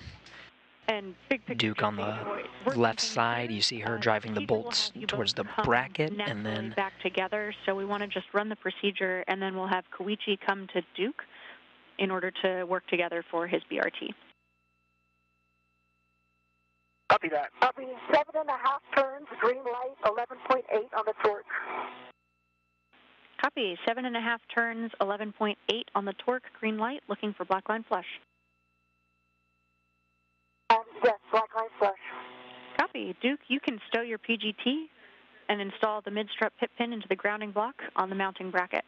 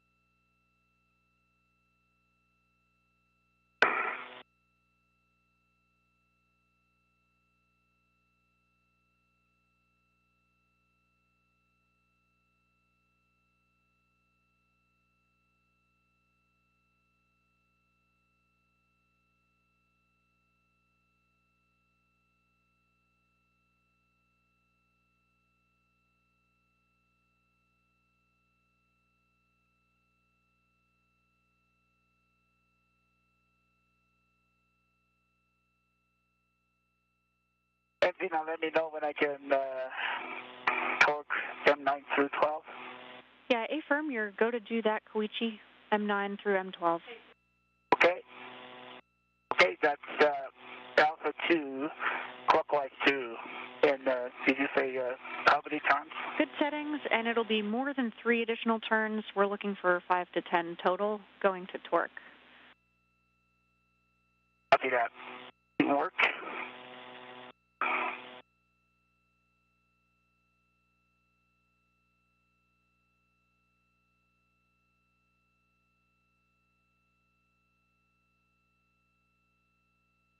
Okay, Zena, pit pin is installed. Perfect. You can install the MLI over M13 and M14. Check that the mounting bracket upper surface is clear. After that, we'll take a glove, hat, and gauntlet check. Okay, 4 turns complete. I got a green light, and the torque is 3.6. Copy. 4 additional turns, green light, 3.6 on the torque for M9. We working on M10. Okay, Zena, I'm going to have to get that MLI when I do the mid-strut MLI. It's just outside of my reach here. Copy, Duke. No problem. We'll take a glove, hat, and gauntlet check. M10, 5 turns complete. 3.8 foot-pounds. Copy. 5 turns, 3.8 foot-pounds, green light, and which bolt was that, Koichi? Oh, it's M10. Copy, M10. Thank you. Okay. Working on the M11 now. Zena, half his baseline, gloves, look good, gauntlets are covered. Copy, Duke. Thanks.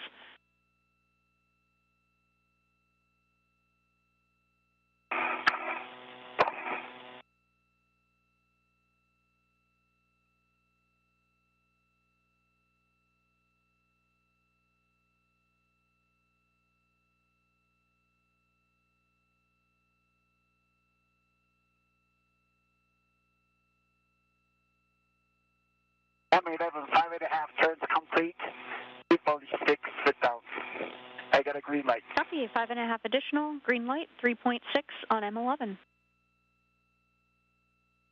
Working on M12.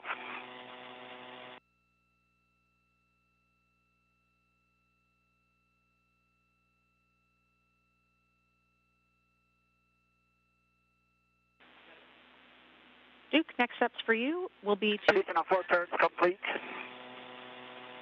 Copy, 4 Additional 4 turns. turns complete on M12, 3.6 sit down. Copy. I got a green light. Copy, 4 turns, green light, 3.6 on M12. And for Duke, you can egress the APFR, and then we'll have you work to roll the APFR.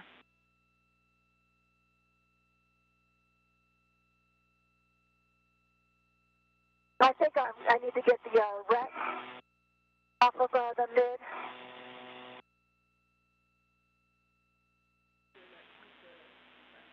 Checking, Duke. Might be our cue ret.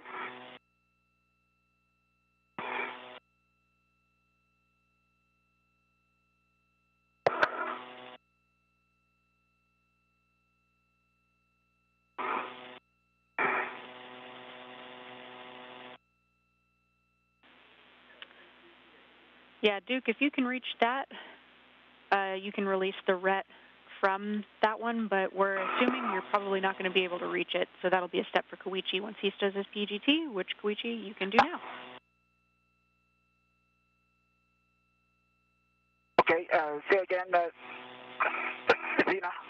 Koichi, you can stow your PGT, and next release the ret, Duke's ret, from the mid-strut. Okay, copy that. PGT stowed. Okay, I'm going to release this on Duke. Okay, I'm ready. All right, here we go. Okay, I got it. Okay, it's released. So with that completes driving the bolts on the mid-strut on the right side. Now the two will work to make sure the multi-layer insulation, that white cover, is secured.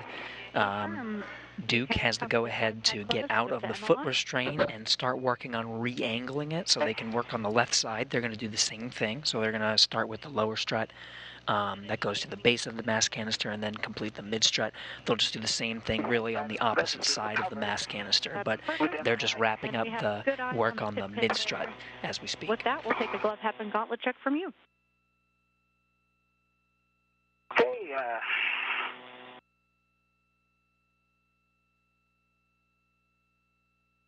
gloves are good, and half base baseline.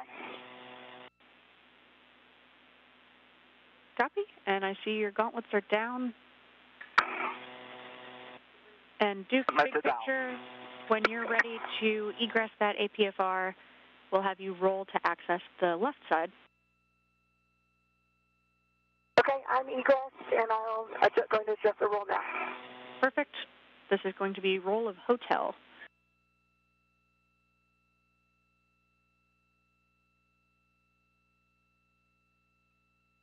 Zena, meanwhile, can I go back to the strut bag? Affirm, Koichi, and take your BRT with you.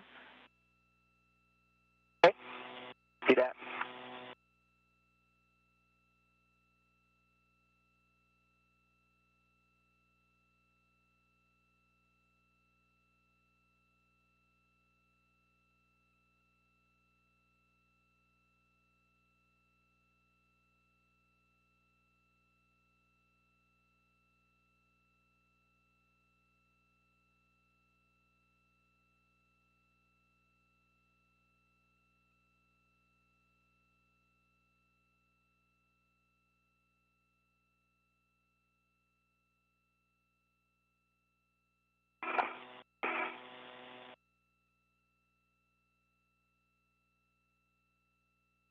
Koichi, as you come down, your safety tether, I think, might be tangled on my leg, so we need to take a look at that. Okay, let me check that. When I come down, I will take a look. Copy. Oh, no, it's just hot free. You're good. Looks like it's cleared. Nice work. Right.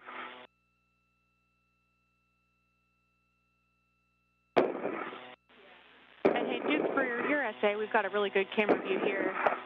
Those cables were snagging on the ingress aid, but it looks like it's clear now. Okay, thank you. Oh, the cables at Bob, gotcha. Okay, and confirm I'm going to hotel. Affirm, hotel.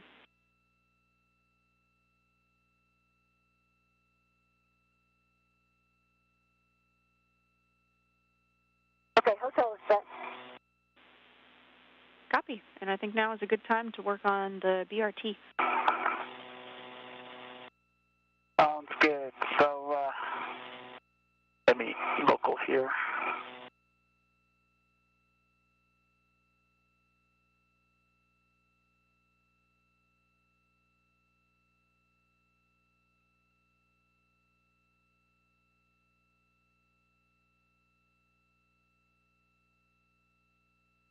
Okay, Koichi. That's a good position there. Yeah, can you? Yeah, is it good? Yeah.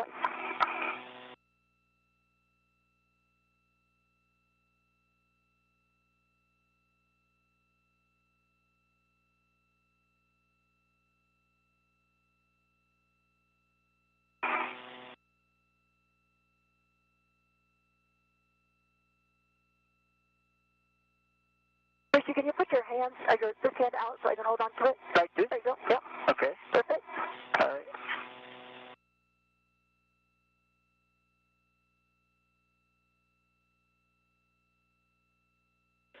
And hey, guys, before you fully install that BRT, we've got the D-ring extender going through the loop of the BRT, so just make sure that that's clear.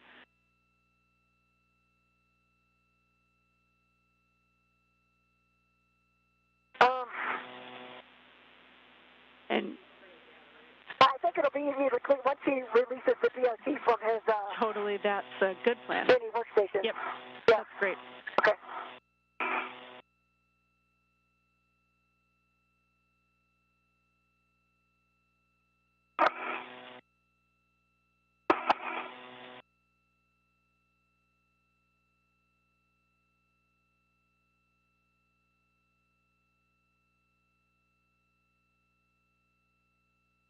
Okay, so I've got it lined up, but I still see a gap. It goes flush, right?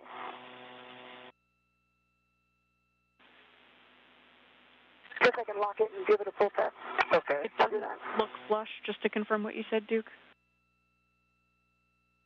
Yeah, but it's locked, and I'm giving it a good pull test. So Okay. you can see it in the hacker. Gotta make sure that's expected. Yeah, we. If the tab is up, Copy. and I'm pulling on it. I didn't get a good view of the gap, but if you've got the tab up and a good pull test, I think that's likely a good config. Let me confirm. Okay.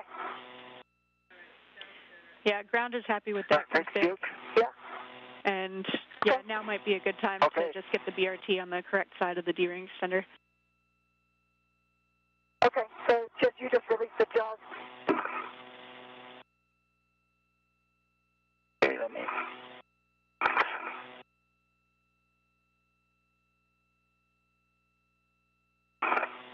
And if you come over.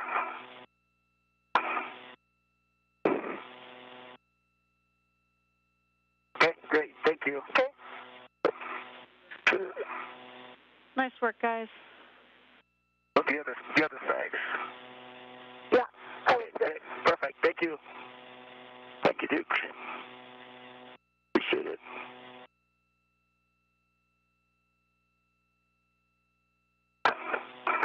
Okay. So we can continue with the left Exactly. side. That's right. So next steps will be getting the left mid strut from straps 9 and 10. Koichi, you'll pass that left mid strut to Duke. Eight.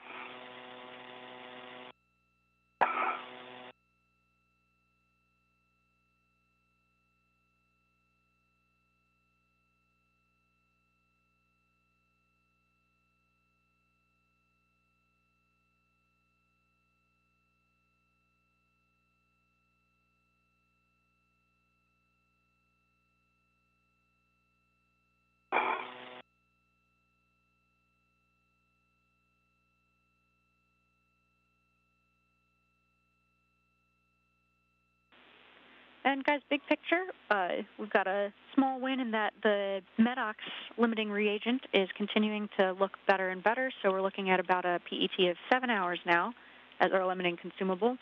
We're still about 45 minutes to an hour down on the timeline, so no changes there since the last update.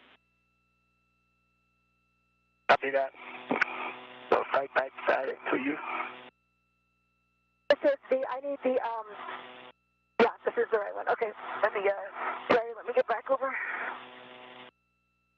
Periodically throughout the spacewalk, you'll hear reports of limiting consumables. Of course, the spacesuits have the portable life support, so it's all contained within the spacesuit, and they measure these limiting consumables. That MEDOX that's referred to as the carbon scrubbing capability.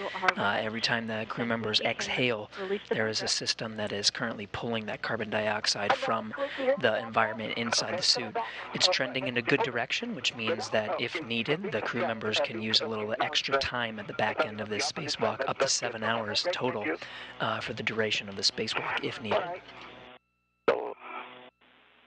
Lower strap, next. A-firm, left lower from straps 5 and 6. And then, Duke, you can ingress the APFR once that's stowed on your BRT.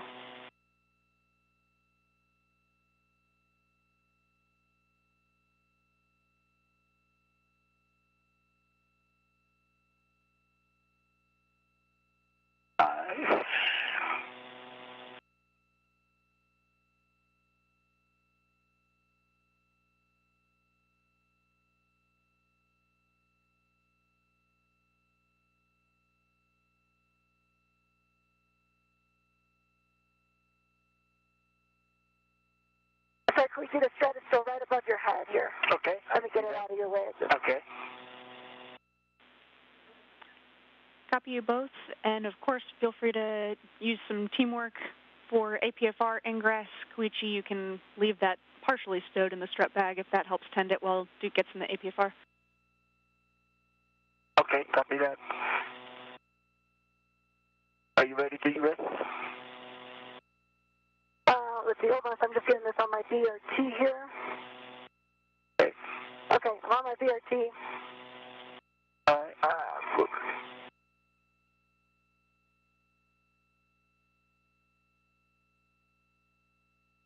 let me go to that. Yeah, when you're about to ingress, I'll go there.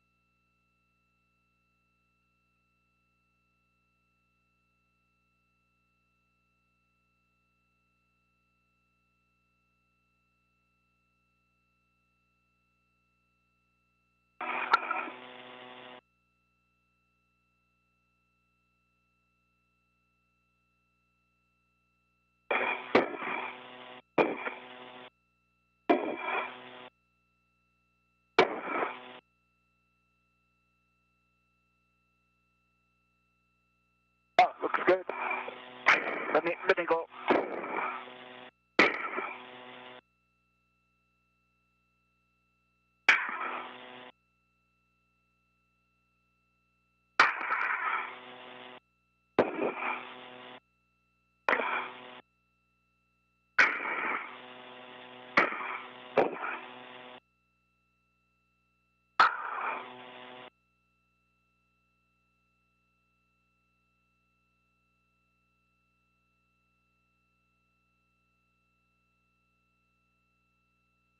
All right, Dick.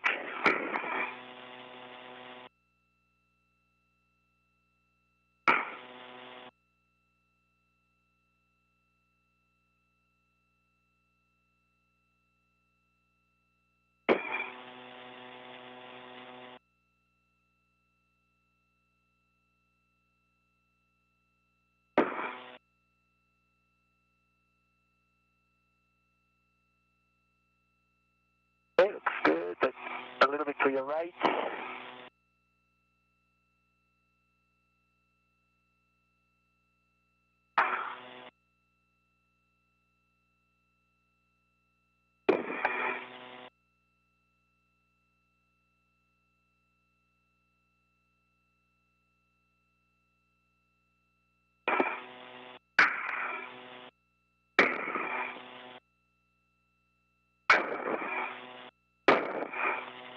Position is good. Heel down, further heel down.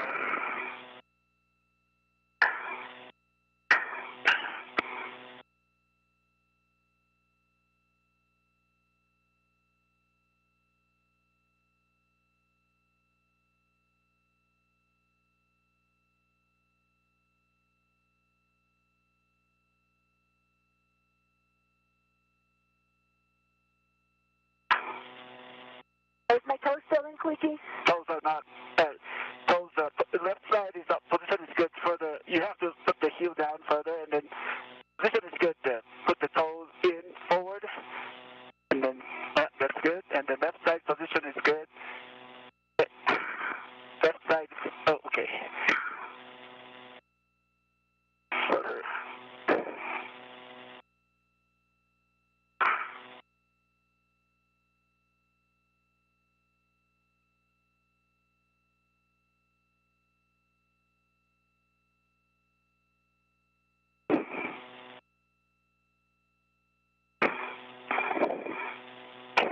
Good.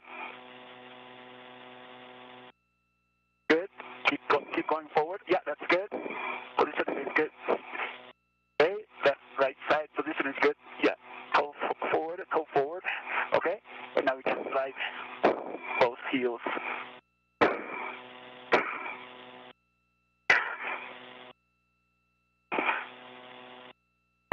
Heel down. Left heel down. Further down. Heel only. Now slide your left heel to your left. That's good. You're in. We're getting a great view from the high-definition helmet camera of Koichi Wakata, who's guiding his spacewalking crewmate Nicole Mann, call sign Duke, through the ingress process of the APFR, the portable foot restraint. And so we're seeing up close how the heels actually ingress into the portable foot restraint for it to lock the astronaut into place so that they can access the work site. Heel down. Further heel down. Little more heel down. Okay, now you're in. Okay, slide. That's good. You're in. Awesome. Thank you, Queechy. Awesome. Great. Awesome teamwork, guys. Looking really good.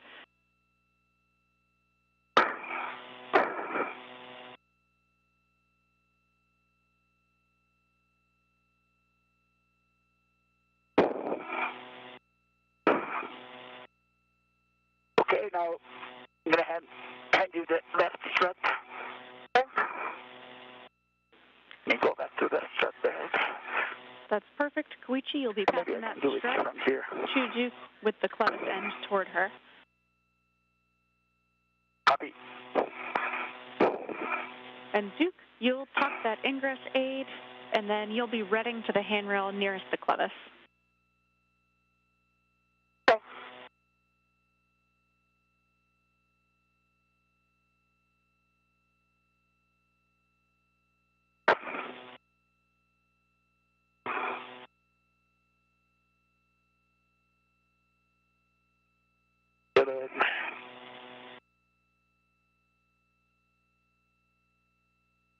Okay, Duke, it's coming from your right side. I see it.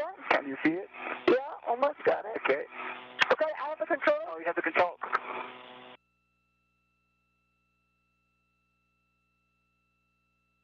And it's still redded here, so. Okay, stand by. Okay. There's that handoff. We're really just repeating the process that we saw on the other side. See, I'm right into it. You can On the right side, we're repeating the same process on the left. Lower strut first, and secure it with bolts to the mounting bracket that you see from the view of Duke's helmet camera, and then from Koichi's, he'll install the lower bracket on the base of the mass canister. So that'll be the first steps. Squeaky, once Same you thing we got saw on the right that side, red, we're doing on the you left. can translate to the left sub spherical bearing. Copy that.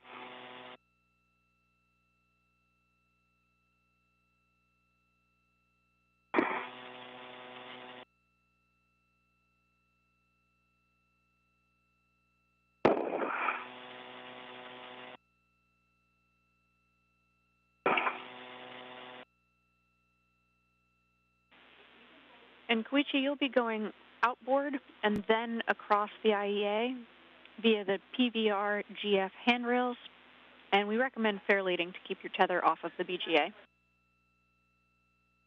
Understand the long translation there. Okay.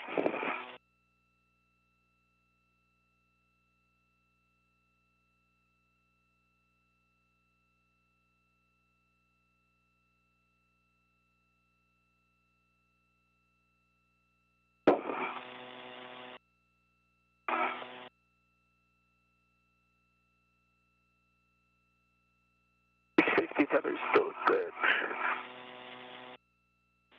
Copy.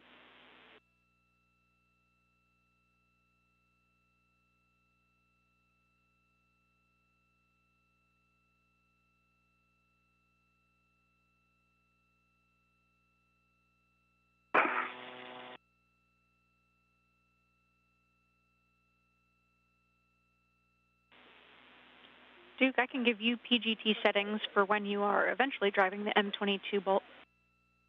Okay, go ahead. That'll be Bravo 1, clockwise 2. Bravo 1, clockwise 2.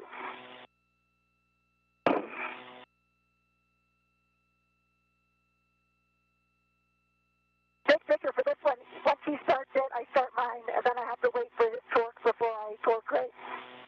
Yeah, that's exactly right. So he'll start his. Okay.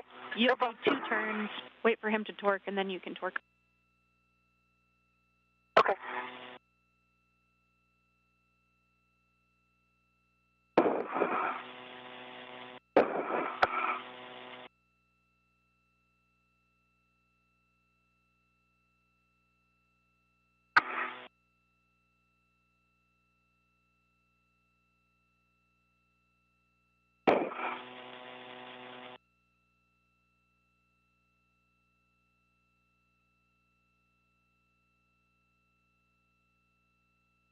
Okay, here, I'm gonna lead here. Great work, Koichi. When you get there, we'll be looking for the left sub spherical bearing alignment. Copy that.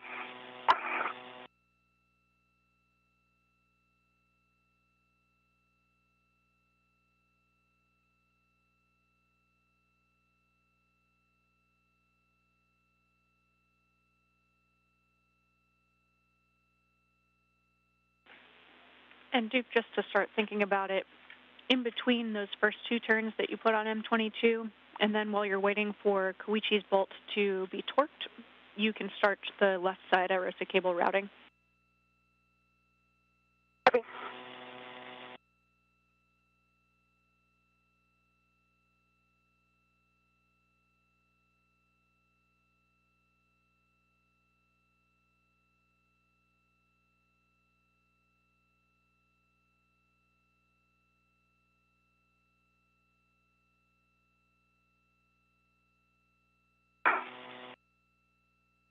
Okay. That should. At first, I don't cross the safety tether with yours. That's okay, right? Again? At first, our safety tethers do not cross. That should be okay, right? Yeah, they don't cross. Yours is on the back side of the A-frame, so... And then, Tina, as far as the fair leading, I'm going back. I mean, I went around the grapple fixture side, so it's still clear from BGA and from... yeah, I don't think it'll touch the BGA. Right, okay, so I'm going to continue to translate. Copy. As long as it's off the BGA, we're happy. Okay, great.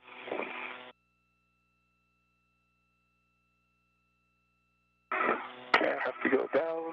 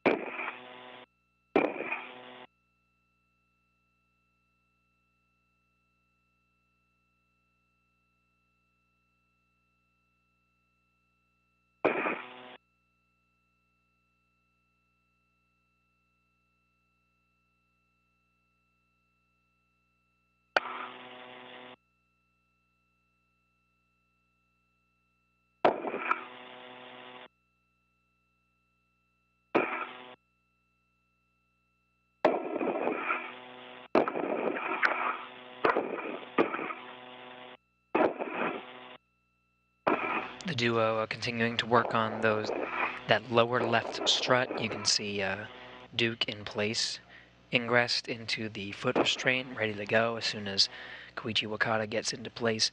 We're now entering a handover, so we're losing communications temporarily, and we will regain it soon.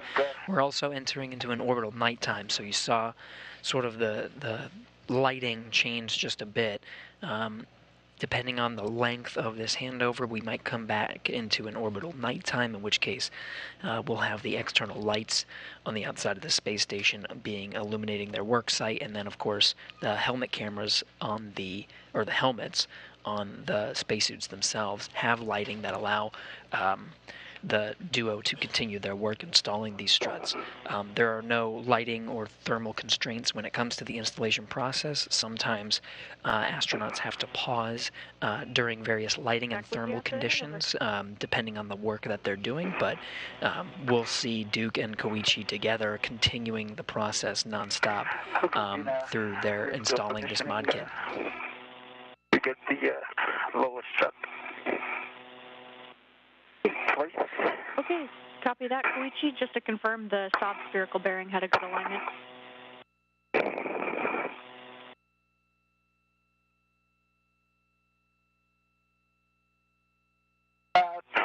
Spherical bearing has good alignment. Perfect. And for that M21 end, you can hand start that, or I can give you PGT settings with the silver PGT from the WIFX handrail. Okay, could you give me the PGT settings? You bet. That'll be alpha 1, clockwise 1, and looking for approximately 4 turns. Oh. Okay, alpha 1, clockwise 1, 4 turns. Good readback.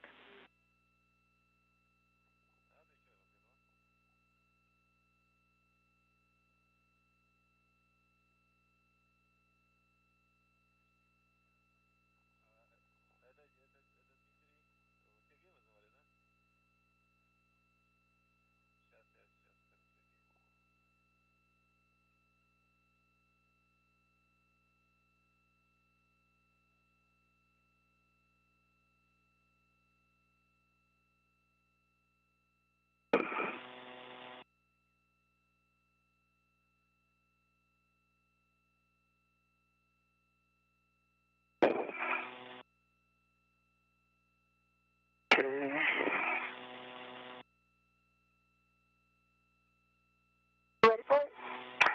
Just above it, let me position myself and spot.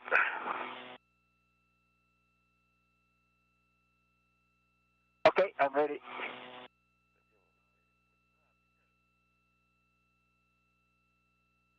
Okay, keep coming down. Stay there.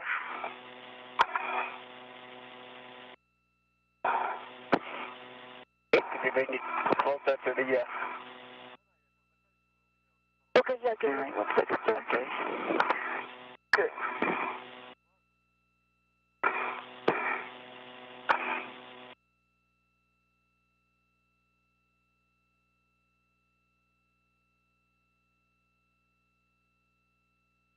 Okay, you got it? Okay, yeah, I got it. Okay. Yeah, keep coming.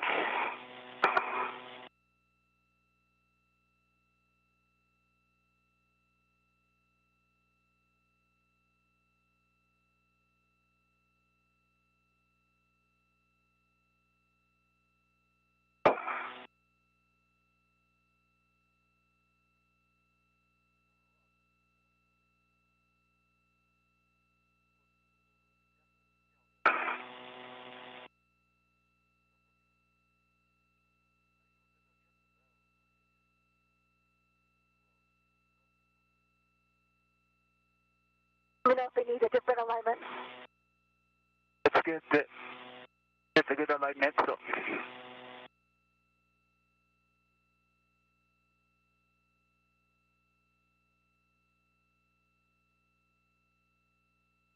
Could you come to your left a little bit?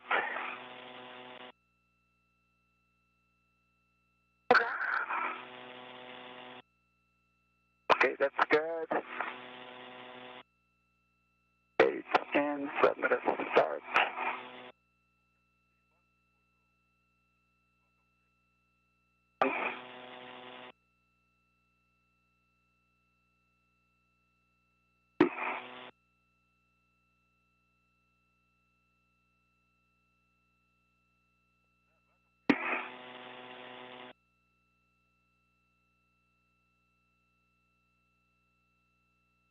Okay, 4 turns complete. Okay, I'm going to get a couple turns here. Okay. Copy, 4 turns complete, and that's right, Duke. You can start Okay, M22. M21, 4 turns complete. Copy that, Koichi. And Duke, before you start M22, just make sure the pit pin lanyard is free of the clevis. Then you can hand start or PGT. You're just starting with 2 turns. All right.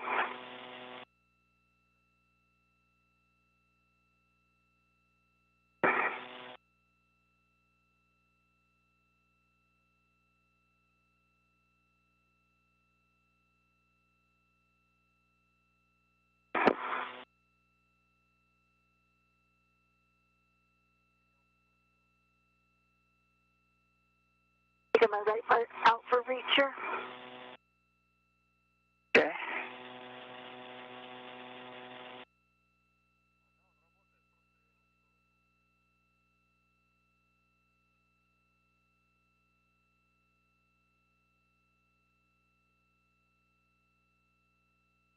Engine, I'm ready for the setting after Duke starts. All right, this is clear. I'm working on getting the bolt started. Okay. Copy both of you. Koichi, it'll be Bravo 7, clockwise 2, but as you know, we are waiting for M21 to be driven 2 turns before you can start. Copy that. Bravo 7, clockwise 2.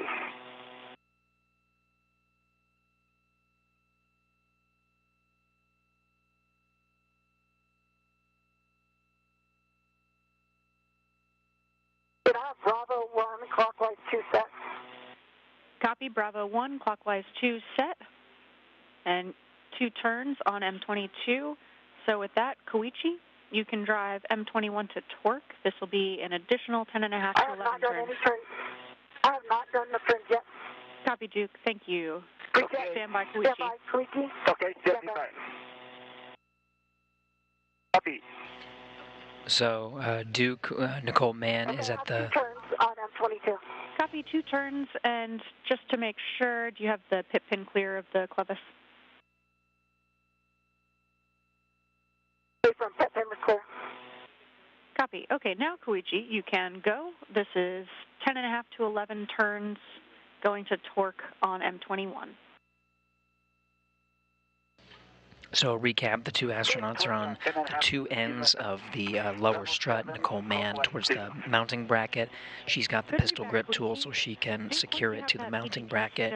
And again, Koichi Wakata is at the base of the mass canister at the other end of that strut, also with his own pistol grip tool. So they're just bolting both sides of the strut to make sure it's secured in place. It's going to go with the lower strut on the left, and then they'll work together on the mid strut next. Lower strut with 3 twists.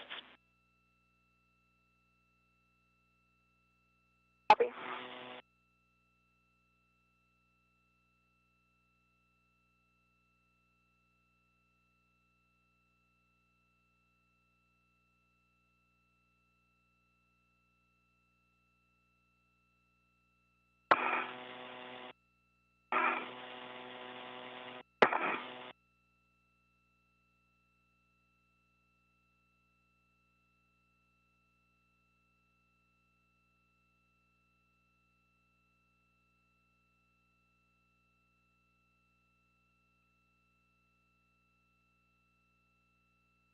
Okay, I got 5 turns and then got a green light, but this is far away from the block line flush. Okay, copy, 5 turns. We are expecting to use the torque wrench for this. So you'll be swapping the 2-inch rigid from the silver PGT to the torque wrench with a good pull test, and then we'll continue driving M21. Okay. But, Zena, it's, it's not on the right side. When I talked out on the torque PGT, it was pretty close to the block line flush. But now I see in order to get the block line flush, it's probably about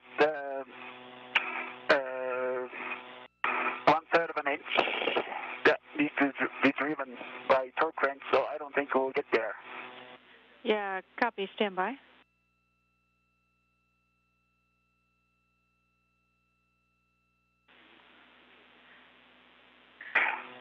Yeah, Koichi, we will have you switch to the torque wrench.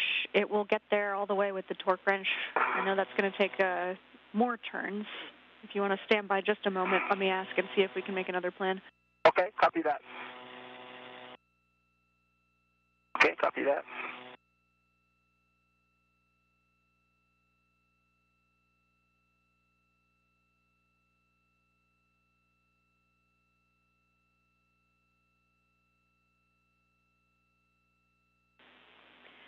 All right, Koichi, we will have you switch to the torque wrench. So we're expecting more turns than you had to do on the other side. Okay. But this will get us to the correct torque and correct alignment with that bearing. Copy that. So switch the 2-inch rigid to the torque wrench with a good pull test. Okay, copy that. Okay. Copy that. Teamwork.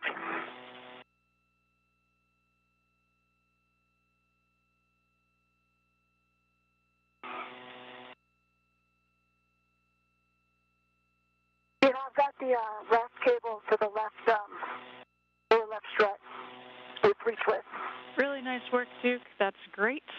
And now, once we've got M21 to torque with the torque wrench, you'll be back at M22. So stand by for M21.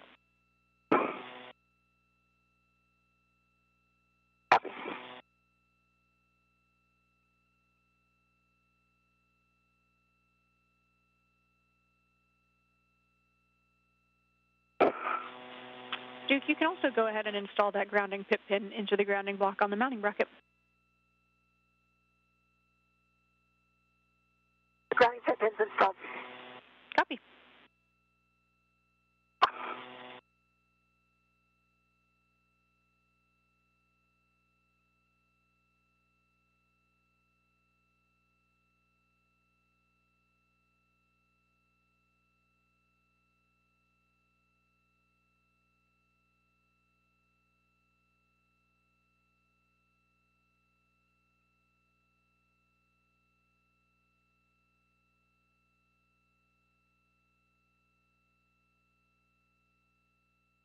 Okay, socket swap to the torque wrench. Good pull test. Copy, good pull test. Next, you'll drive M21 to torque with that torque wrench, going to full torque so that the torque wrench breaks over twice. It's 14 to 15 turns total, so we're expecting 9 or 10 additional turns with the torque wrench. Copy that. Okay, copy that. Teamwork. Godspeed. I know that's a lot of turns. I need it. As a quick overview of installing these struts, with the astronauts at both ends of the strut, they alternate driving the bolts. So it was Koichi Wakata who started with his pistol grip tool. Once he was done, it went back to Nicole Mann. Now it's back to Koichi Wakata, and then Nicole Mann will do it again. There's only one bolt, but they just address that same bolt 2 times while alternating. Part of the procedure is to just to avoid anything like stripping or anything like that. So right now you see Koichi Wakata using that torque wrench, and that's really just to make sure it's super secure. He's also going to do a pull test, just a quick tug, just to make sure there's no wiggle and it's truly installed. And so they'll continue to alternate. Nicole Mann has one more time has to address that bolt on the top side next to the mounting bracket, and then they'll wrap up with the multi-layer insulation, making sure it looks good before getting to the left mid strut, and that'll be the last component of the of installing the mounting bracket before they go around and secure the MLI and address any last-minute items, but that's the last component needed for installation.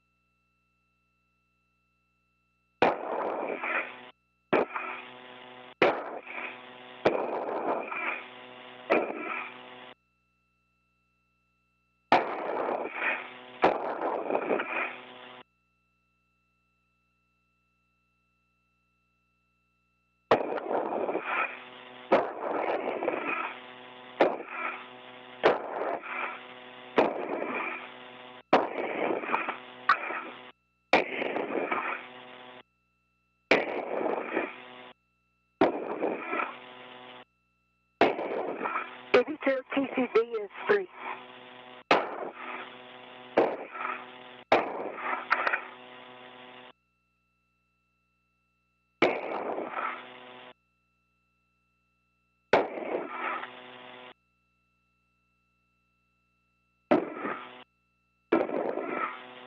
About 4 turns now.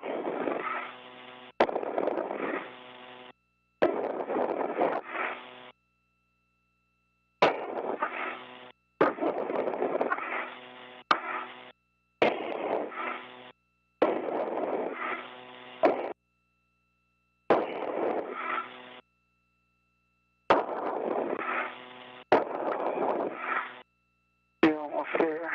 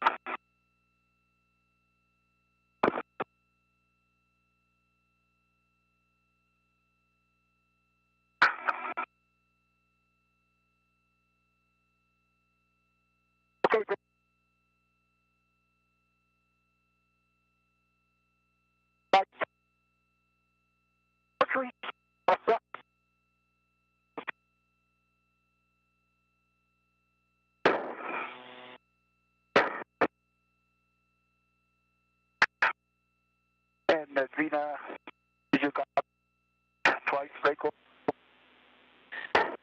Koichi, you're coming in a little broken there. Will you say again the turns?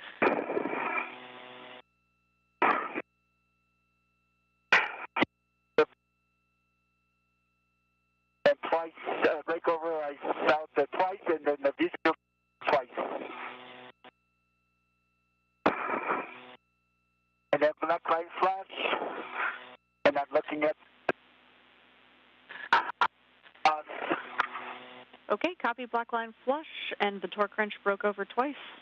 We'll look for no gap between the strut boss and bearing, and a good wiggle test. And I was unable to copy the total number of additional turns that you added.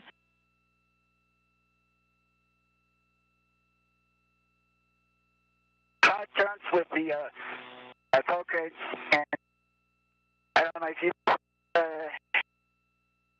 camera view, I see gap in the strut boss and the spherical bearing. Okay, Koichi, we hear you see a gap between the boss and bearing, and copied 5 turns.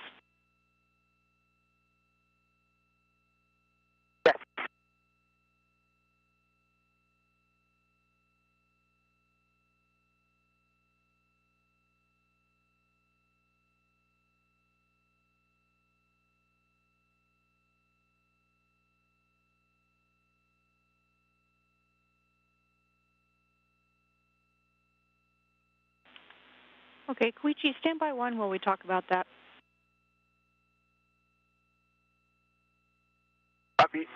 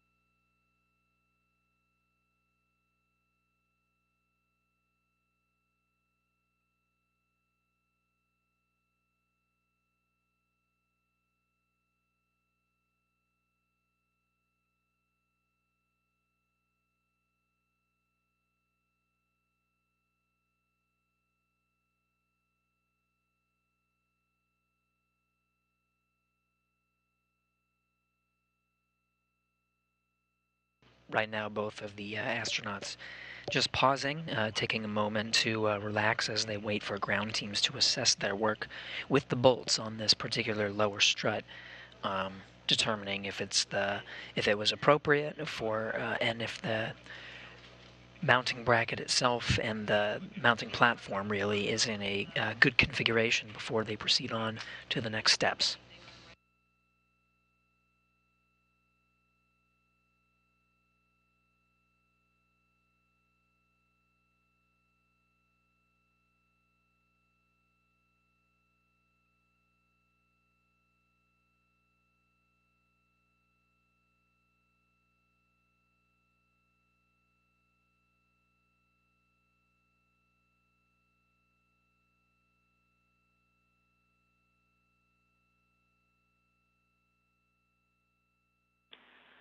Okay, Koichi, we've talked it over. I know you will love this. You get to use the torque wrench even more. What we're going to have you do is continue going until the torque wrench breaks over and then keep going. So this will add extra torque.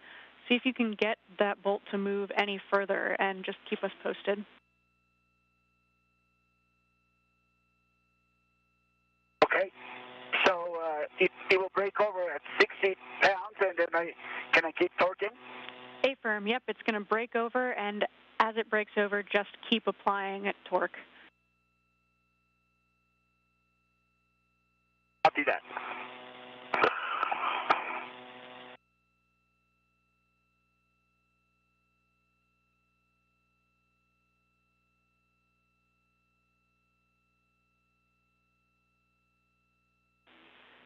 Koichi, ideally we're looking for one additional turn. Let us know if it starts to move at all. Okay. And meanwhile, Duke, we're checking to see if you can start M22 in this configuration, but stand by for now. Copy.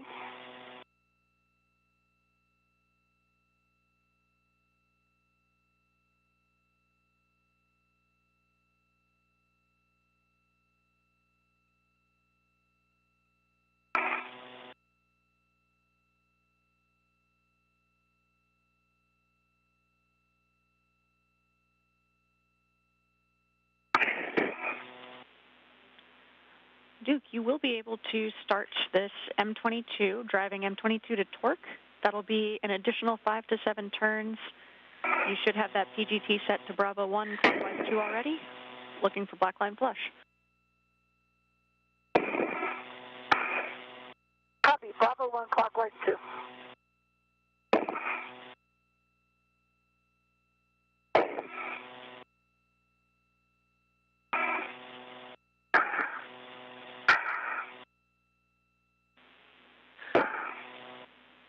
Hey, Koichi, we're watching your camera view here. It looks like it's not moving as you apply more torque. Is that correct? I concur. Yeah, I concur. It doesn't have any sign of moving.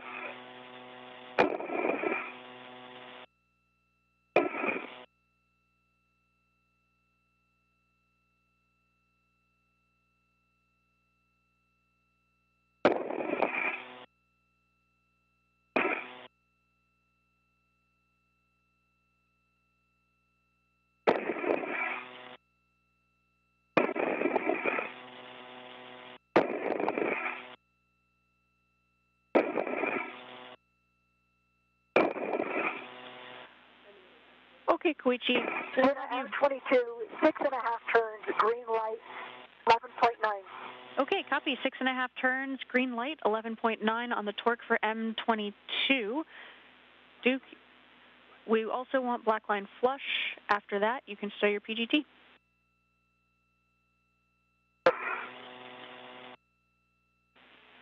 And then Koichi, we didn't have a great view of that boss and boss bearing, just to make sure if you can take another look at it, see if you can get eyes on. I know it's dark, and make sure that we're looking at the boss-to-boss bearing clearance as opposed to the pad itself from structure, and also take a wiggle test.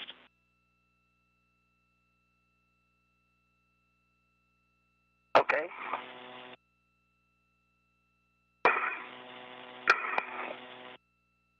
You have a heck of view now?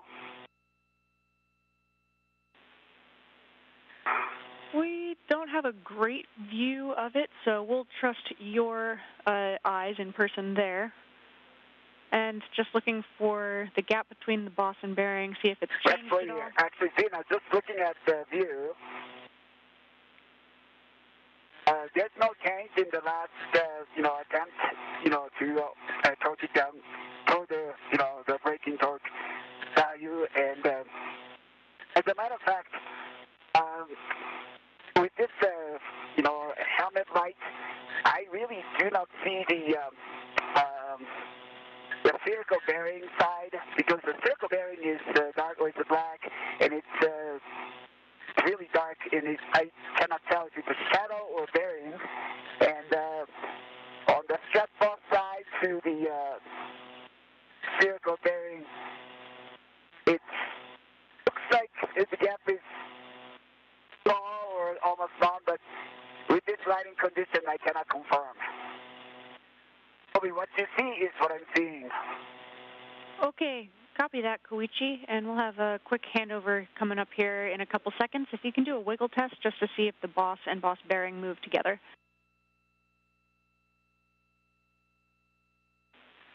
And then, Duke, for you, you can install the lower strut MLI around the clevis, understanding you've got that pit pin installed already.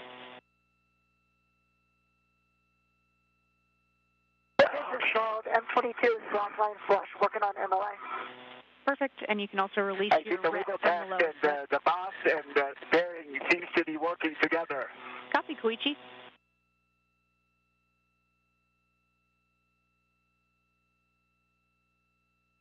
So now it looks like the alignment is good, but in this lighting condition, it's really difficult to see how much gap we have between the strut boss and the spherical bearing.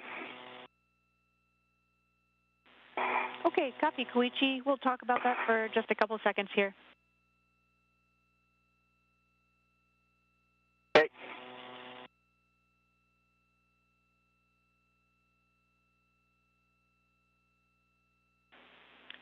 And we've got a quick handover coming in 20 seconds here, but we'll have you just install the MLI on the lower strut pad, Koichi. Copy that. It worked. I confirm I can release my rack. Affirm, Duke.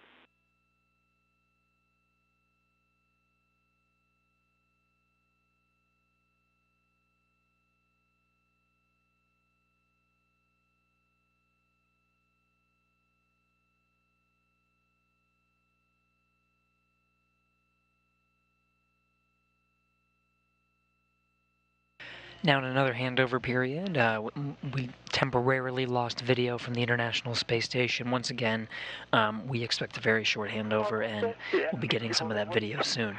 But a quick look here in Mission Control Houston, it's these teams that you're looking at that are guiding the Great work, guys. two astronauts through their procedures today. From here in the room, they're working hard to get through the procedures and understand the next steps and guide both Nicole Mann and Koichi Wakata through today's spacewalk. 21 volts. Copy, Koichi. I see that in your heck of view. Big picture, we'll be probably trying to come back to this in better lighting conditions so we can get good eyes on. Meanwhile, we'll work on that left mid-strut. Copy that.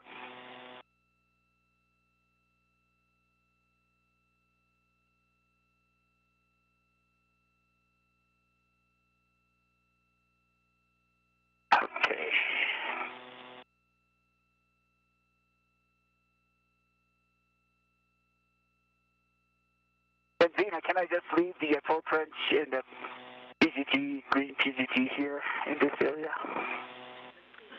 Affirm, Koichi.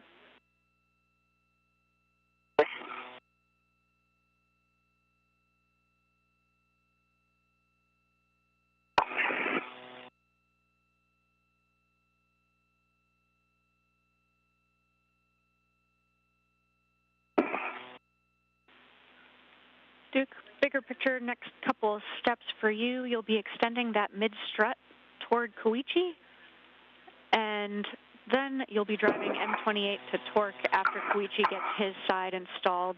If you want, I can give you PGT settings, or we can hold off. Okay, I think it remains the same with the Bravo 1 clockwise 2. Affirm. Okay. Ricky, are you going to let that PGT and ratchet go back, or you're going to leave it there? I'm going to leave it there for now. Okay. Torque wrench, right? Okay.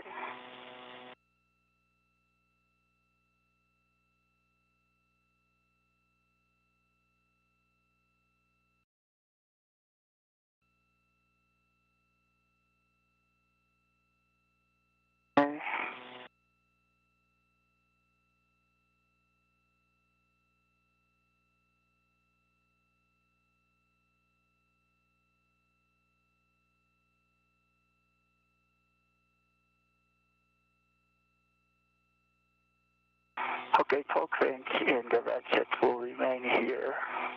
The PGT. Copy, Koichi. You can translate to the left side pad installation location, and once you're there, check that your safer handles are down. Copy that. Me check the config of the PGT and then torque wrench.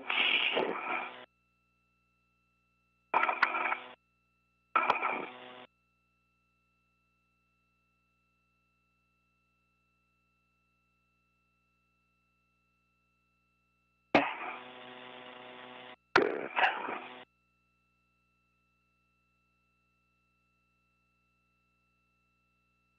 It looks like they came back to the WIFX, just so you know. That's okay. Okay.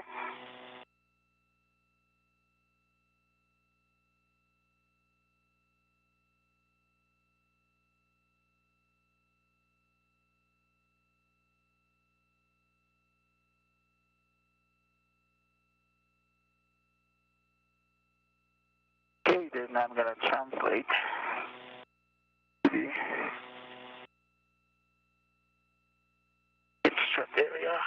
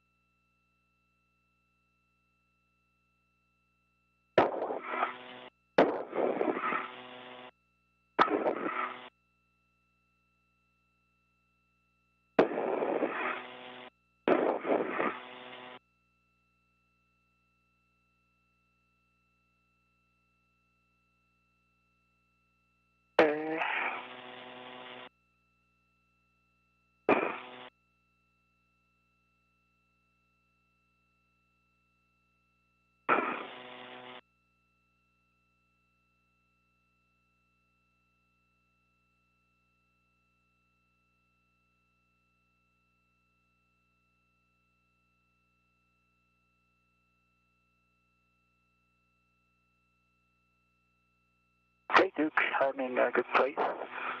Okay. Nice work, guys. And Koichi, if you could just check that your safer handles are down as well. And then, Duke, you can extend the strut to Koichi.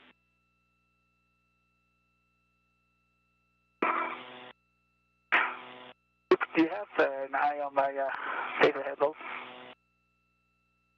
Let's see, if you move your right hand up, Right hand up. can you swing your PGT forward? Yeah, your right saber handle is down. Okay, that's good. Okay. so much, Koichi. And then the left side? That's right, yes, it's Okay, right. good. Okay, great. Thank you, Duke. It's in a safe handle that down. Copy. We appreciate it. All right. For that mast canister side pad, just check that the arrow is pointing up. And once you've got it from Duke, engage the right side first, then press in on the left. See that? Okay, arrow is pointing up. Okay. Duke, could you hold it there?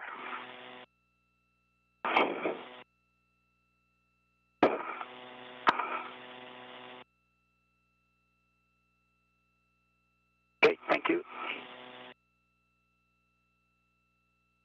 Okay, right side first.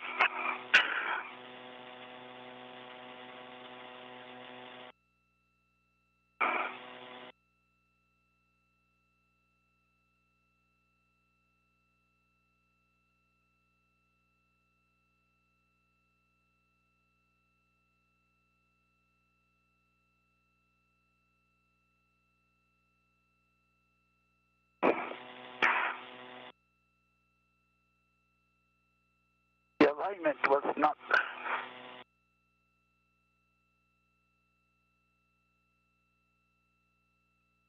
Okay, try that again. On the right side.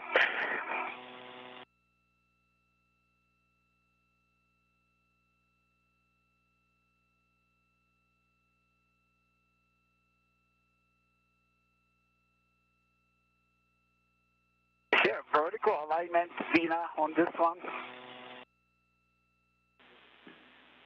Checking, Koichi. I think there is a sweet spot that you will need to get it in, but I don't think that there's any marker on it. Let me check. Okay. Okay. I think it's in the sweet spot now.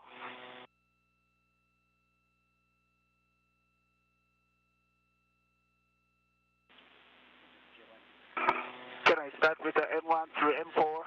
Yeah, you got the side pad engaged? It is engaged. Okay, perfect. We'll have PGT settings for you. That's alpha 2, clockwise 2. Alpha 2 clockwise 2. On the red PGT. Affirm. And you'll be going 2 turns on each of those bolts. Each returns.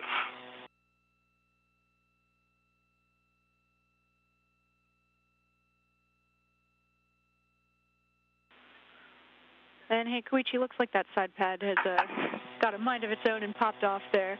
Okay. Okay, that's that. Okay, I'll do it again. Okay, Duke, I'm gonna go again.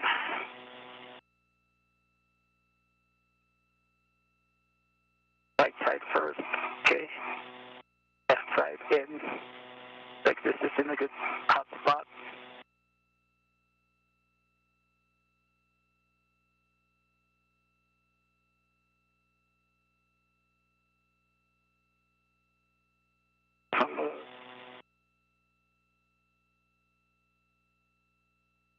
Okay, clockwise 2. Set alpha 2 set. Copy, Koichi. Take 2 turns on M1. 2 turns on M1. Copy, Koichi, and stand by. We're seeing a little bit of movement in that side pad. If you could just kind of push on it or give it a little bit of a pull test.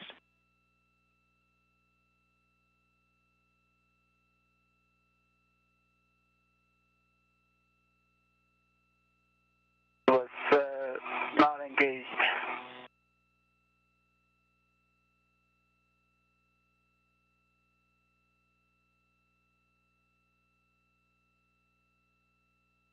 Is there a soft dock feature to this one? Affirm, there is a soft dock feature. So if you start from the right side, there's kind of a lip that you have to engage underneath the plate that you're driving the bolts into. Right. So see if you can get that hooked I first. understand that. Yeah, and then press down on the left side. try that again.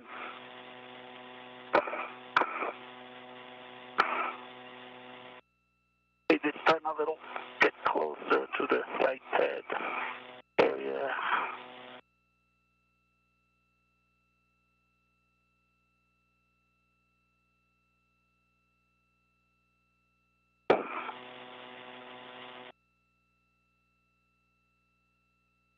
Okay, can I move it a little further?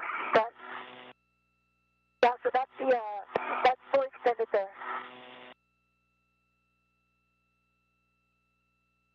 Enough room?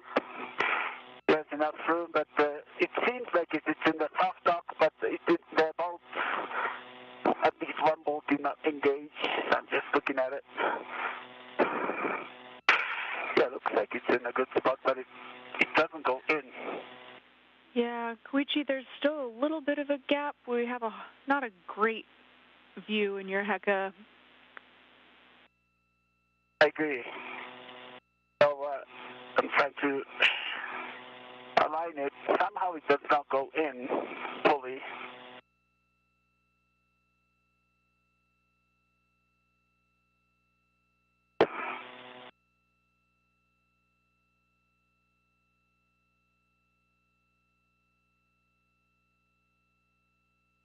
Looks like this is a hot spot, but it just doesn't go in. Okay, copy that, Koichi. One thing that might help is having Duke add some leverage on her end. And just to correct one thing that I said earlier, there's not actually a sweet spot vertically in that alignment. The soft dock should work anywhere vertically on that physical structure. Okay, understood. So this time I will have Duke push in. Is that right? Yeah, have her push it in and towards you. Right, okay. Can I do that, Duke? All right, collapsed again, hold on. Let me go to a different angle.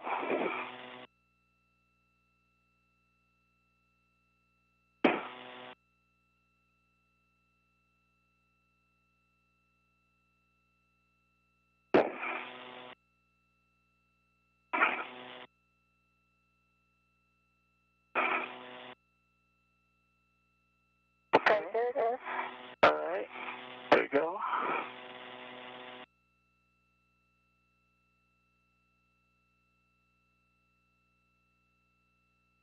When you have the right engage, let me know and I'll move my end. Okay, looks like it's in a good spot. Could you push? It doesn't. The scene I'm looking at, I don't know if you see this Heka view, but it just doesn't go in. Looks like it's vertically aligned to me. It's symmetrical on the upper side and lower side. But the left side of the pad does not go in.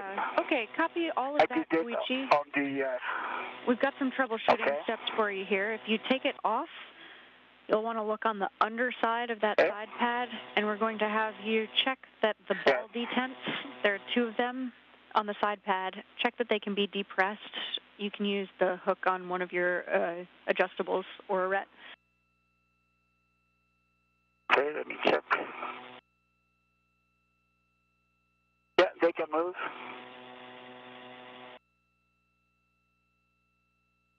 The detents can move. Copy that, Koichi. Stand by.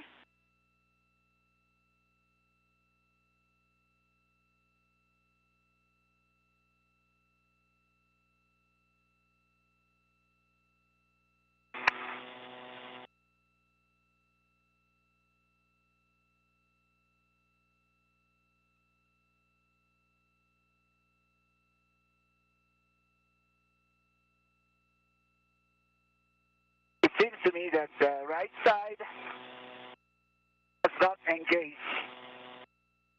What I mean? Okay, Koichi. So on the right side, you'll see there's kind of a tongue on the soft capture mechanism.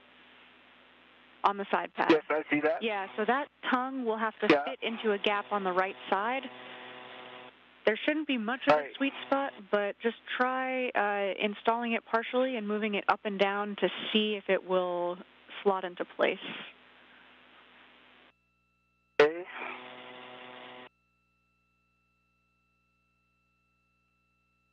Say that again.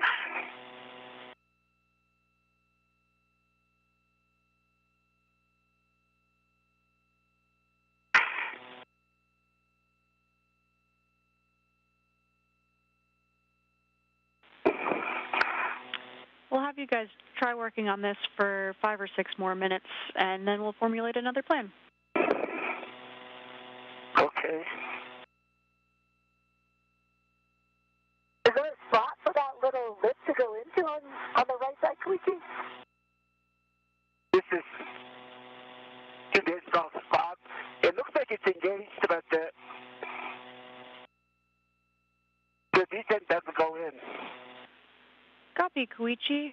I'm wondering if that MLI on the left side is in the way, left or the right side.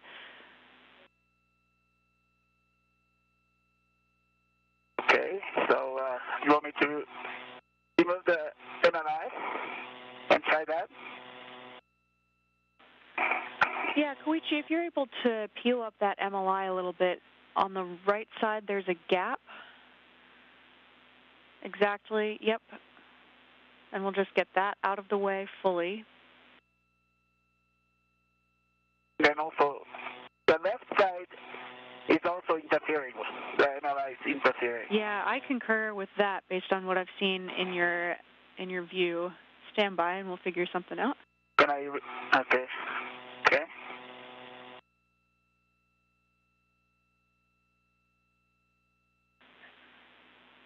Koichi, you can peel up the left side of the MLI as well and try to get that out of the way.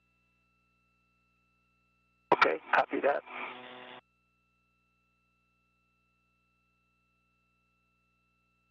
Looks like it's glued onto.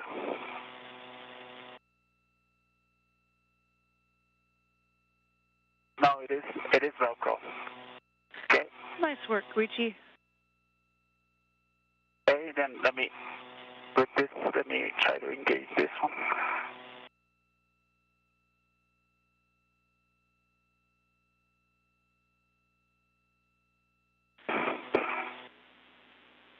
Duke, just checking in. How you doing over there? Good to go. Copy, thanks.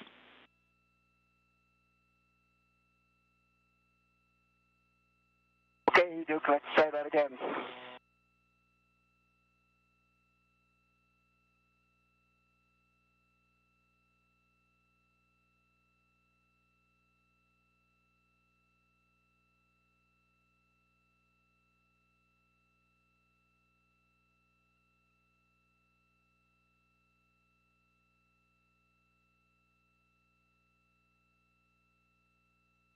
Unfortunately, no joy.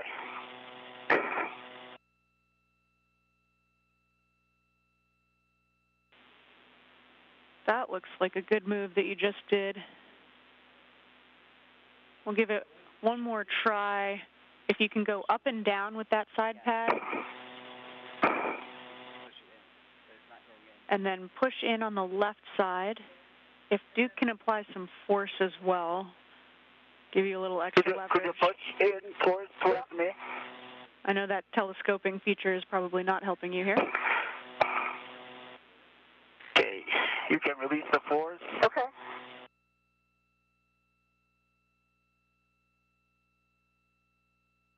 Okay, could you do it again now? Okay. Push it. And hey, Koichi, It just doesn't engage, also, Gina. there's the ring on the pit pin at the top, right by where your right hand was just then. See if you can flip that back. Make sure that that's not in the way. Okay, now it came off. I'll put it back. This ring is not interfering. Quickly, from this angle, it looks like I don't see the lip for the right side to engage on the back canister. Okay, let me put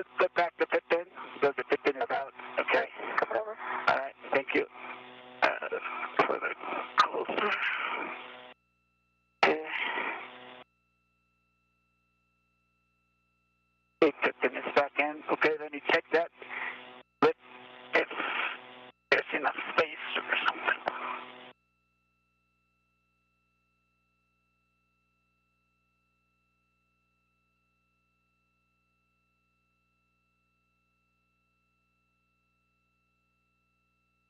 Dina, do you have a Heka view? Not quite, Of this, Koichi. You're a little too side. far to your right. That side pad How about now? is a How little about to now? the Can left. you see that? Negative, Koichi. We're probably going to have you pull off of this task, and we'll just put this strut back in the bag. Okay. Copy that. Dina, do you have a good Heka on mine?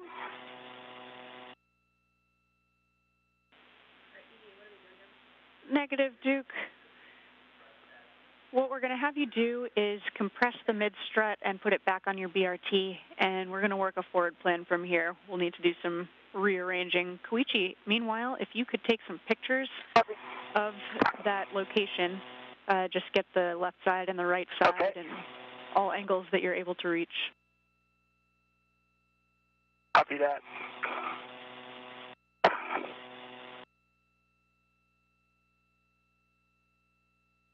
What were you trying to say? Did you say that? I was just not seeing like an area where that lip went into. It just looked different to me. On this side? There's a flange. There are two flanges on this side. I don't know if if you have Duke's Heka camera, but Yeah, I can yeah, see those it in two yours. flanges were pointing at. These flanges is interfering with the side pad. Yeah, like it doesn't look deep enough to fit this lip. It looks different than The other side? well, it just looks different than I think what maybe what I expect. Yeah, we copy everything. Quick handover here.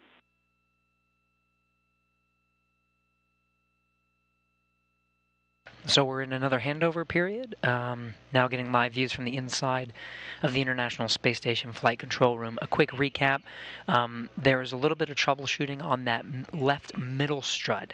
It didn't seem to soft dock properly to that side pad on the mast canister for them to get a really good, secure latch to it and allow them to drive the bolts.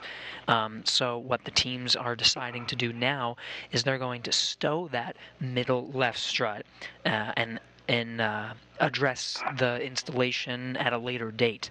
In the meantime, Koichi Wakata is taking photos to allow the ground teams to assess and troubleshoot and come up with recommendations so they can address it the next time they're out there to install it. But it looks like they'll be just leaving it in the configuration with the upper triangle, the right middle and right lower strut, and then the left lower strut.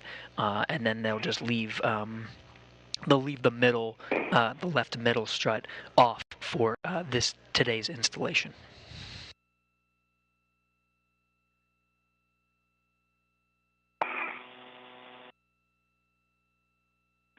All right, crew, Okay, we're back with you. After you're done taking that.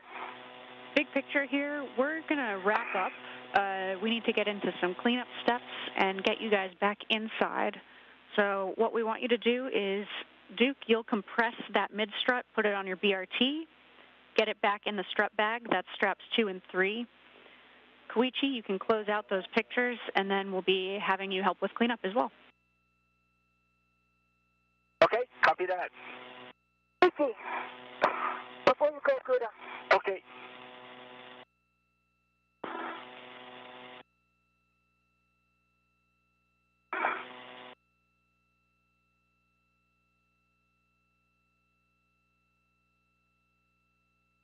Sit down. You do one here, too? And then be there, Duke.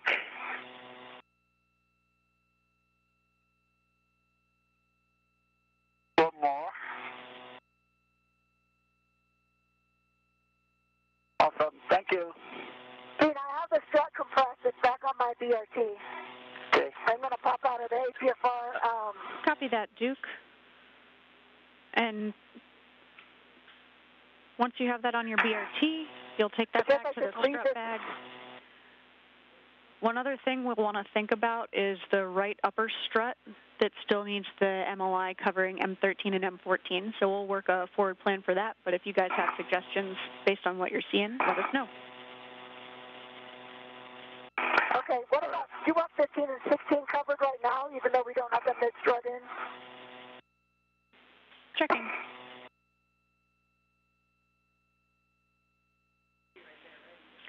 Yeah, A-firm, Duke, Okay. if you can do that, Peter, that would be great.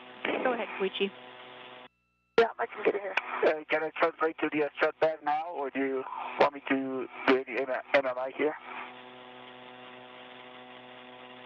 Koichi, we'll have you do the right upper MLI to cover M13 and M14. Right upper, okay. And yeah, you can finish putting that MLI back that you took off there. Okay, yeah, I'll do that. You know, what about right mid? Are you going to want that MLI over the collarbone? Yes, Duke, we will want the MLI over those collar bolts as well.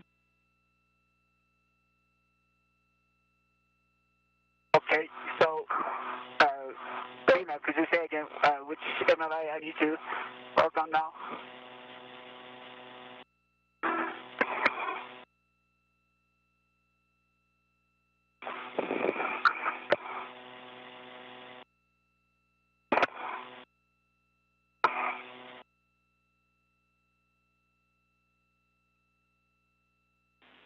And hey, Koichi, before you depart, if you can tuck that MLI a little bit better, just make sure that everything's covered there. See that?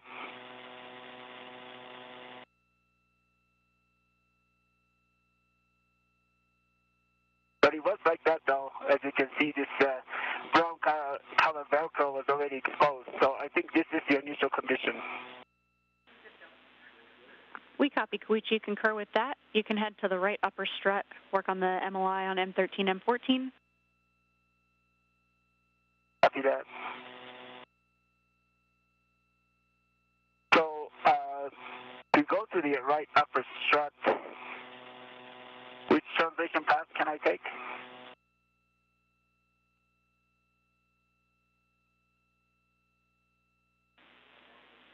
Koichi, we'll have you just backtrack the way that you got there in the first place. Just go back around. Right, oh, excuse me, not the left, the right side. Okay, copy that. Yeah, correct. Yeah, the right side. Yep. So. Yeah, sorry, sorry, I thought it was the left side. Okay, copy that. So, Zena, do you want me to roll this APFR over so I can get and he unrolls the MLI on the right side, I can grab it?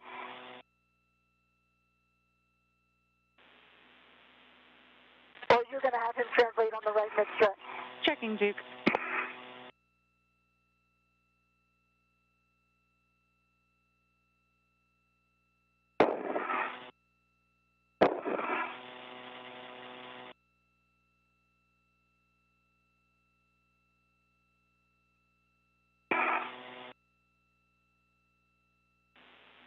Duke, let's have you prioritize stowing that mid-strut back in the strut bag.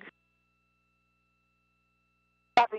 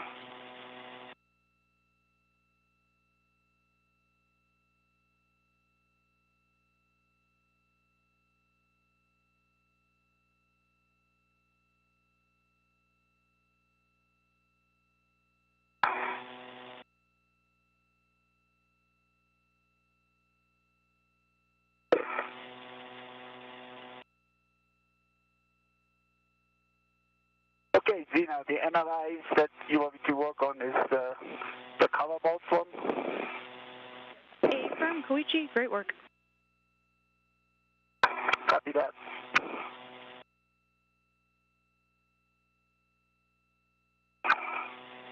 And Duke, for you, for that mid-strut back in the strut back, that'll be straps 2 and 3 ideally. Copy.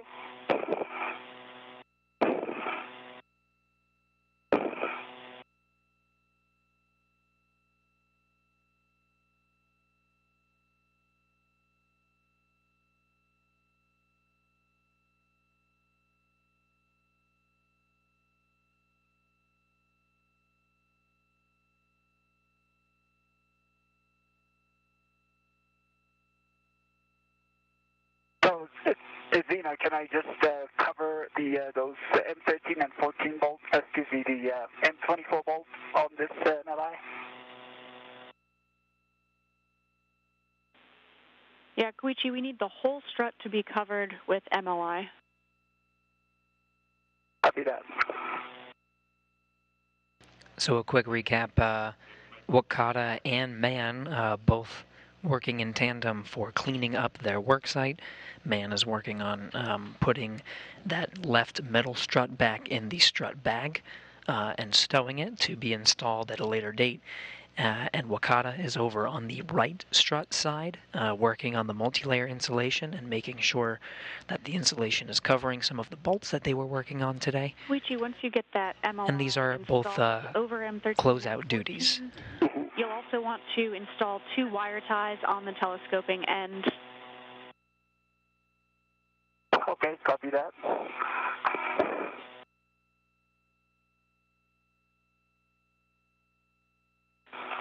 And Duke, for you, after you get that mid-strut stowed, we'll want you to translate to the APFR and grab the PGT and torque wrench.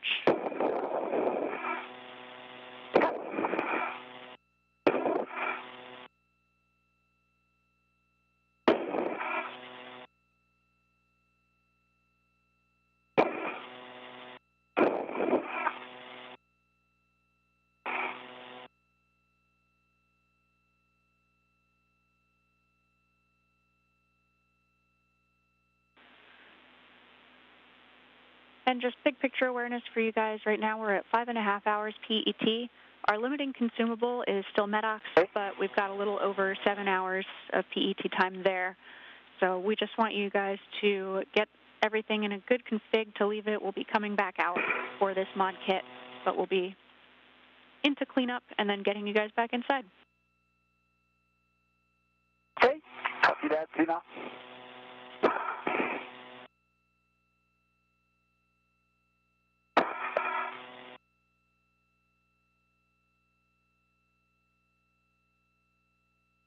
This NLI, does NLI that covers the M24, does it go first, or does the NLI that covers the M13 and 14 goes first? Or the order doesn't matter?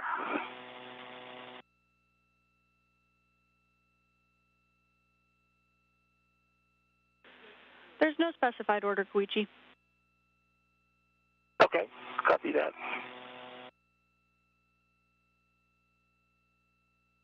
See, I'm thinking about putting the strut in the middle of the bag, like towards the end where it came out. I think that might be a little more, like, symmetrical would be better. Do you agree? I like that plan, Duke.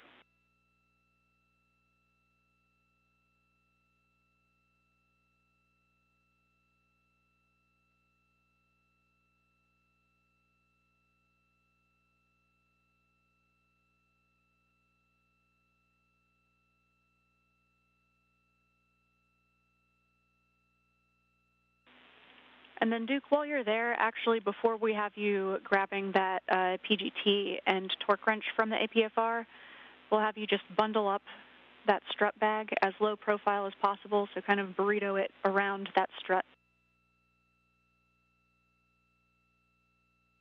Okay, so the PGT and the torque wrench, they were going to go back in the cable bag still? Yeah, they'll be going back in the cable bag eventually. Okay. Same with the GoPro and mutt end effector. Copy.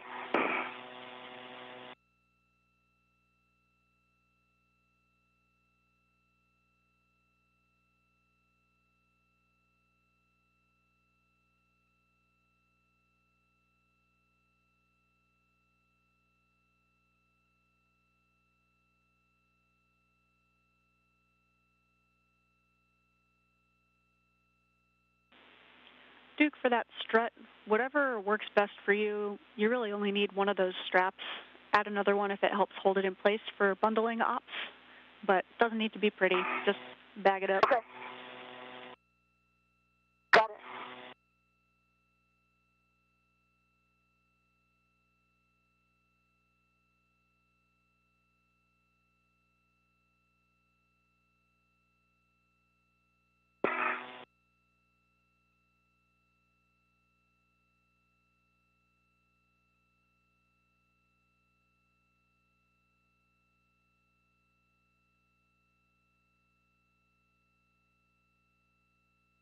So I've got it routed to the bag, Gina.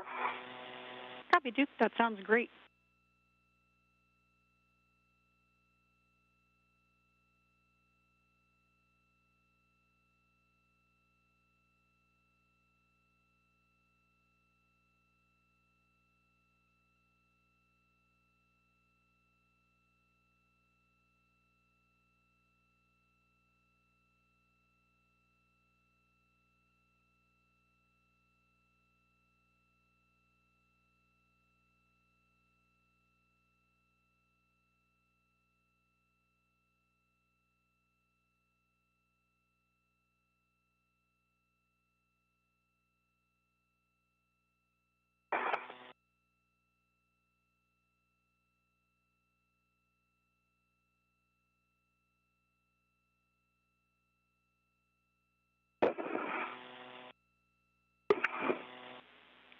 Koichi, you can add a wire tie right where your hand just was to help keep that flap closed.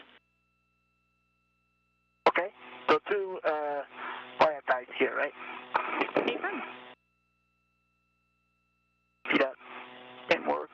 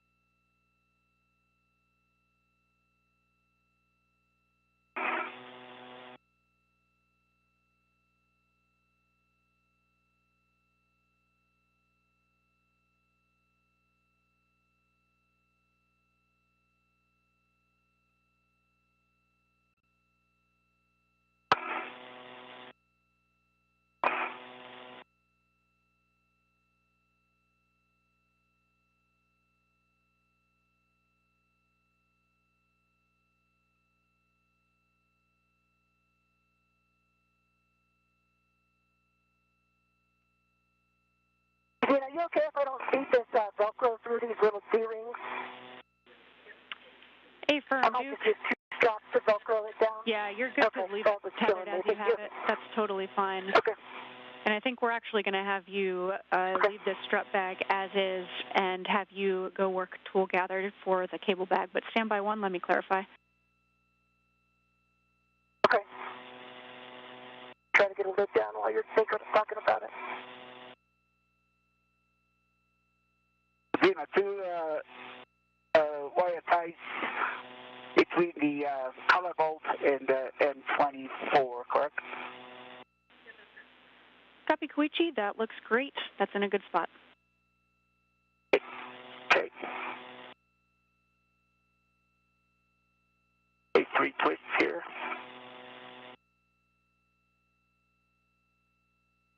And Gina, another one. down, right, close to the color bolt. Yeah, you'll be exactly that. Okay.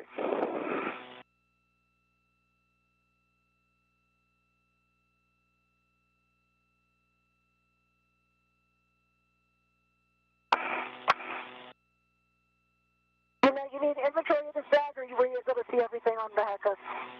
No, we've been watching on Hecka, Duke.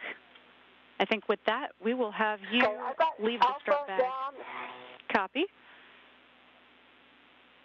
and then let me get Delta since I got it in my hands here. Okay, copy.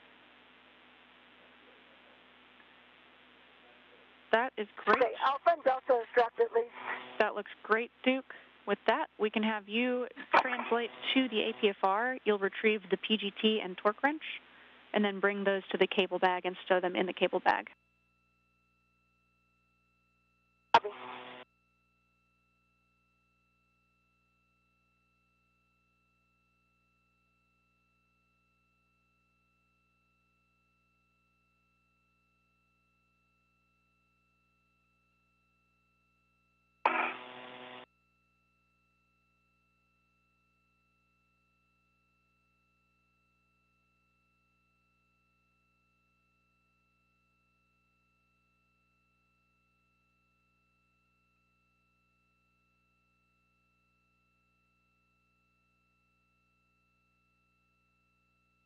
Is this a good spot for the second wire tie? That looks great, Koichi. With that, you can finish up there. We'll have you translate to the strut bag. You're going to be finishing folding the strut bag, make it low profile enough for you to take it back inside. You'll be stowing it on your BRT, and then translating to the anchor hooks. Okay. Okay, Koichi, I'm right beneath you. Okay. Copy that. Your tether is above me right now, so... Okay. Let me finish this up, and then I'll translate down so that I can be clear. I need to, I don't want to crisscross with you. I just need to grab this PRGT and this, Okay. ratchet, and then I'm going to be outboard or inboard of you, so... Okay. I will stay here then until you clear. Okay. Yeah. Then it should be good. We like that plan. Do you see my safety tether? It looks like it was kind of routing. So your safety tether Not is on along the phase left. one. Can you see it? Yeah, it's yeah, I see your safety tether. And then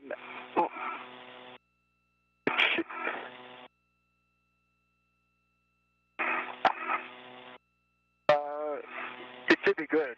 Okay. Yeah.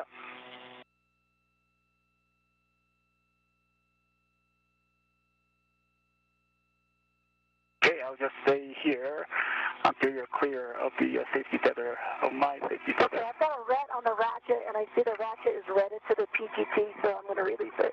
Okay. Copy, Duke. And as you pitched forward just then, Koichi's safety tether went between your legs, so just be aware of that. It's clear now, but it's in the zone. Okay. I am marking. All right, then with that, I will translate. Not yet, Koichi. I'm still here. Yeah, I see you. Yeah, so I will stay here. I need to go inboard, though, just so you know. Right. And I will start translating.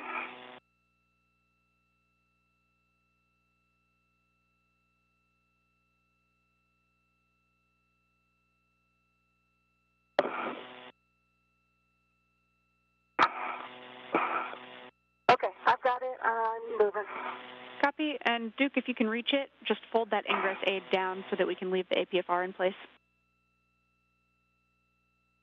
We're going to leave it, okay? And I did roll it back to Foxtrot just for your bookkeeping. Okay, copy. We'll track that. And Duke, we can either have you fold that ingress aid down, or Koichi. We'll leave it up to you.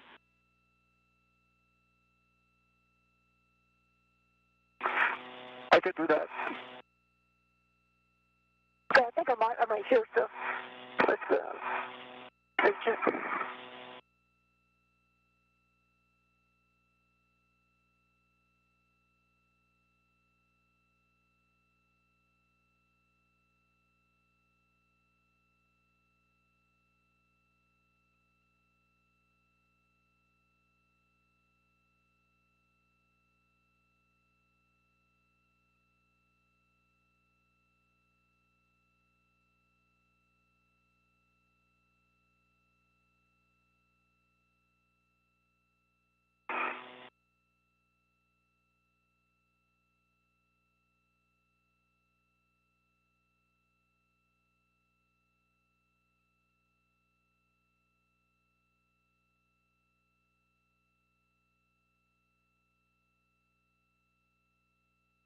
it's collapsed and folded down.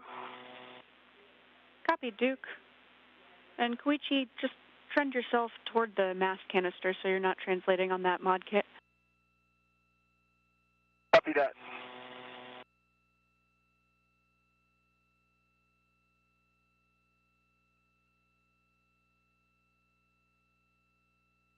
Hey, Koichi, am I clear at your safety center? Yes, you are. Okay.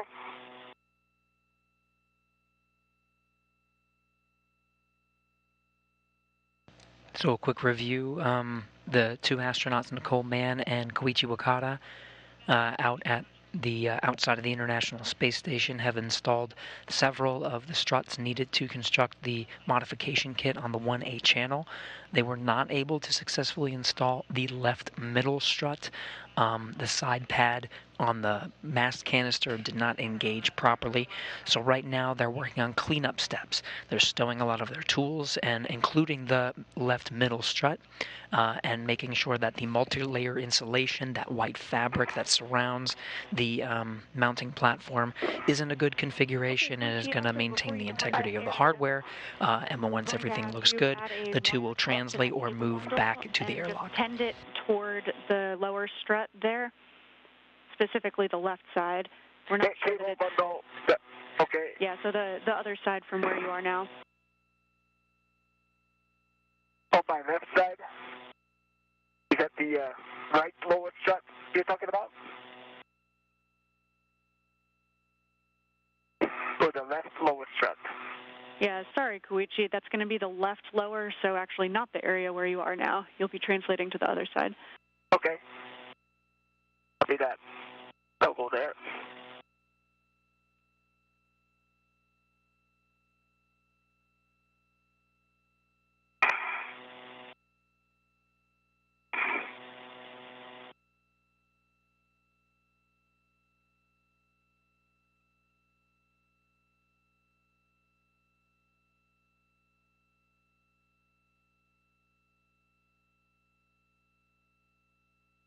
Then do I need to translate the around this TV graphic fixture side, or can I just translate around the GA? Checking, Koichi. You can go across the APFR, Koichi. Yeah, Koichi, unfortunately you'll need to go down and around to the other side and then back up. Okay, copy that. Just checking. If you want, you can try to see if you can reach. We just can't have you translating on the mod kit since we don't have the collar bolts torqued. Right, understand that. But so I can try translate around the BGA, right? That's great. Okay, yeah, I can translate this way. Yep.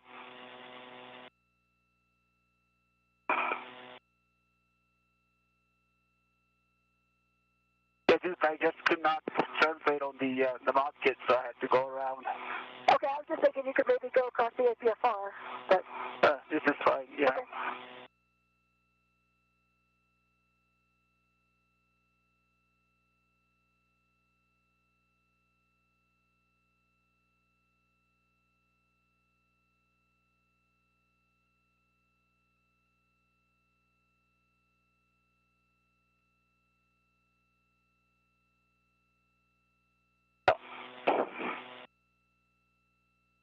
Have to take that back.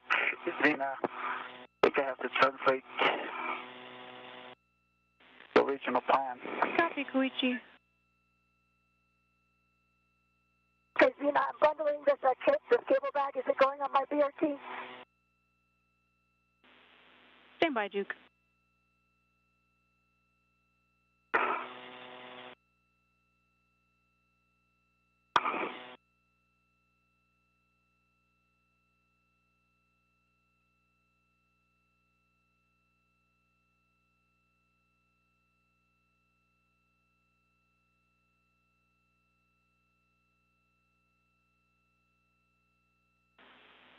Duke, first we'll have you grab the MUT end effector with the GoPro, stow that in the cable bag, and then, yes, you will be putting the cable bag on your BRT and getting ready to head in.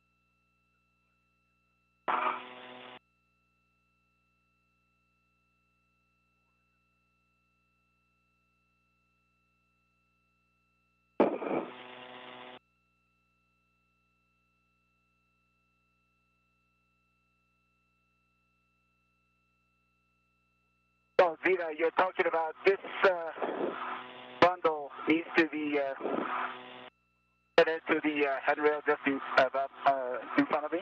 Yeah, that's correct. It's already wire tied. Just put the one wire tie on the lower strut, with 3 twists. Same as the right side. Right. Yeah. Koichi, big picture, that trunnion pin that your right hand is on right now, we were worried that the cable bundle might snag on that when we go to rotate the BGA, snag on that or on the APFR. Okay. So we just want to tend it as close as possible to that lower strut just to make sure that it'll clear. Okay. All right. Copy that. Then looks like what Dick did is securing one side, so I will tie one more tie around the handrail on the this is the one alpha left side bundle. That sounds great, Koichi. Good plan. Just get that big loop of the bundle as close, tight into that left lower strut as possible. And then do I need to add a wire tie, or can I use this wire tie that already exists? Yeah, you can use the existing one. Okay, copy that.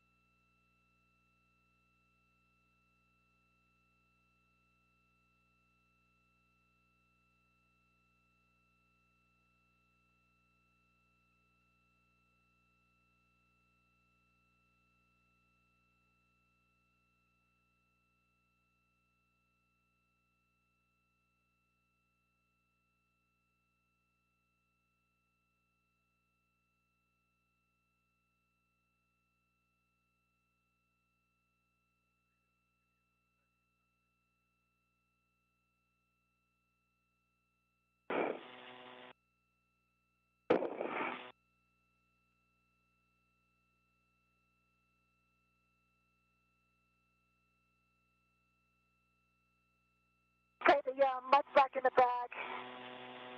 And I'm going to bundle it all up. We'll read it back to the bag. Copy that. Yeah, if you can read it in the bag and then close up the cable bag. Okay, Zena, that's this existing wire tie in 3 twists to the handrail on the lower strap. Copy, Koichi. I see that in your HECA view. We'll make sure that everybody agrees, but that looks really good to me. And I'll have some big picture words for you in just a second about our final steps to get you guys ingress. Okay. Okay.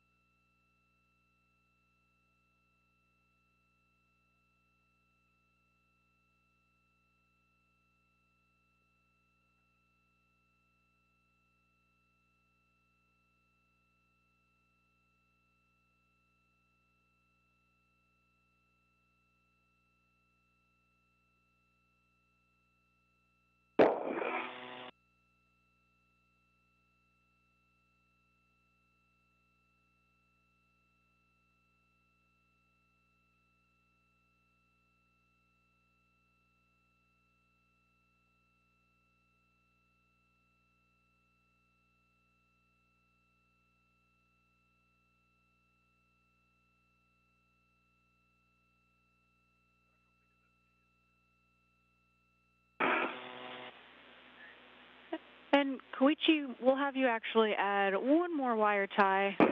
Looks like the loop of that cable bundle is still hanging down a bit towards that trunnion pin, and we're not convinced that it will clear.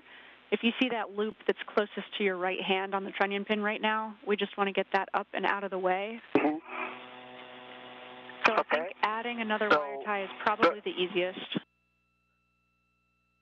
Okay, copy that. I will do that.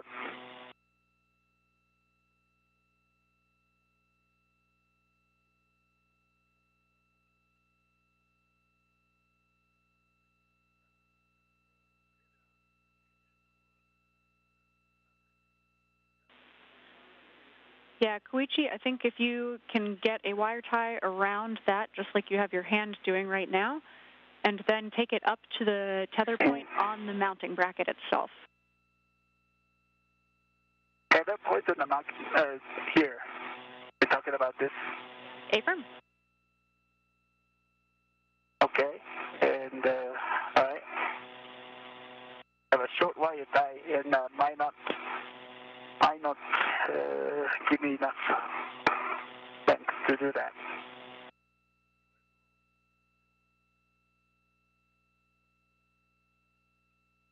Agree, Zena?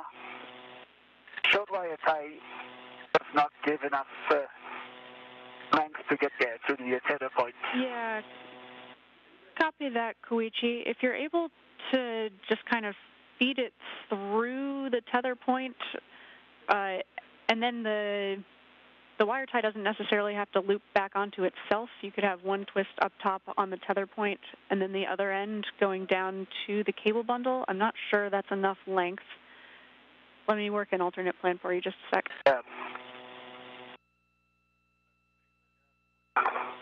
Yeah, probably not. Then I'm going to put this on my BRT and head inboard if you agree. Duke, let's have you work on the strut bag, see if you can get that any more folded and ready to go for Koichi to eventually put that on his BRT, and then we'll have you head back in. Copy.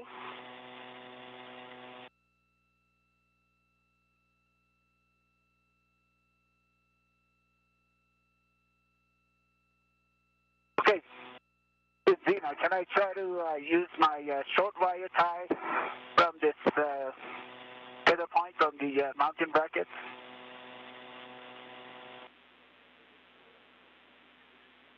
Affirm. Koichi, I think if you take off the wire tie that you just added a couple steps ago and then move the whole thing up higher. I did not add or sorry, the one that was already the existing wire tie, undo it from where you just added twists, and then move the whole bundle further up that lower strut as close to the mounting bracket as possible. Okay, let me try that. And see if you can get that wire tie to kind of hug the whole cable bundle to the strut. Okay. My cooling is at 6. Copy 6, Duke.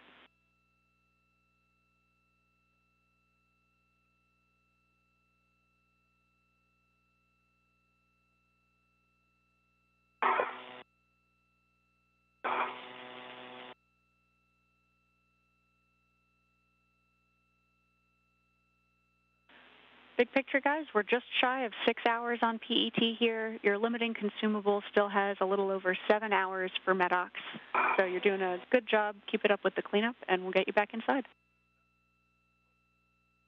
Copy that.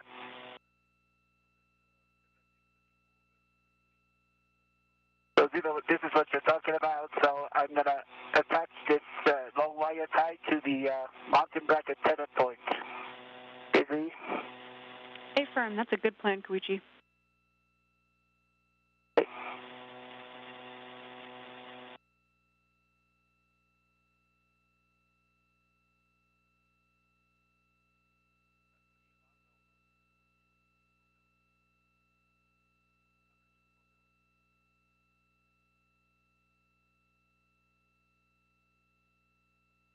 A quick review of the work done so far.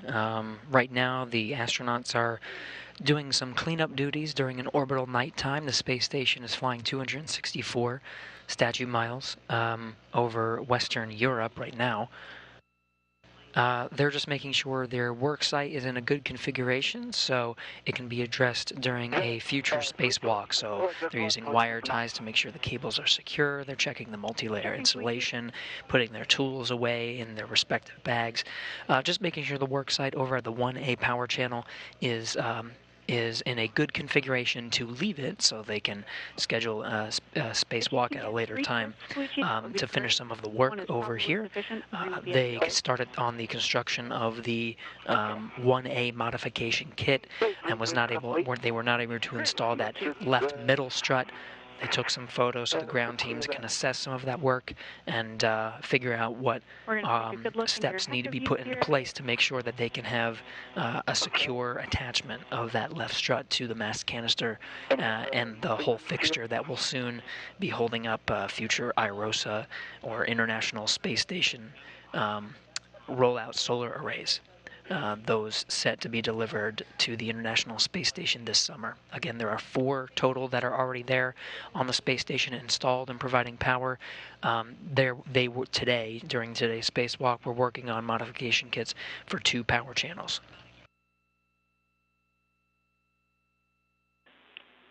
Koichi, if you could tilt up so that we can see the mounting bracket. Just want to get one last HECA survey here. Okay.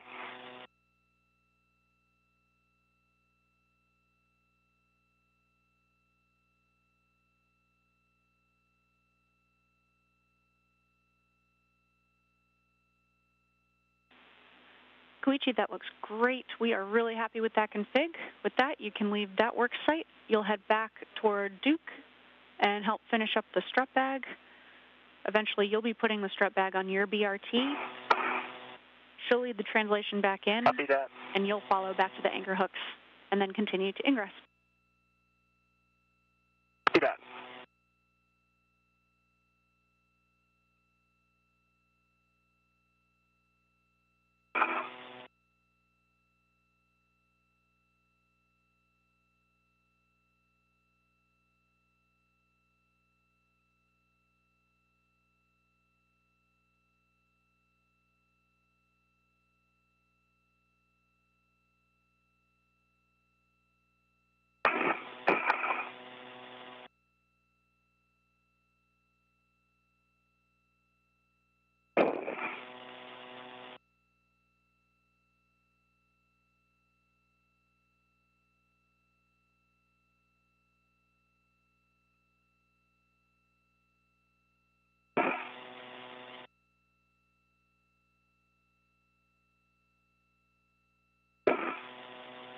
Okay, so I got all 4 straps and they're cinched down. Actually, let me get one more alpha here. Do you want me to try to make it shorter as well? Are you okay with it being long? Duke, I think it's up to your judgment. Koichi's going to be translating back in with this on his BRT, so we'll leave it to your and Koichi's judgment about what's going to work. Okay.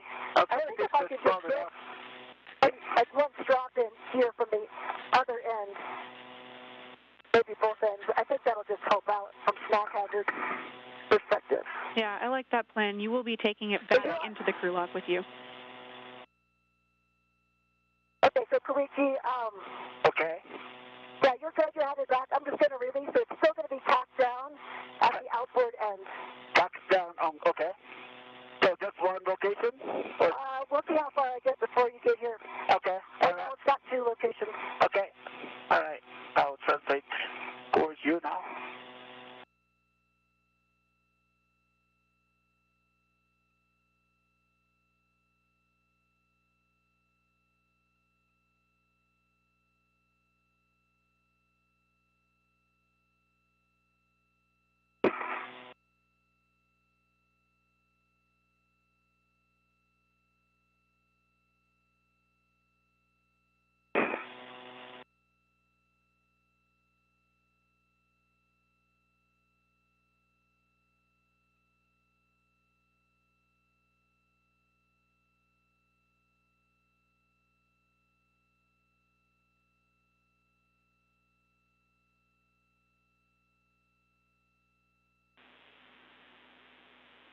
Koichi, if you also have good eyes on your safety tether, we just want to make sure that it's not going back around the mast canister and that you'll be good to head inboard from where you are. I did not go, safety tether is with me, and I'm going outboard to this PD grapple fixture area, so it's clear from the DGA. Copy, Koichi.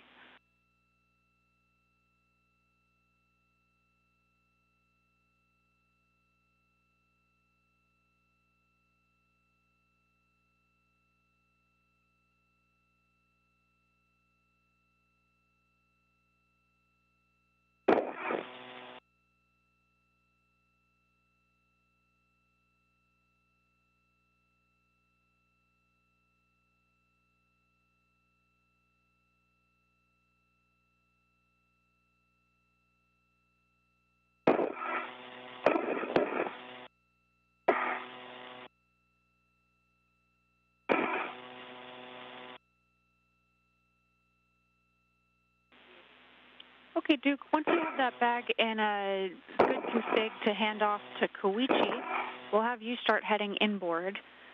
If it helps to both be there together while Koichi puts it on his BRT, let us know, but we'd like to prioritize just getting you headed back inboard. We'll get that strap bag on Koichi's BRT, and he'll follow you in. Okay, yeah, it doesn't look pretty, but it's, I think it's going to be small enough that it won't give him a problem. Koichi is packed down in one location. Okay, is that on the outboard side? Yes, yeah, Okay. the nearest you, it's got one integrated tether. Okay. Okay, and I'm going to head inboard to and grab the cable bag. Copy that. Sounds great. And I got your, let me just, before you go more, I have your tether packs here, so let me just get out of your way so I don't get tangled. Okay, I stay here, so. We copy all. We'll also take a glove and hap check from both of you. Okay, EV1. Gloves are good. Happy spaceline. And my gauntlets are down.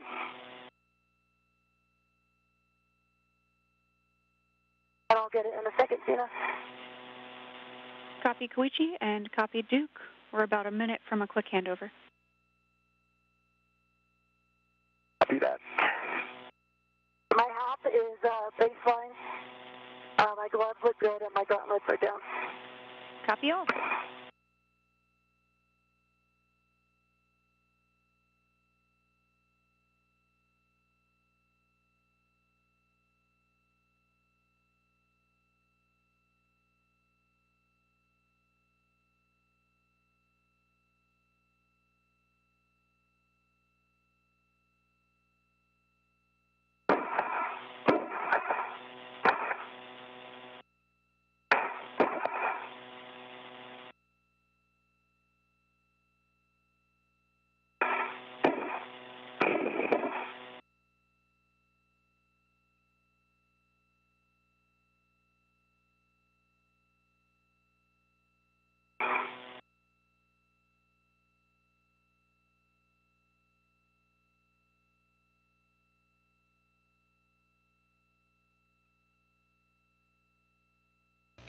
Now in another brief handover period, losing that video from the International Space Station. We'll be regaining it shortly.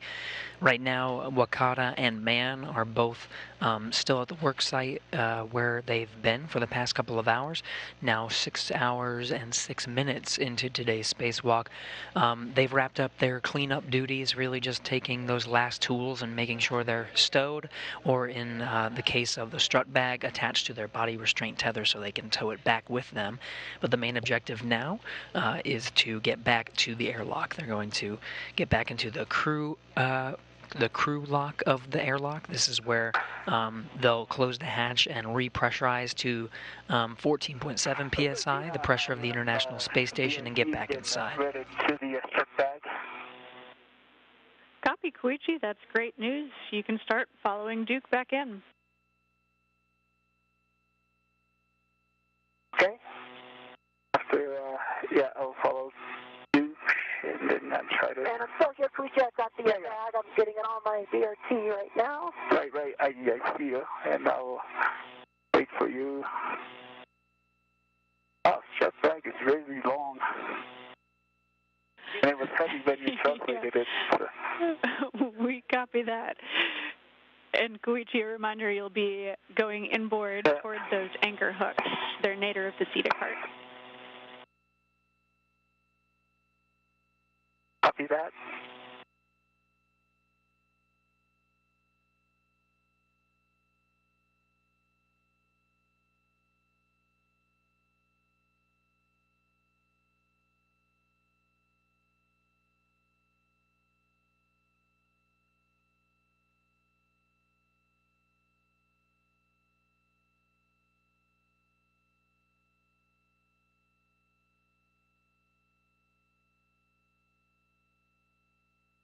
Okay, I've got the bag on my BRT. Let me just get it tightened down, and then I'll move. Okay.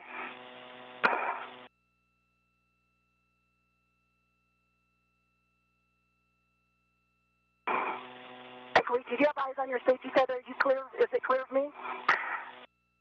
It's in front of you. Can you see that? Okay, but it's not tangled on anything. It's not tangled. It's in front of you. Okay. It's running through your media workstation area. Okay, I'll just watch it as I go. Yeah.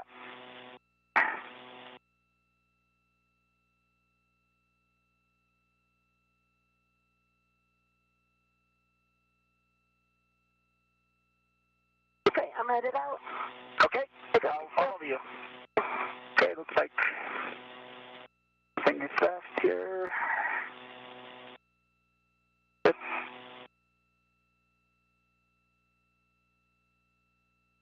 Okay, grab my logo here. Okay.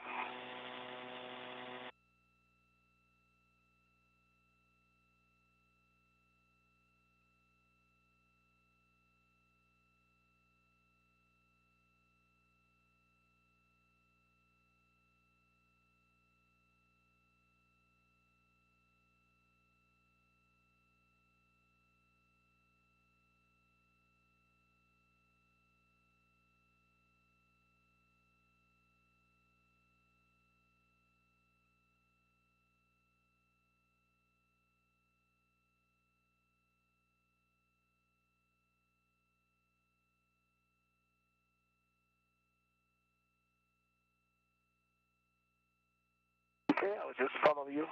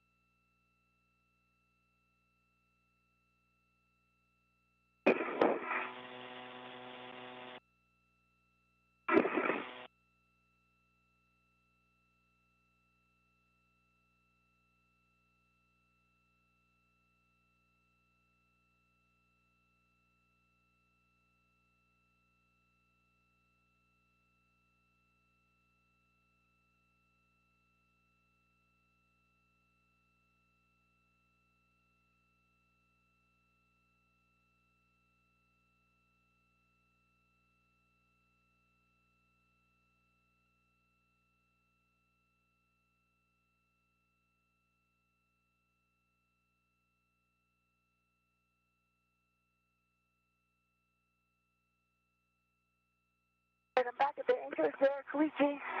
Okay, copy that. I am now behind you.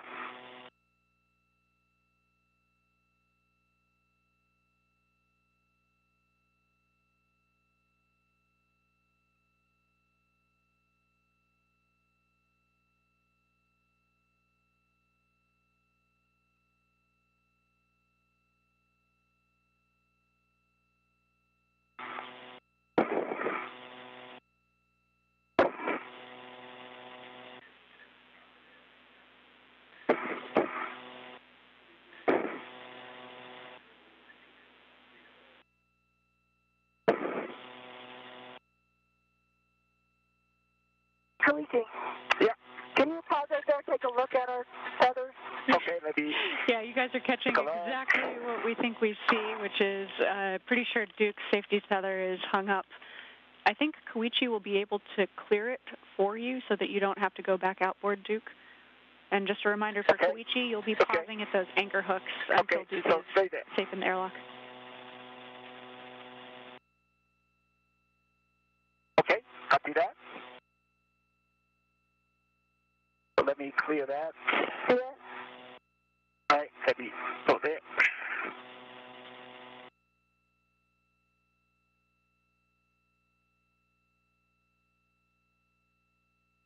Okay, should be clear now. All right, let's see.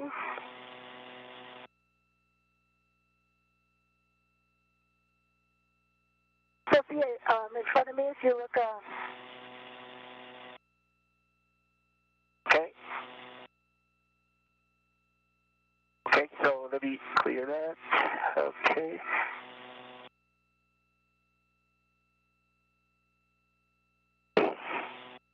All right. So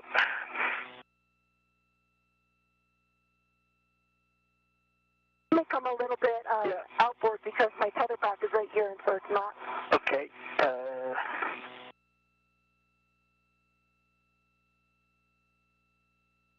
Okay.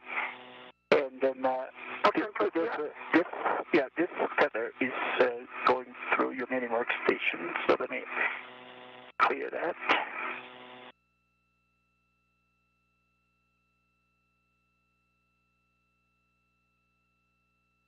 Okay. Could you hold on to the structure? Let me put a local down real quick. Yeah. Okay.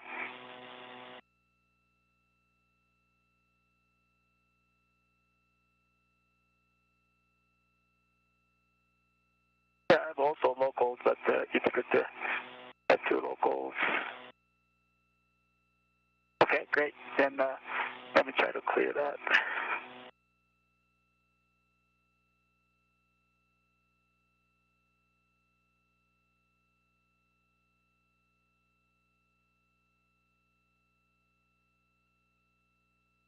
Okay. Okay. See that?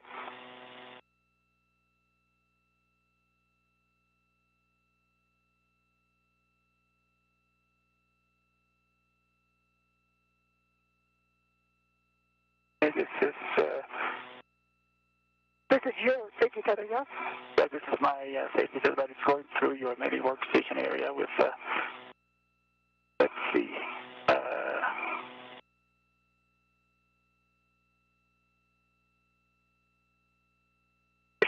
Shall I rotate like this? just a moment, don't move. I think it's just on the wrong side of this tether pack because the anchors are right by each other. Right? Right. So it's running here, and then here, it's running here, and then now, okay, let me clear on this side. Running through here.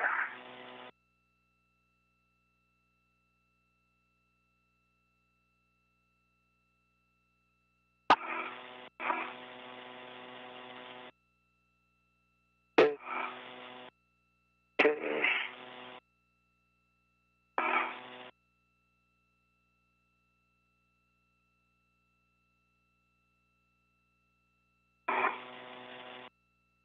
Is this your local? This is my local here. Is this your waste tether here? Did you remove this waste tether from your mini workstation? Actually. Yeah. Oh, yeah. Yeah, could you remove? Yeah.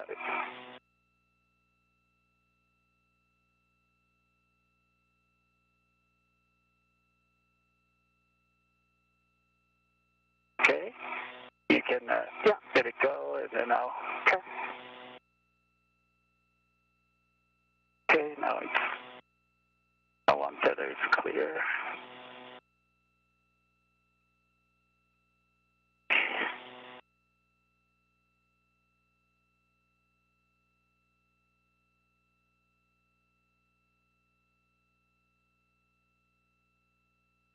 On my left side, I should have my waist tether and then my safety tether. Is those are good?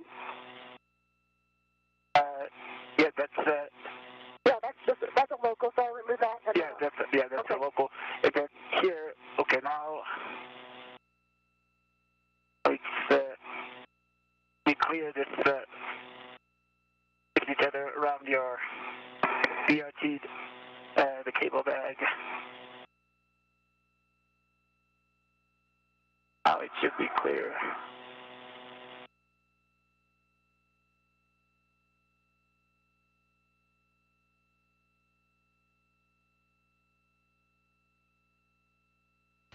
Another brief lapse in video from the International Space Station. Again, all of these are just a matter of seconds, really, so we'll be regaining that shortly and should hear voice from the International Space Station here soon. What you were witnessing was both Koichi Wakata and Nicole Mann translating or moving back to the airlock. Along the way, they were making sure that they were in a good configuration with their tethers that actually keep them anchored to the International Space Station as a safety precaution. So they are just making sure that the tethers are where they're supposed to be and where they expect them to be, and that they're not tangled. So they're working together to just make sure those are in a good configuration as they continue to work their their way back to the airlock. We're now 6 hours, 18 minutes into today's spacewalk. Black, that hook. Yeah, we're good. We're clear. We're headed You're back. clear? Okay, perfect. Amazing. I Great. think we are clear. Right. Carry on then. All right.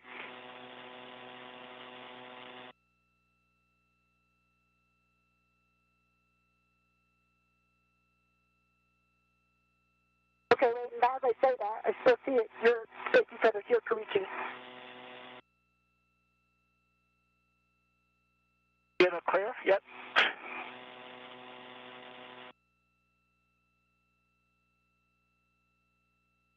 Okay, so now do you have eyes on the anchor? Okay.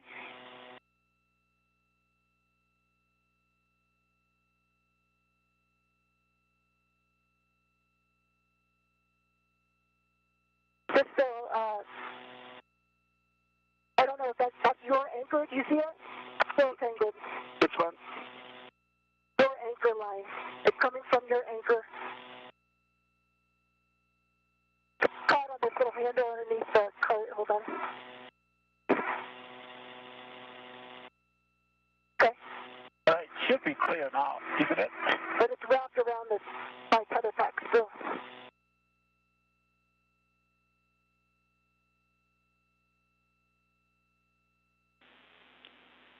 We'll leave the judgment up to you guys, but if it helps, you can put down a waist tether, lock the hook black on black, and undo the anchor hook in order to clear any snags that you're seeing. Okay, I'm going to do that. Okay. So, you know, I have my waist tether down to the handrail.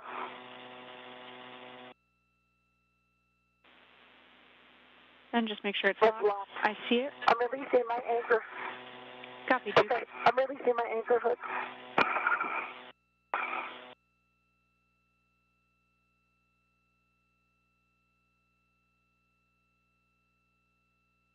Okay.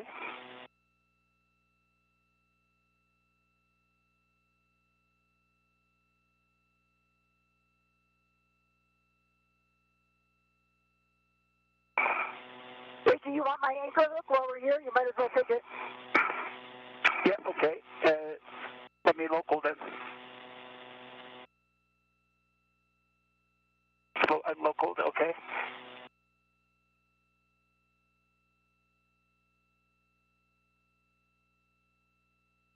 So, but this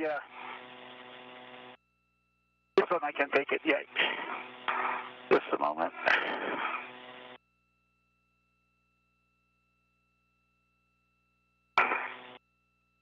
Okay, my left waist tether is attached to Duke's ankle hook. Gate closed on both sides. Hook locked, block on block. So I'm daisy chained to Duke. Okay, you happy with that low pass, Zena? Copy, we're tracking. Both hooks are locked black on black. That's a good load pass. Okay, I'm releasing my, unlocking my local and, Okay. All right. I see you're safely attached.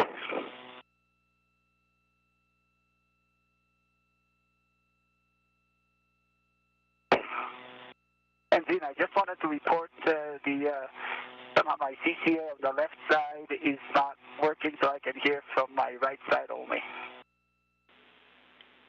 Copy, Koichi, and we'll have you guys stand by just 1 second. We want to make sure that we really understand this tether config that we're in before we send you anywhere. Okay. Okay.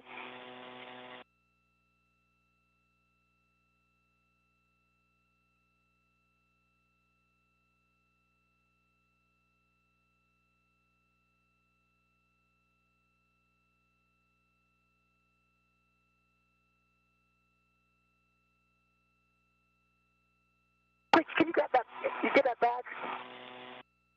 Which bag? Okay, bag. Okay. Bring it around a little bit.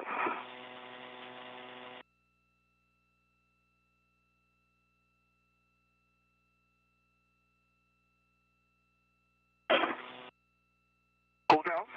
Okay, come closer to me.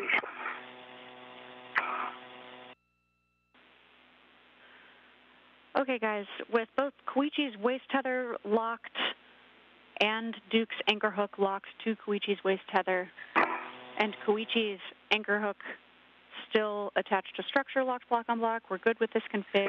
You can head inboard Duke, and we'll get you on the airlock D-ring extender.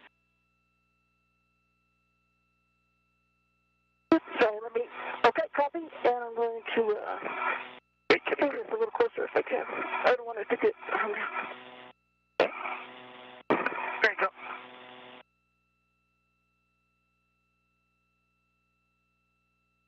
All right,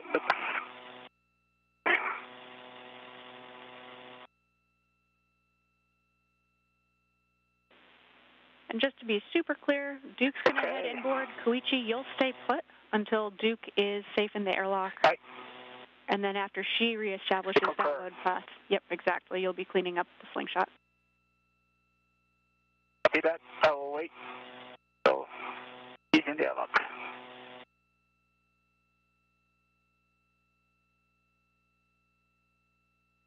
Okay. Okay, good. have it in then. Okay, you might like to, did you type the BRT? I thought I did.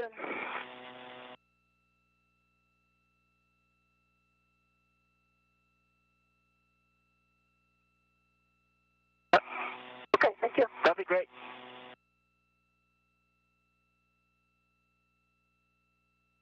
All right. I'll be following you. Copy.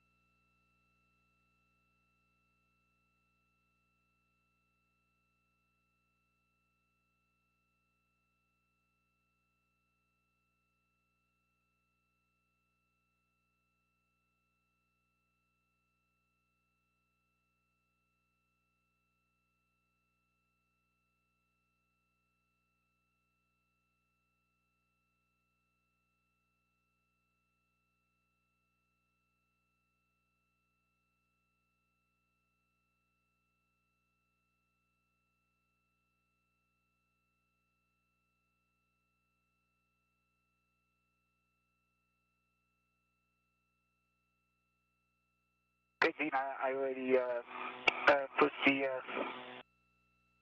red brakes on the outboard side twice. Copy, Koichi. And we'll just have you stay put. Okay, I'm on the seat card. Copy, Duke.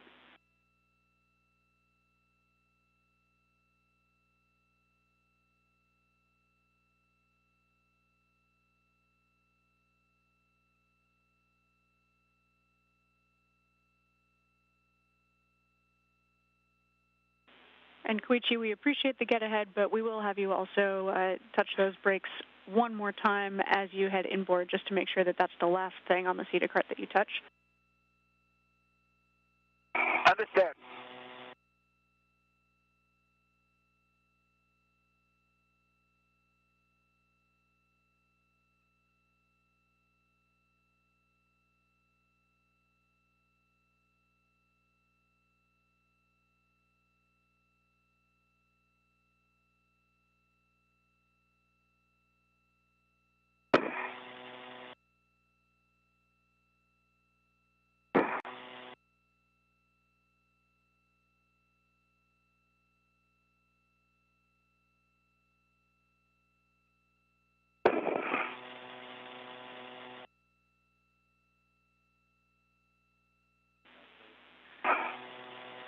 And Koichi, just making sure we'll have you stay put right where you are and wait until Duke gets back in the airlock. I'm just standing by here, just changing the local position. Copy that, Koichi. Koichi on top of the seat of spur. Okay, copy that.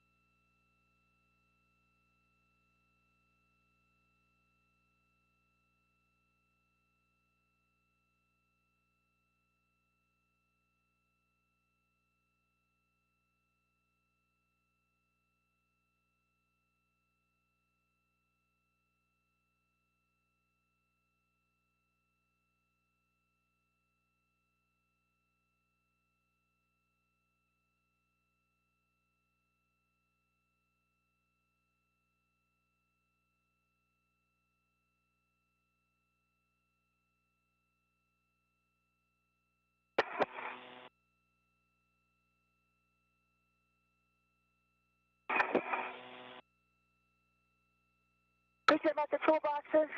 Okay, copy. I see you actually. Great work, Duke. Heads up, we're at about 6.5 hours PET. Copy.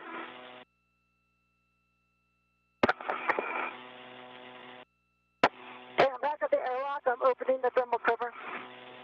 Copy, thermal Copy cover that. open. I'm about to open it.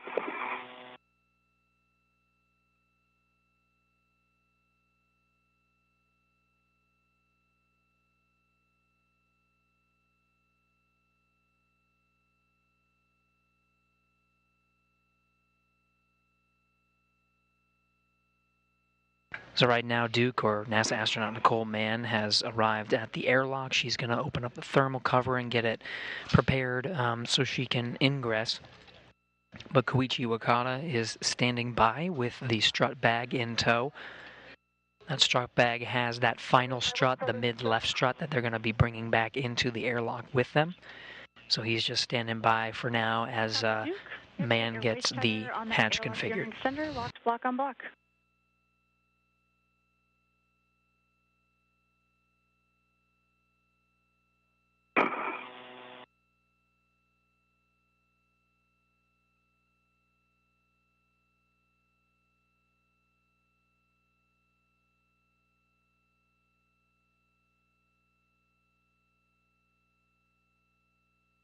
Okay, waist center is attached to the airlock D-ring extender. Gates closed, lighters locked, black on black. Copy, that's great news. Koichi, you can go ahead and head inboard. You'll pick up your anchor hook from handrail 3011, stow it on your mini workstation, and translate in. You will need to press the starboard cedar brakes and the port cedar brakes on your way in. Copy that. It worked.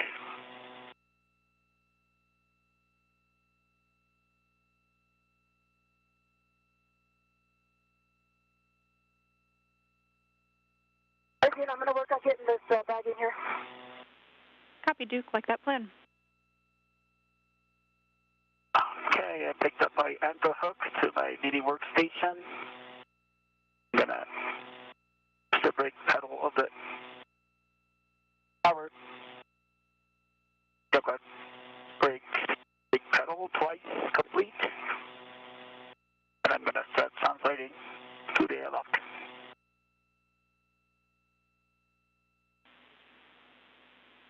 And heads up for both of you, especially Duke right now, we were tracking in the airlock one of the large small rets that's strung out is locked so that it might be kind of a loose snag hazard as you head in. Okay.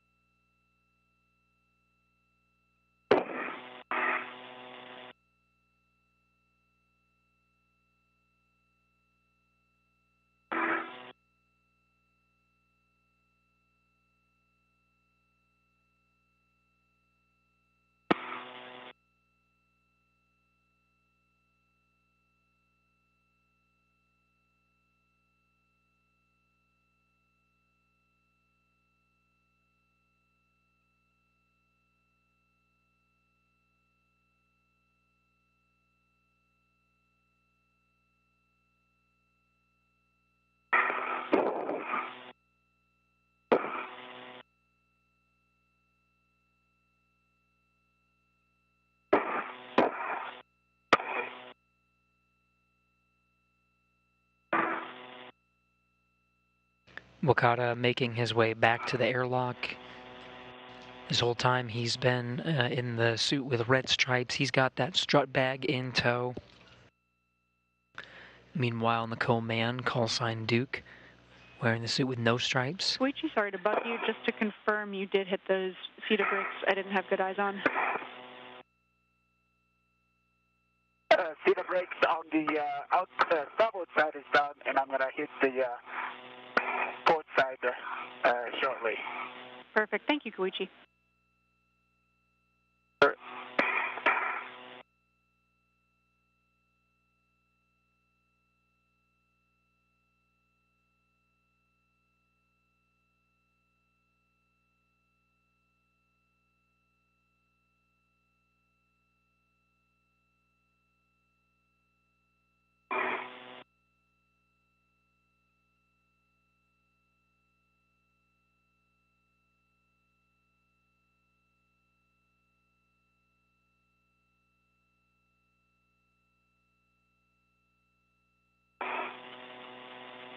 Duke, once you have that cable bag stowed on the airlock gearing extender RET, we'll have you turn off your HECA and ingress. Okay, port side inboard brake pedals pushed right. Copy. Thanks so much, Koichi. Thank you.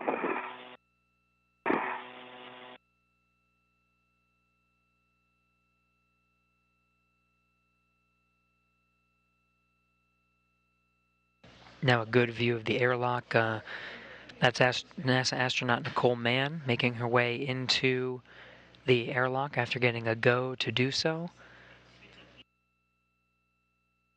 Very shortly we'll be seeing Koichi Wakata, who'll be taking up the rear and entering the crew lock last. It'll be his job to make sure the strut bag, which is currently on his body restraint tether of the spacesuit, gets maneuvered into the crew lock with them. He'll be the one to close that thermal cover, the soft fabric flap that goes over the hatch to the crew lock. Good config here.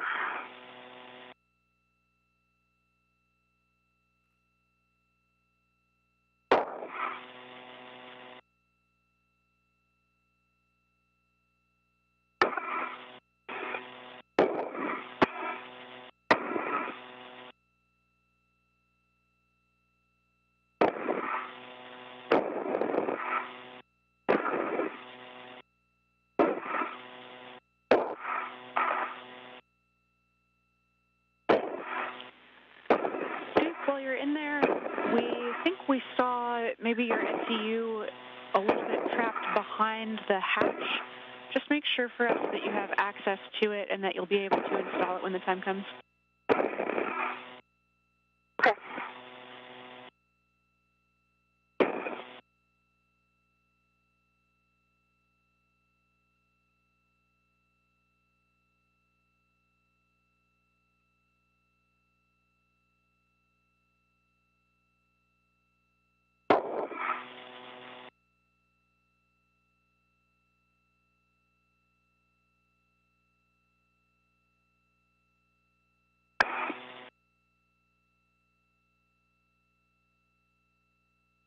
Okay, good. I'm at that toolbox area. Copy. Copy, Koichi. We see you. Okay.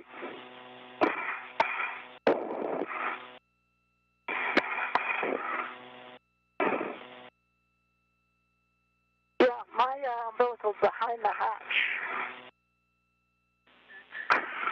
Copy, Duke. Are you able to extricate it, or shall we get you some steps for troubleshooting? Let me get a look here.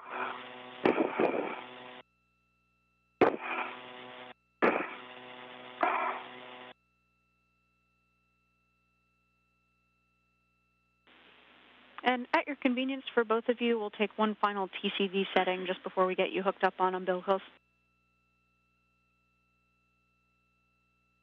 Okay, I have not changed it since my last call out.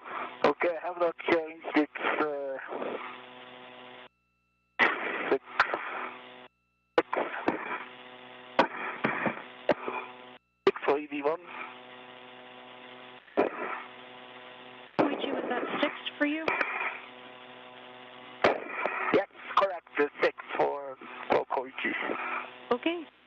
We're tracking 6 for both of you.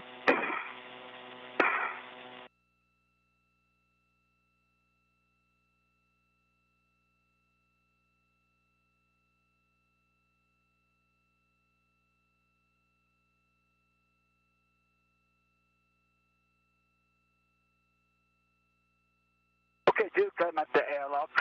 Just standing by here. Okay, I'm fighting with this SC2 here. Copy that.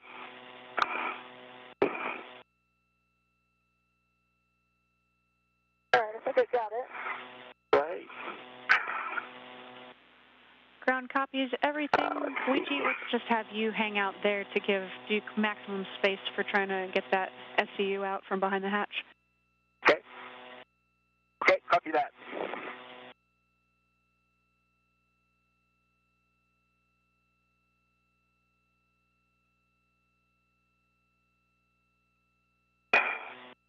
Okay, it's still tucked behind the hatch a little bit, but I have enough slack. It reaches me, so I don't think it'll be a problem. Is that okay, Zena? Copy, Duke, and you don't see any way that it would be in the way of the hatch actually operating? It's behind the hatch, so I think, yeah, it's like in the top, like the zenith corner of the hatch, so I think when the hatch comes down, that'll solve the problem. Okay, copy. I think if I pull it all the way out, it'll be more of a snag hazard, because all the velcros come off.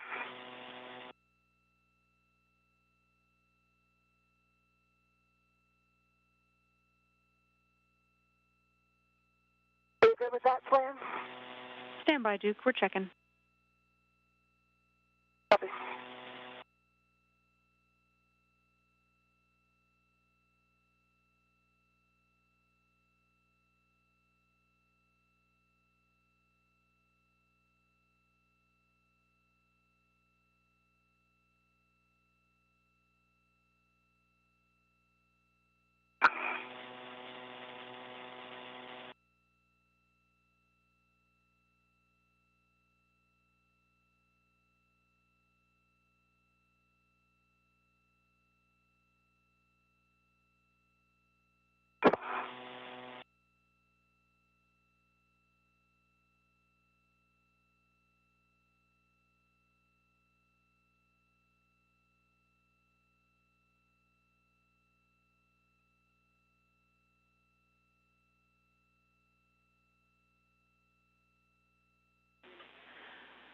Okay, Duke, if you are confident that you have enough slack to actually connect the SCU to your DCM and that it's not going to interfere with the hatch operation, we're good with that config. And Koichi, you can then continue to ingress the airlock and turn off your HECA as you ingress.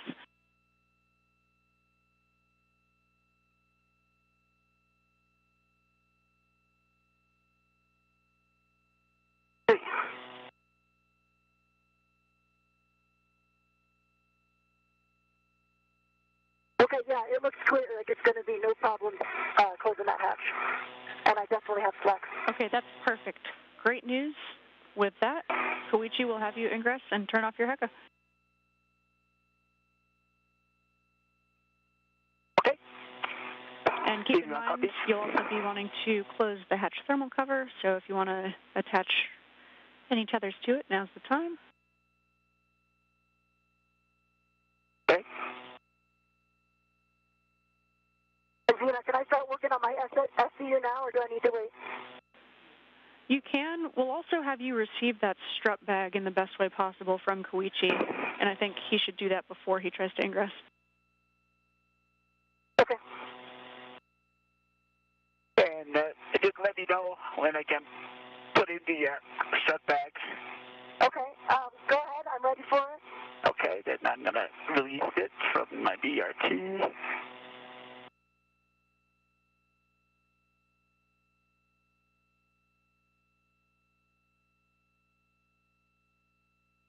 Okay, I see it coming in. It's coming at you. All right, I have the strut bag. Okay, still read it from me. Okay, let me get that down. Bye-bye. Okay.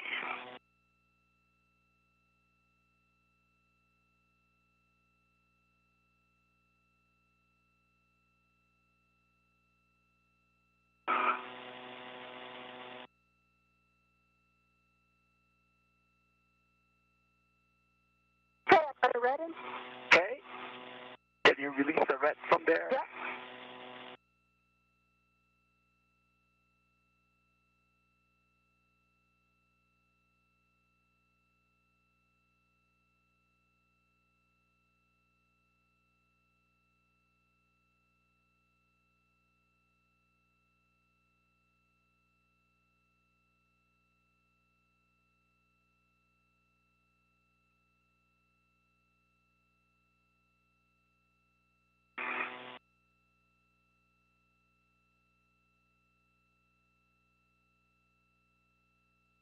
Okay, your red's coming back to you. Okay, great. Thank you. Got it.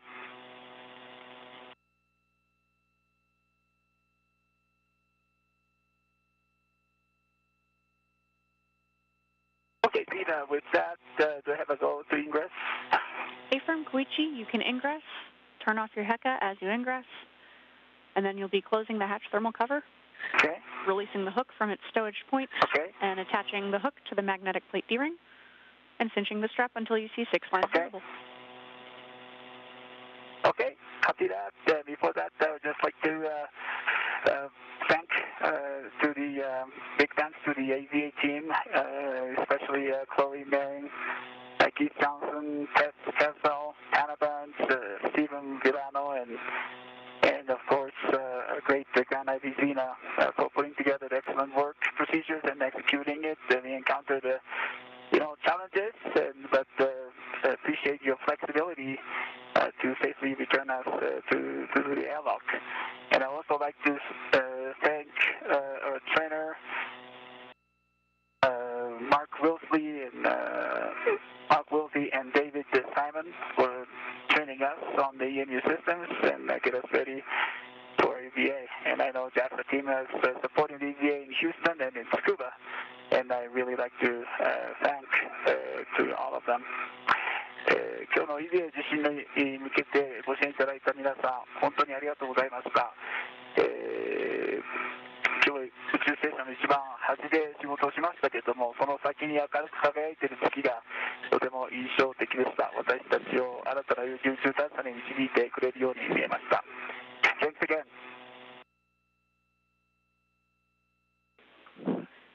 Koichi, thank you for those kind words. Congratulations on your EVA. Let's get you inside and safe on that SCU.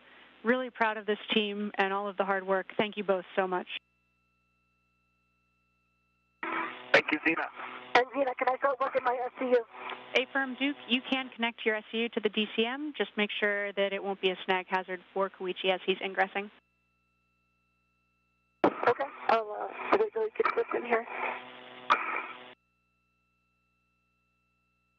Koichi, you're looking good. That strap bag is above your head. Okay. And the cable bag is Venus. You should be clear, though. Okay, let me get the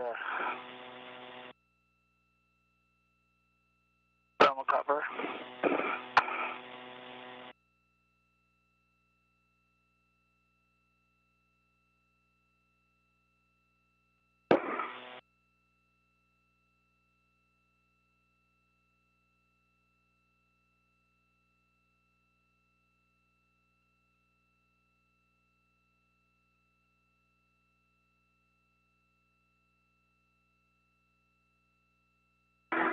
In case you missed it, Koichi Wakata gave some congratulatory and thankful words to the teams that made it possible for he and NASA astronaut Nicole Mann to conduct today's spacewalk. These are his final words before he enters the crew lock and they begin the repressurization sequence. Nicole Mann is already in the crew lock, just waiting for the next steps to hook up her umbilical to the International Space Station. Her suit still on the portable life support system, but that umbilical will provide water and oxygen and other power and other consumables to be transferred directly from station to the astronauts. So we'll just wait for Koichi Wakata to make his ingress successful, and then we'll begin the repressurization shortly after. Okay. And get the hook back to the magnetic plate D-ring and the strap cinched, and just verify that the magnet is engaged. You got Peter, looking good. Okay. Just a little bit further. Okay.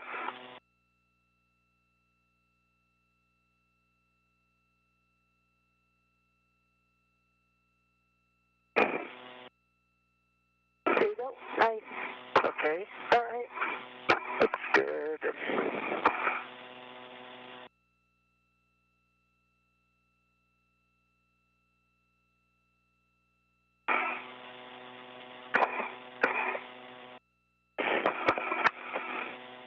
Yeah, I need to go down. You need to kind of on top of me. If you could go station aft a little bit with your body roll out of your way. Okay. Is it looking better now? Yeah, this is good. Good? Yeah, thank you for the suggestion. Let me... This is my mini workstation and the vector here.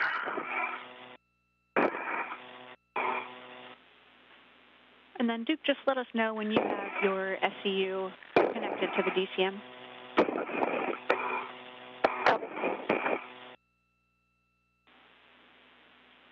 Once you do, just a note that a TCV setting between 8 and max cooling will minimize the time necessary to get cooling on your SCU.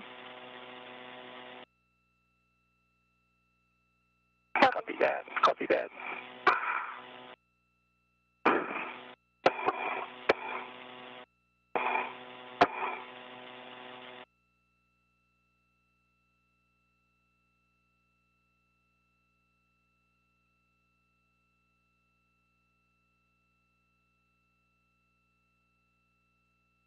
Okay, hook is attached to the magnetic D-ring, magnetic plate D-ring, and magnet is attached, and I'm cinching down the strap, and I see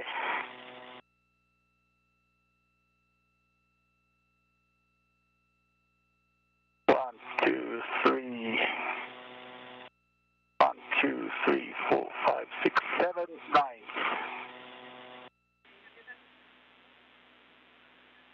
We I think copy you're connected to the SCU.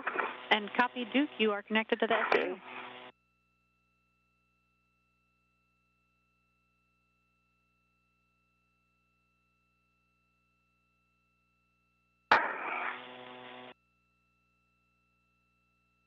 Okay. And do I have an EV1? Do I have a go to connect the SCU?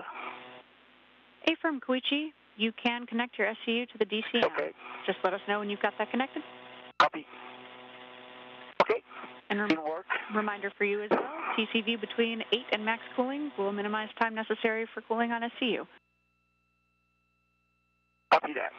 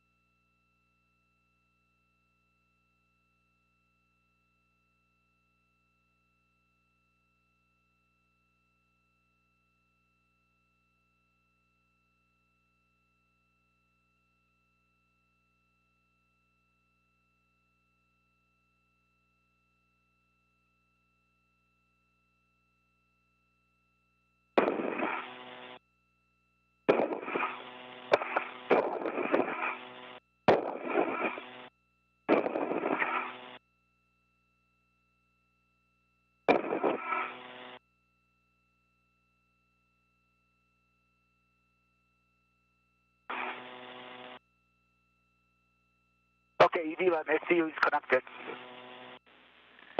Great Great work, Koichi. We copy all. Happy to have you both back on SCU. With that, you can switch water to off. That's the forward position. Expect H2O is off message on your DCU. Okay, copy that. E1 in work. E2 in work. Water is OFF ED1.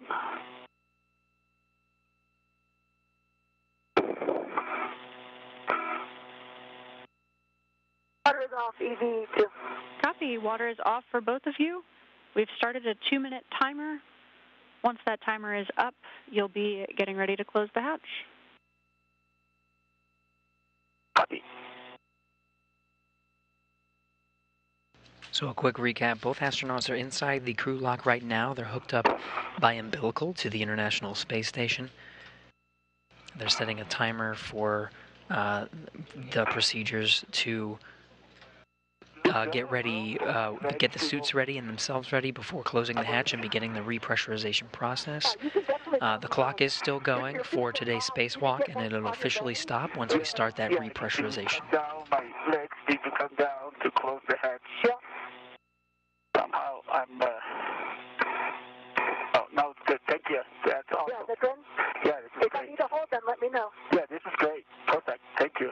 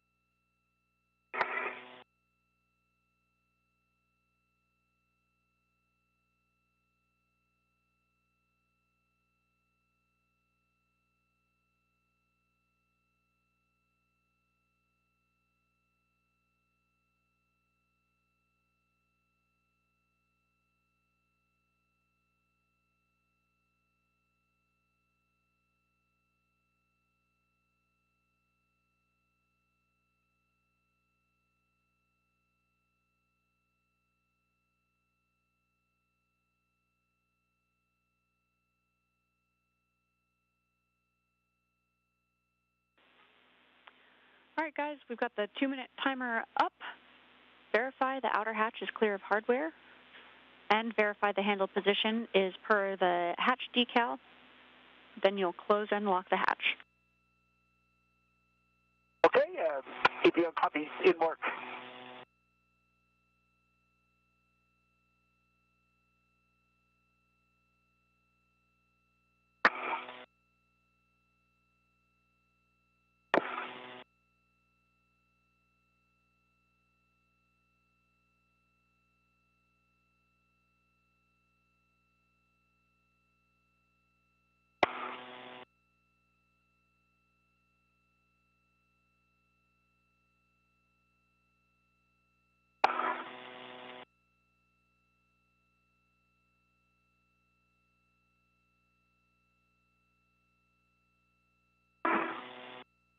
What else do you want me to stabilize your feet?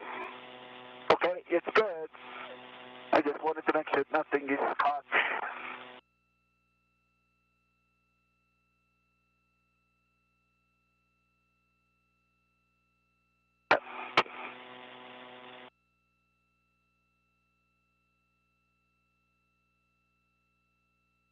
Can I go a little more stubborn? Yeah. Can you pull my legs? Somehow I'm hitting something that I cannot go any further. You see my feet are... Okay, let me see your feet. You're kind of at an angle. If you straighten up a little bit, your feet... Okay, then... Now you can lift your feet up a little bit, open the UIA lip, and you can come aft. I'm aft. Okay. I'm sorry, but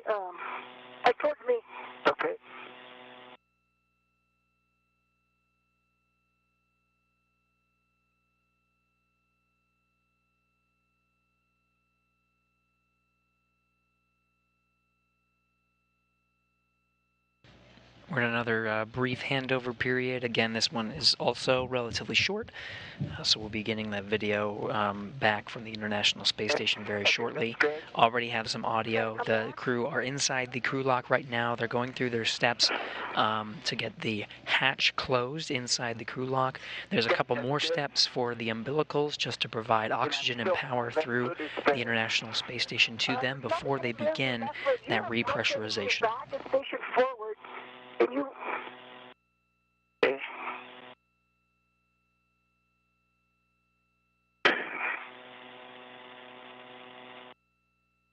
I got a volt decay, 17.5 volts DC.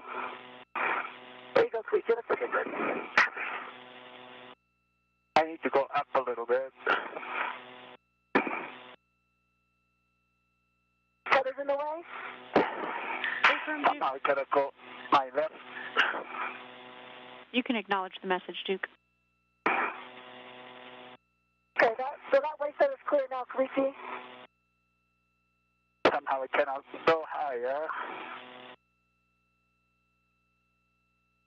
Okay, I think it's good now. It's clear. Okay, it looks clear. Yeah? Okay. Looks good. Okay, see your couches are there. Okay.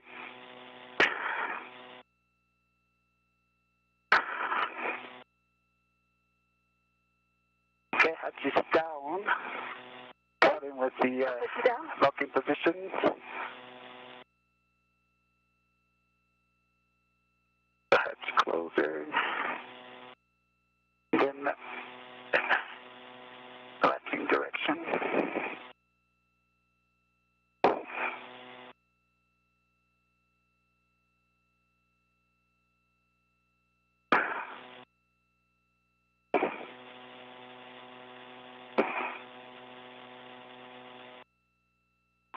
Xena hatch is closed in and locked. Copy. That is great news. We are, with that, moving into our repress cue card. Copy.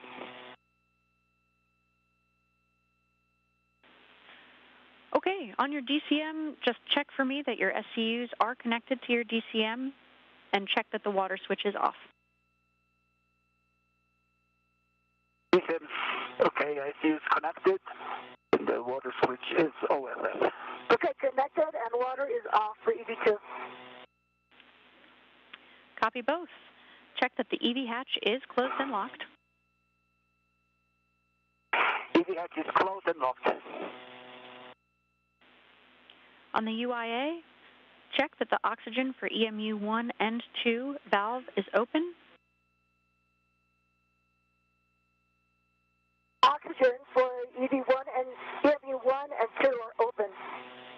Switch power for EV1 and 2 to on.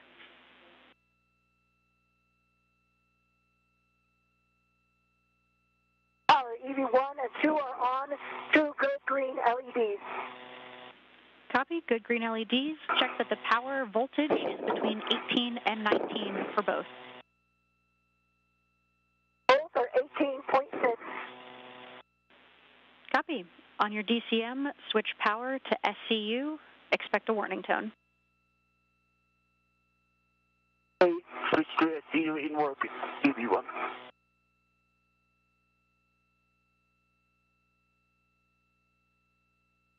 Did we stagger this one, Xena?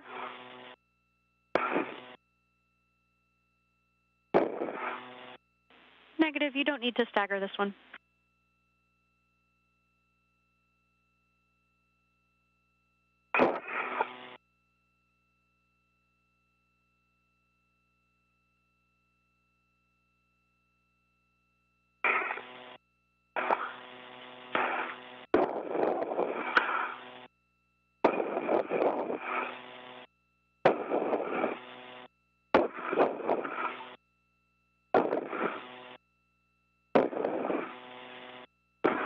Getting a view from inside the International Space Station. Just like in the beginning of the day, Frank Rubio and Josh Cassada, NASA astronauts inside the equipment lock. On the other side of that hatch is our two spacewalking astronauts. That hatch is down to vacuum right now. And then once both of you have switched power to SCU, I'll be ready to hand it over to Frank. We can see him there in the equipment lock. Okay, still EV in work. No problem, guys. EV2 is power to SCU. Copy EV2.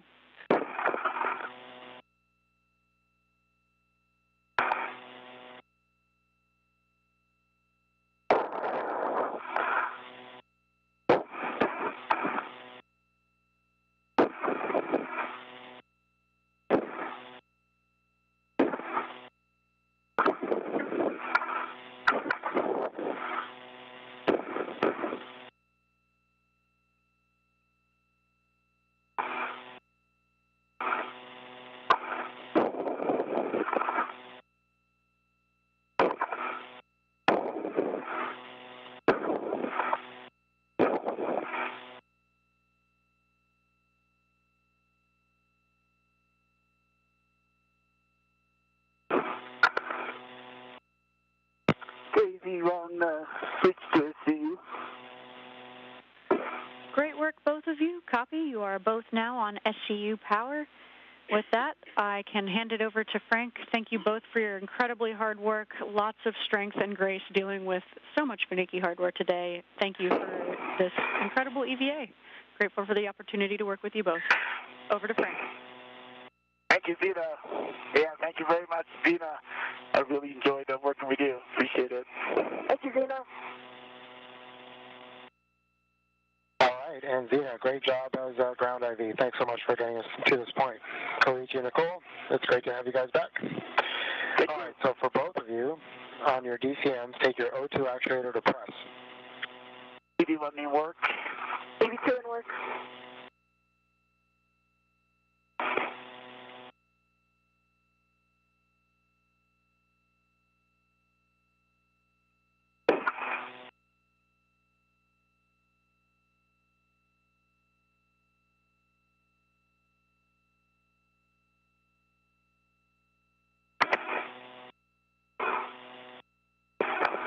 EV1 press.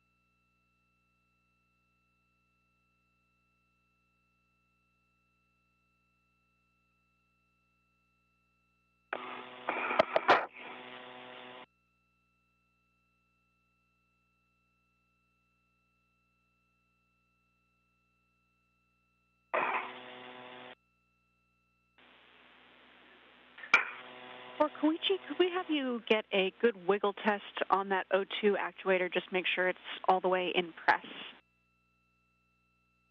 Copy that.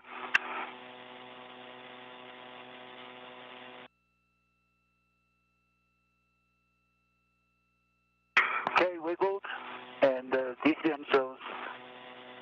Yes. Copy, Koichi. Thank you. Thank you.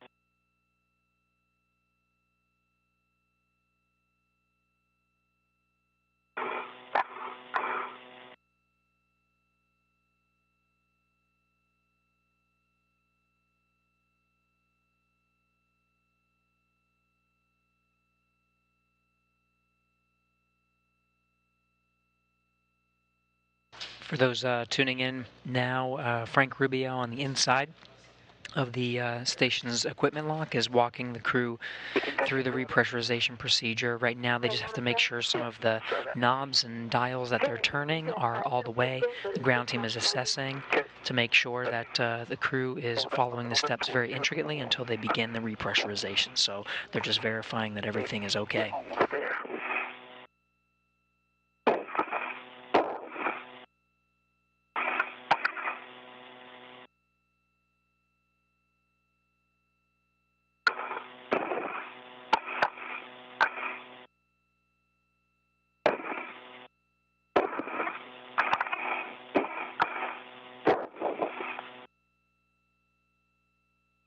Well, I cannot reach there.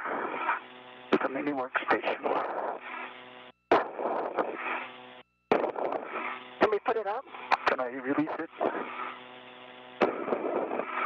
You can release it, right?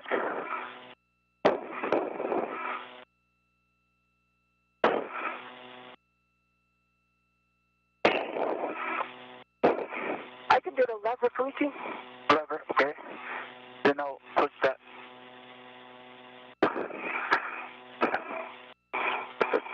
Lever. Yeah, I cannot reach there. It's released this tab.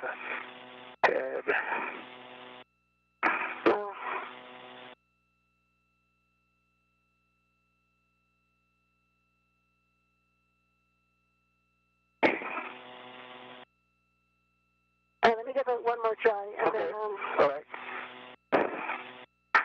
And then release the mini workstation. yeah. Yep.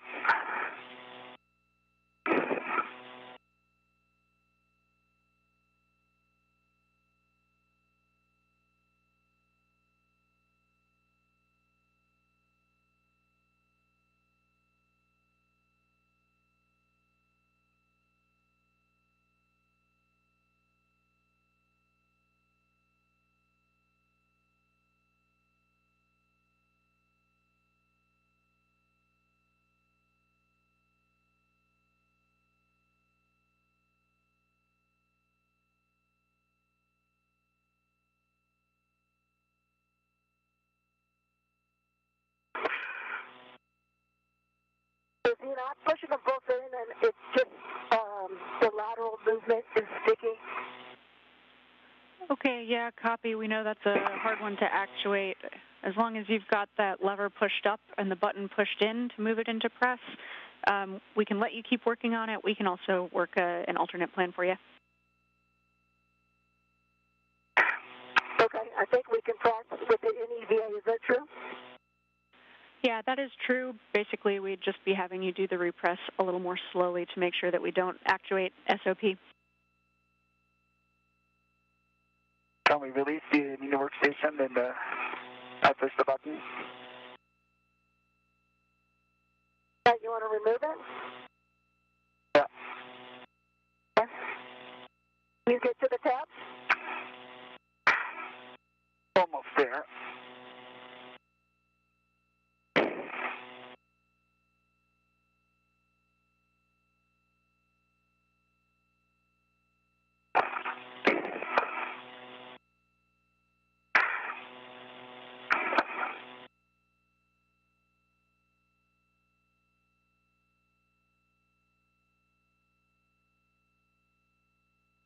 Can you lower the tab? You cannot, right?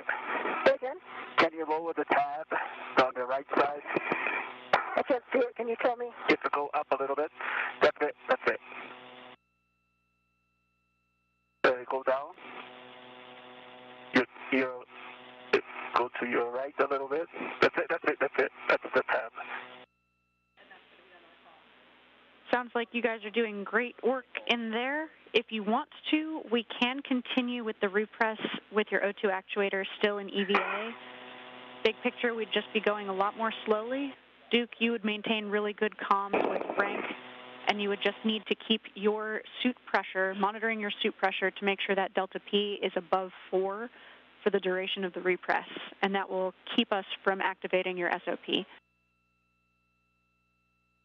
Okay. we're going to do one try here to get off the mini workstation. Okay, now it's good. Okay. All right, now I can remove it.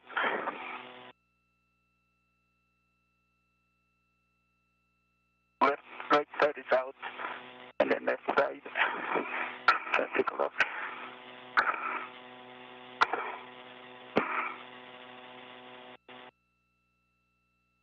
Let me know when you get the switch. The mini workstation should be now.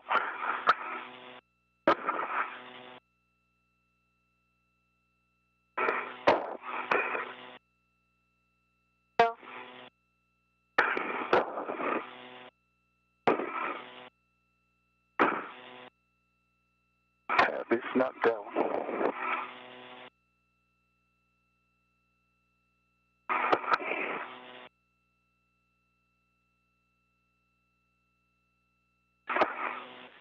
The tab is up. Tab is I can't understand you switching. now it should be good. Now mini workstation's out. Okay. Now I can get there. Okay, let me get this out of the way. All right.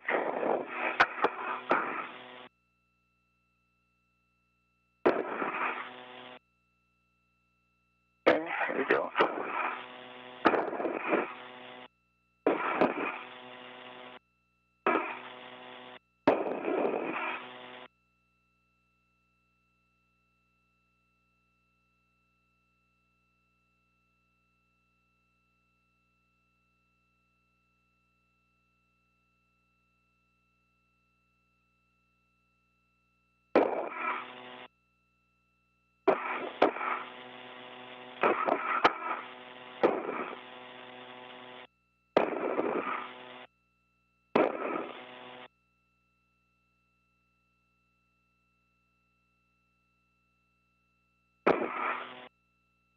So a reminder that the process to get the two crew members back inside the International Space Station and repressurize that crew lock to get them both in is a very methodical process. You could just flip up the lever.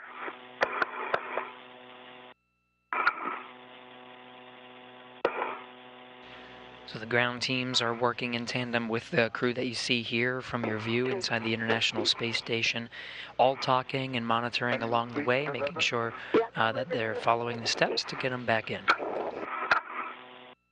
Now it's Okay, lever is yeah. the one, yeah. Lever's up? And lever up, okay. Then I'll push the ED button. Yeah, go. You can push the button, the actuator, if you keep the lever up. Okay, hold on, let me get it again then. Okay.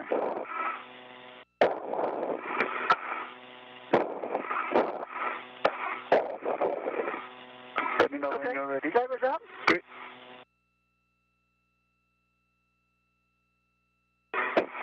Doesn't move.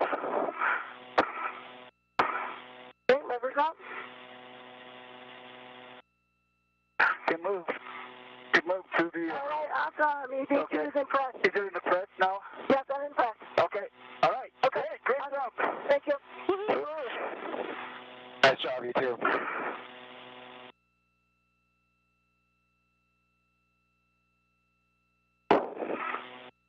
Okay, and just to verify, Koichi, I copied you are in press, and Nicole, I understand you are also in press now. Thanks, I'm in press. With that confirmation, they got the actuator, the oxygen actuator, where they need to go, so they're working through the next steps. It's closed.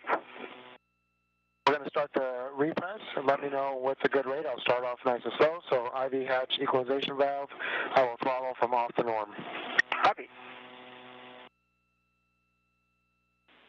Reminder for disregard.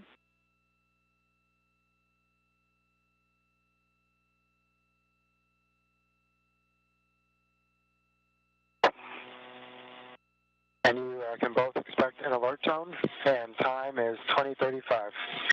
Copy.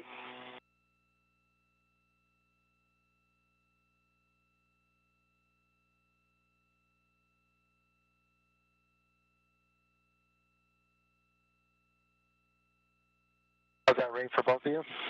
Good for me. It's, you could go faster for me. Okay, Koichi, you okay with that? Yeah, you can go faster.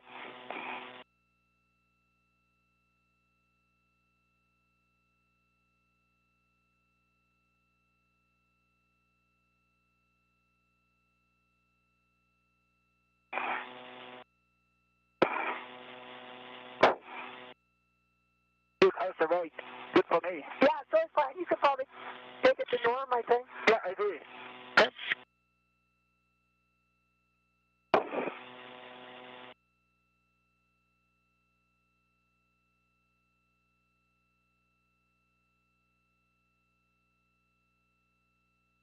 And once we reach 4 psi, you can expect an alert tone. EV1 copies. EV2 copies.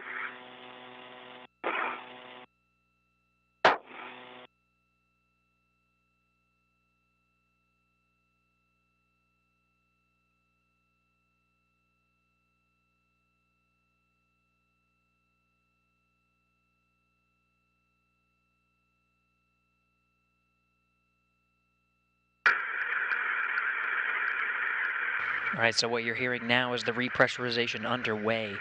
And with the repressurization start, that is the official end time for today's spacewalk.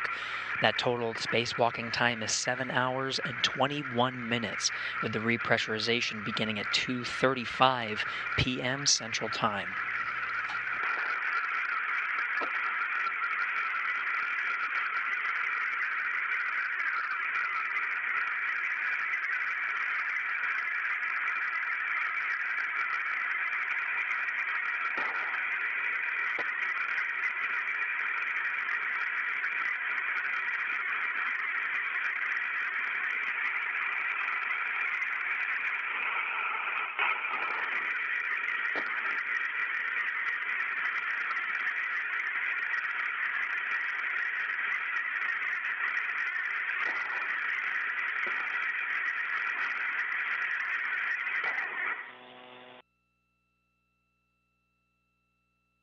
Okay, we are at 5 psi. We're going to wait for 2 minutes for the pressure to stabilize.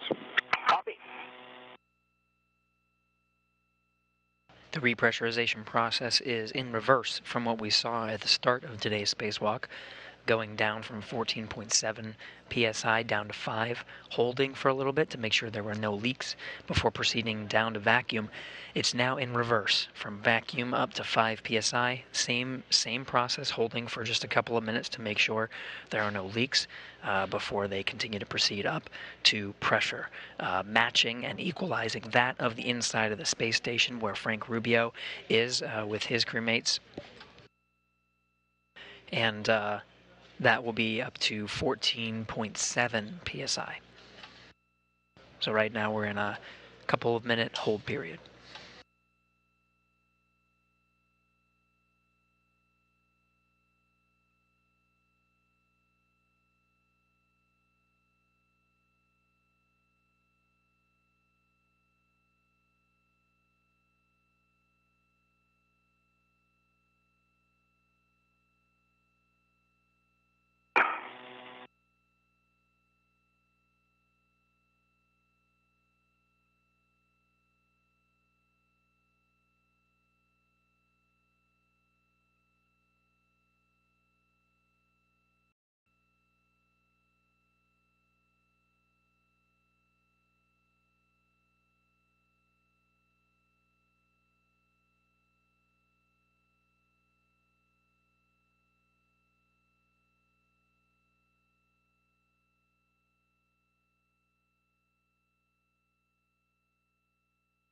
All right, guys, our 2 minutes of stabilization is up. Now we'll do a 1 minute pressure check. Copy.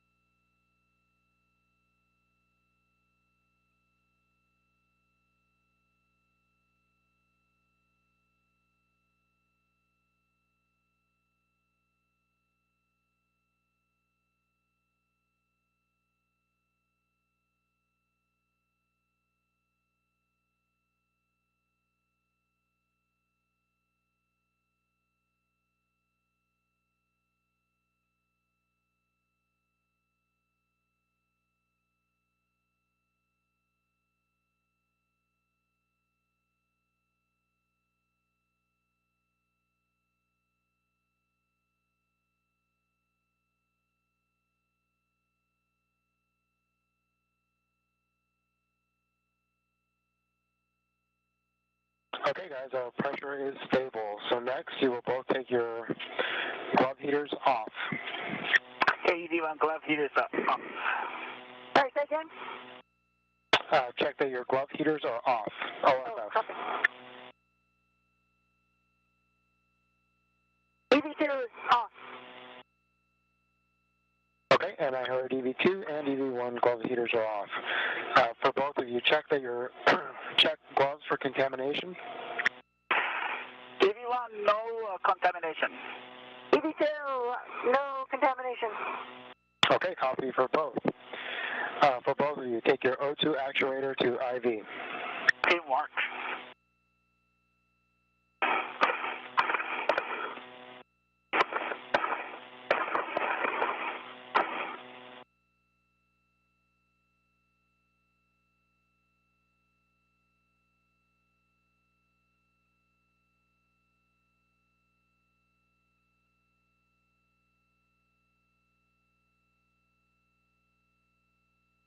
EV2 is IV. Copy, EV2.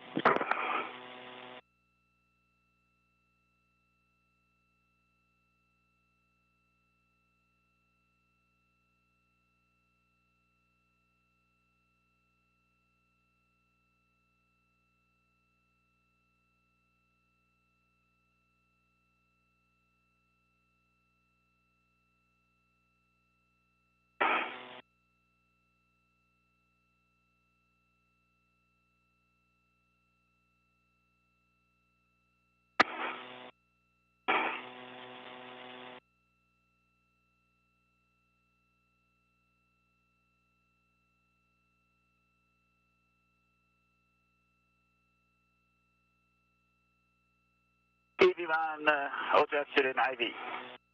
Okay, copy for EV1 and EV2.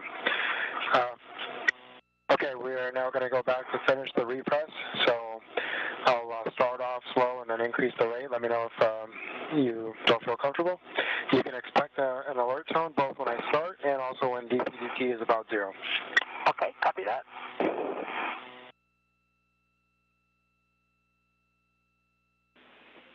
And Station Houston to correction 1. For Koichi, could you verify your O2 actuator is in IV? It is an IV and DCM display shows IV. I'm going to jiggle it. Okay, copy that, Koichi. Good config.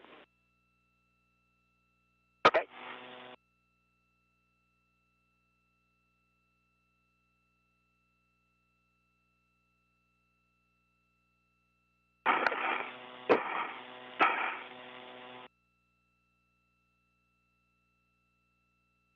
And with that confirmation, the repressurization inside the crew lock has resumed. So we are increasing from 5 psi up to equalize with the inside of the space station, which is sitting at about 14.7, the same as we have here on Earth. As we make our way up to match that for the International Space Station, we do have some statistics now that the spacewalk for today has concluded. That spacewalk again was 7 hours 21 minutes. It was the 258th spacewalk in support of space station assembly, maintenance, and upgrades. For the 2 spacewalking astronauts, it was a first. It was the first space station spacewalk in 2023, but the 5th overall during this expedition, Expedition 68. For Wakata, this was his first spacewalk, so he gets the total runtime for today's spacewalk, which is again 7 hours 21 minutes. It's the same for Mann, 7 hours 21 minutes for her career as well. And that is the total runtime for today's spacewalk, which ended at 2:35 p.m. Central Time. If you take all of the 258 spacewalks that have been conducted in support of space station assembly, maintenance, and upgrades, you get a total of 68 days, 5 hours, and 47 minutes.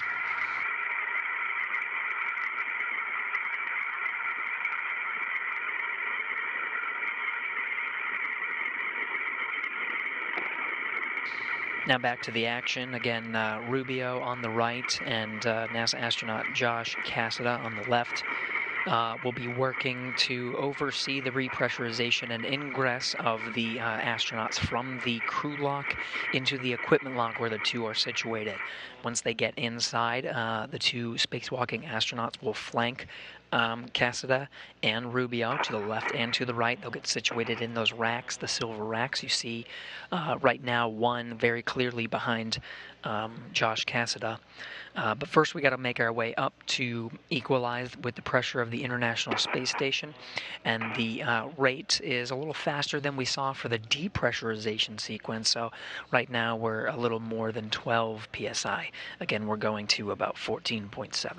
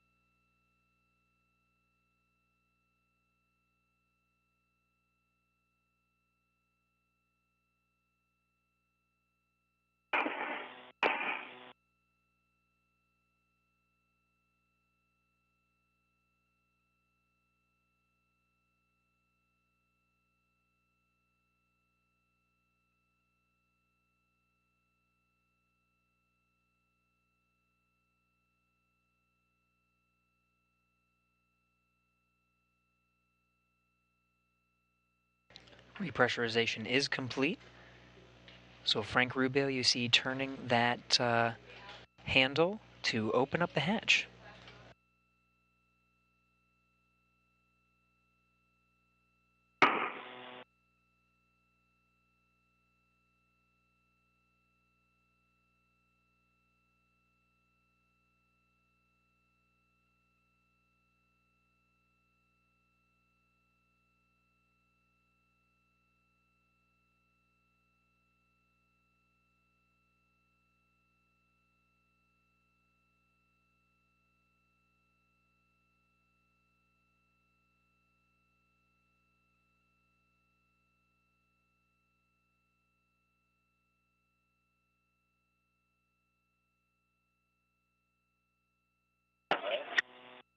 Houston Station on 1 for step 4.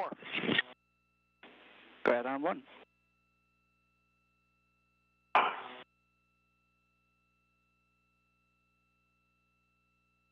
Hey, Koichi, will you guys take care, I'm sorry, AQUÍ, will you guys take care of step 4 and 1.240?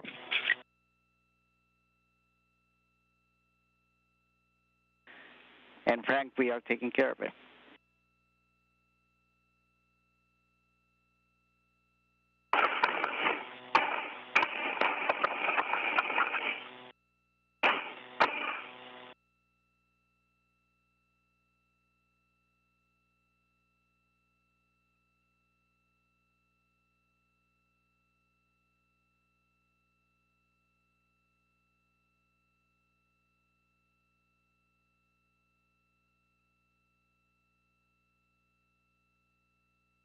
First in the hatch is NASA astronaut Nicole Mann, who took on the EV2 position for today. She was the first in the hatch at the conclusion of today's spacewalk.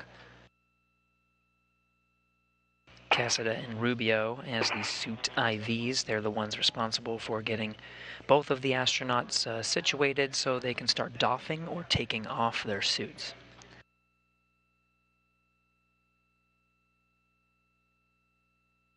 One of the first steps for them is at the base of the suit's backpack is a unit called the Safer. That's sort of their emergency jetpack that they would use in the very unlikely scenario that they would become untethered.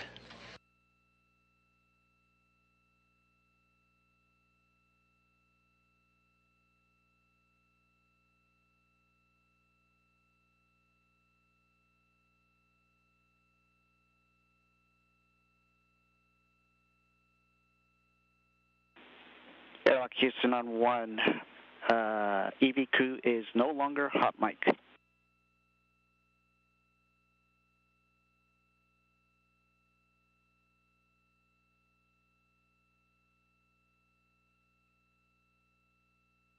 Copy, I can take you.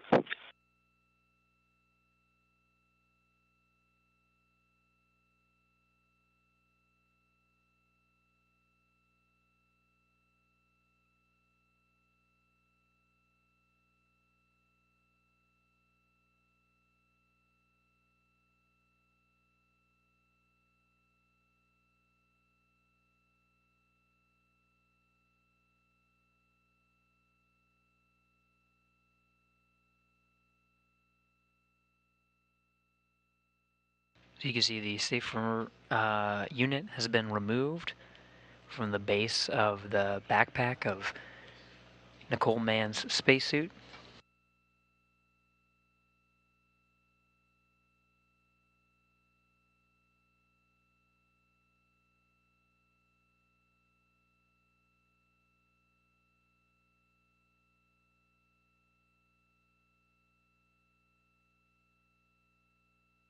Josh Cassida now working to collapse the handles that went up the sides of that backpack.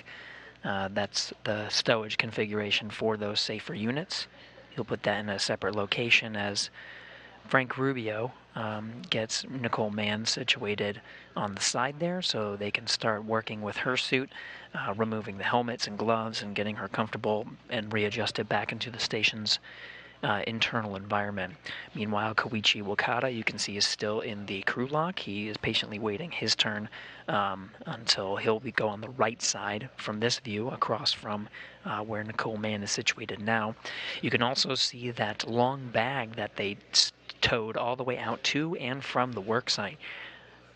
Inside that bag is that mid-strut that will be taken out on a future spacewalk to finish the installation of the modification kit that's on the 1A power channel.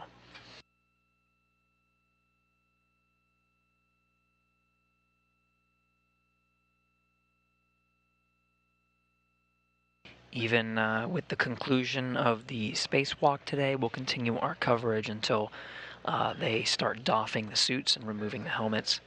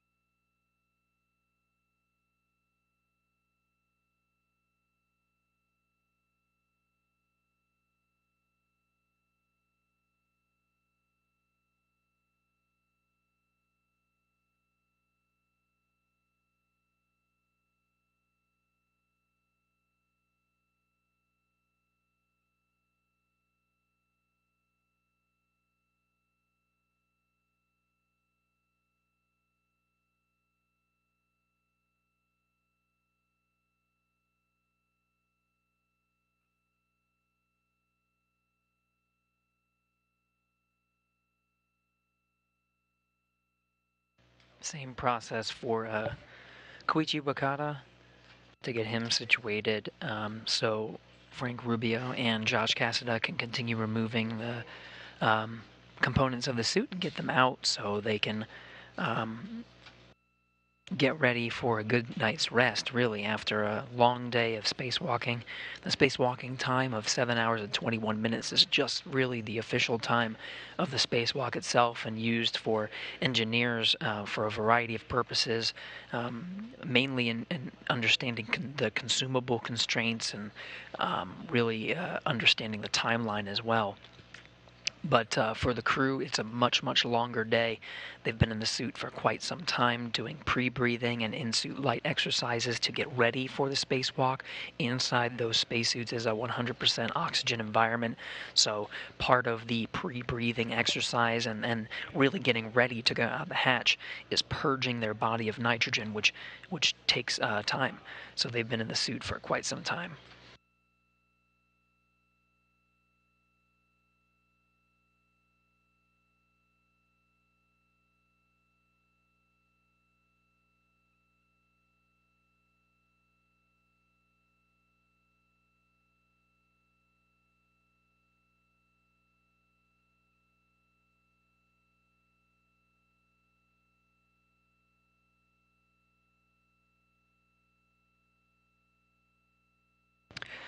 Once again, losing video from the International Space Station. We're lucky that most of these drops have been very, very short in duration, so we are anticipating that we'll regain that video from the station once again.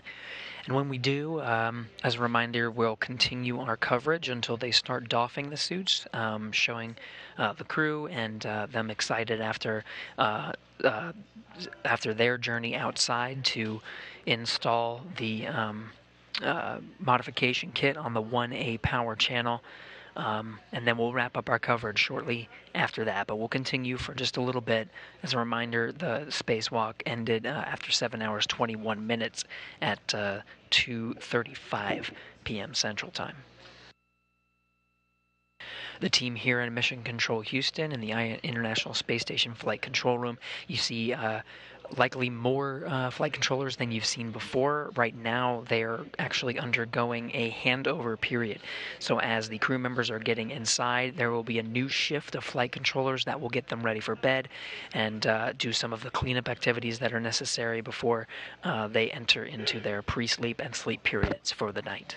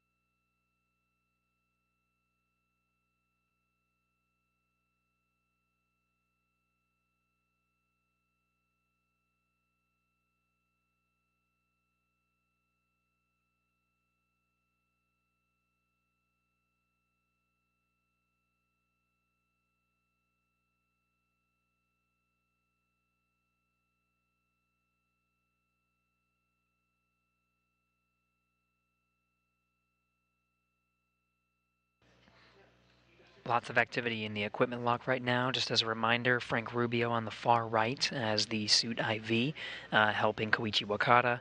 On the left is Josh Cassada helping with Nicole Mann in her suit. In the far back, we have Roscosmos cosmonaut Sergei Prokopiev taking some photos. And it seems like we have another Roscosmos cosmonaut in the background there, also taking some photos.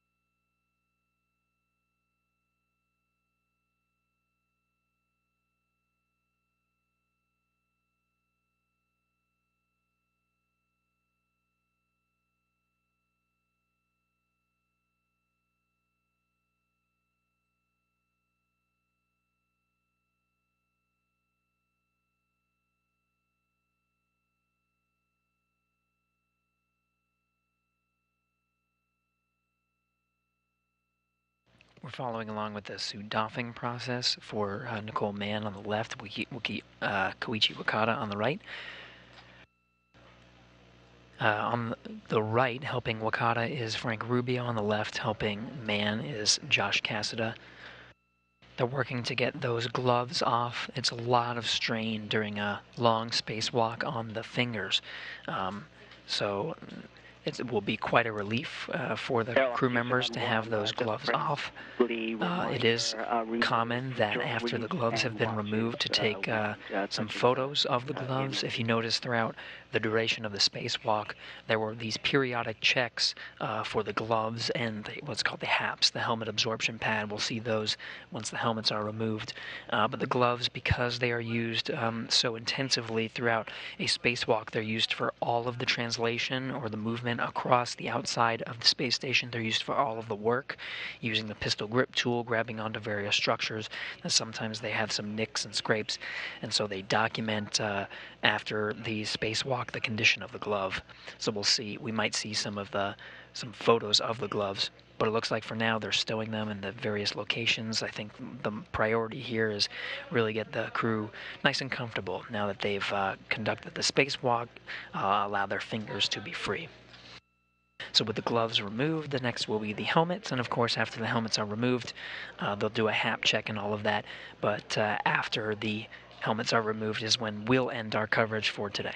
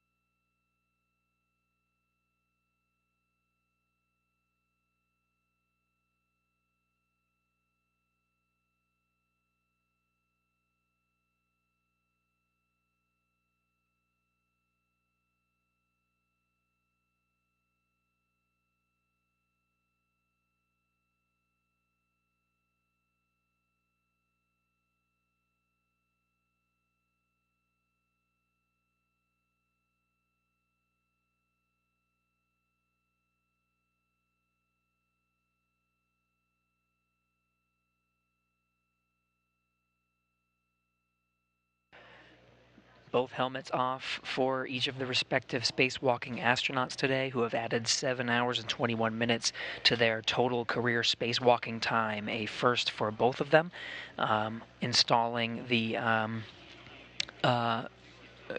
mounting platform on the 1A power channel and finishing up some work on the 1B.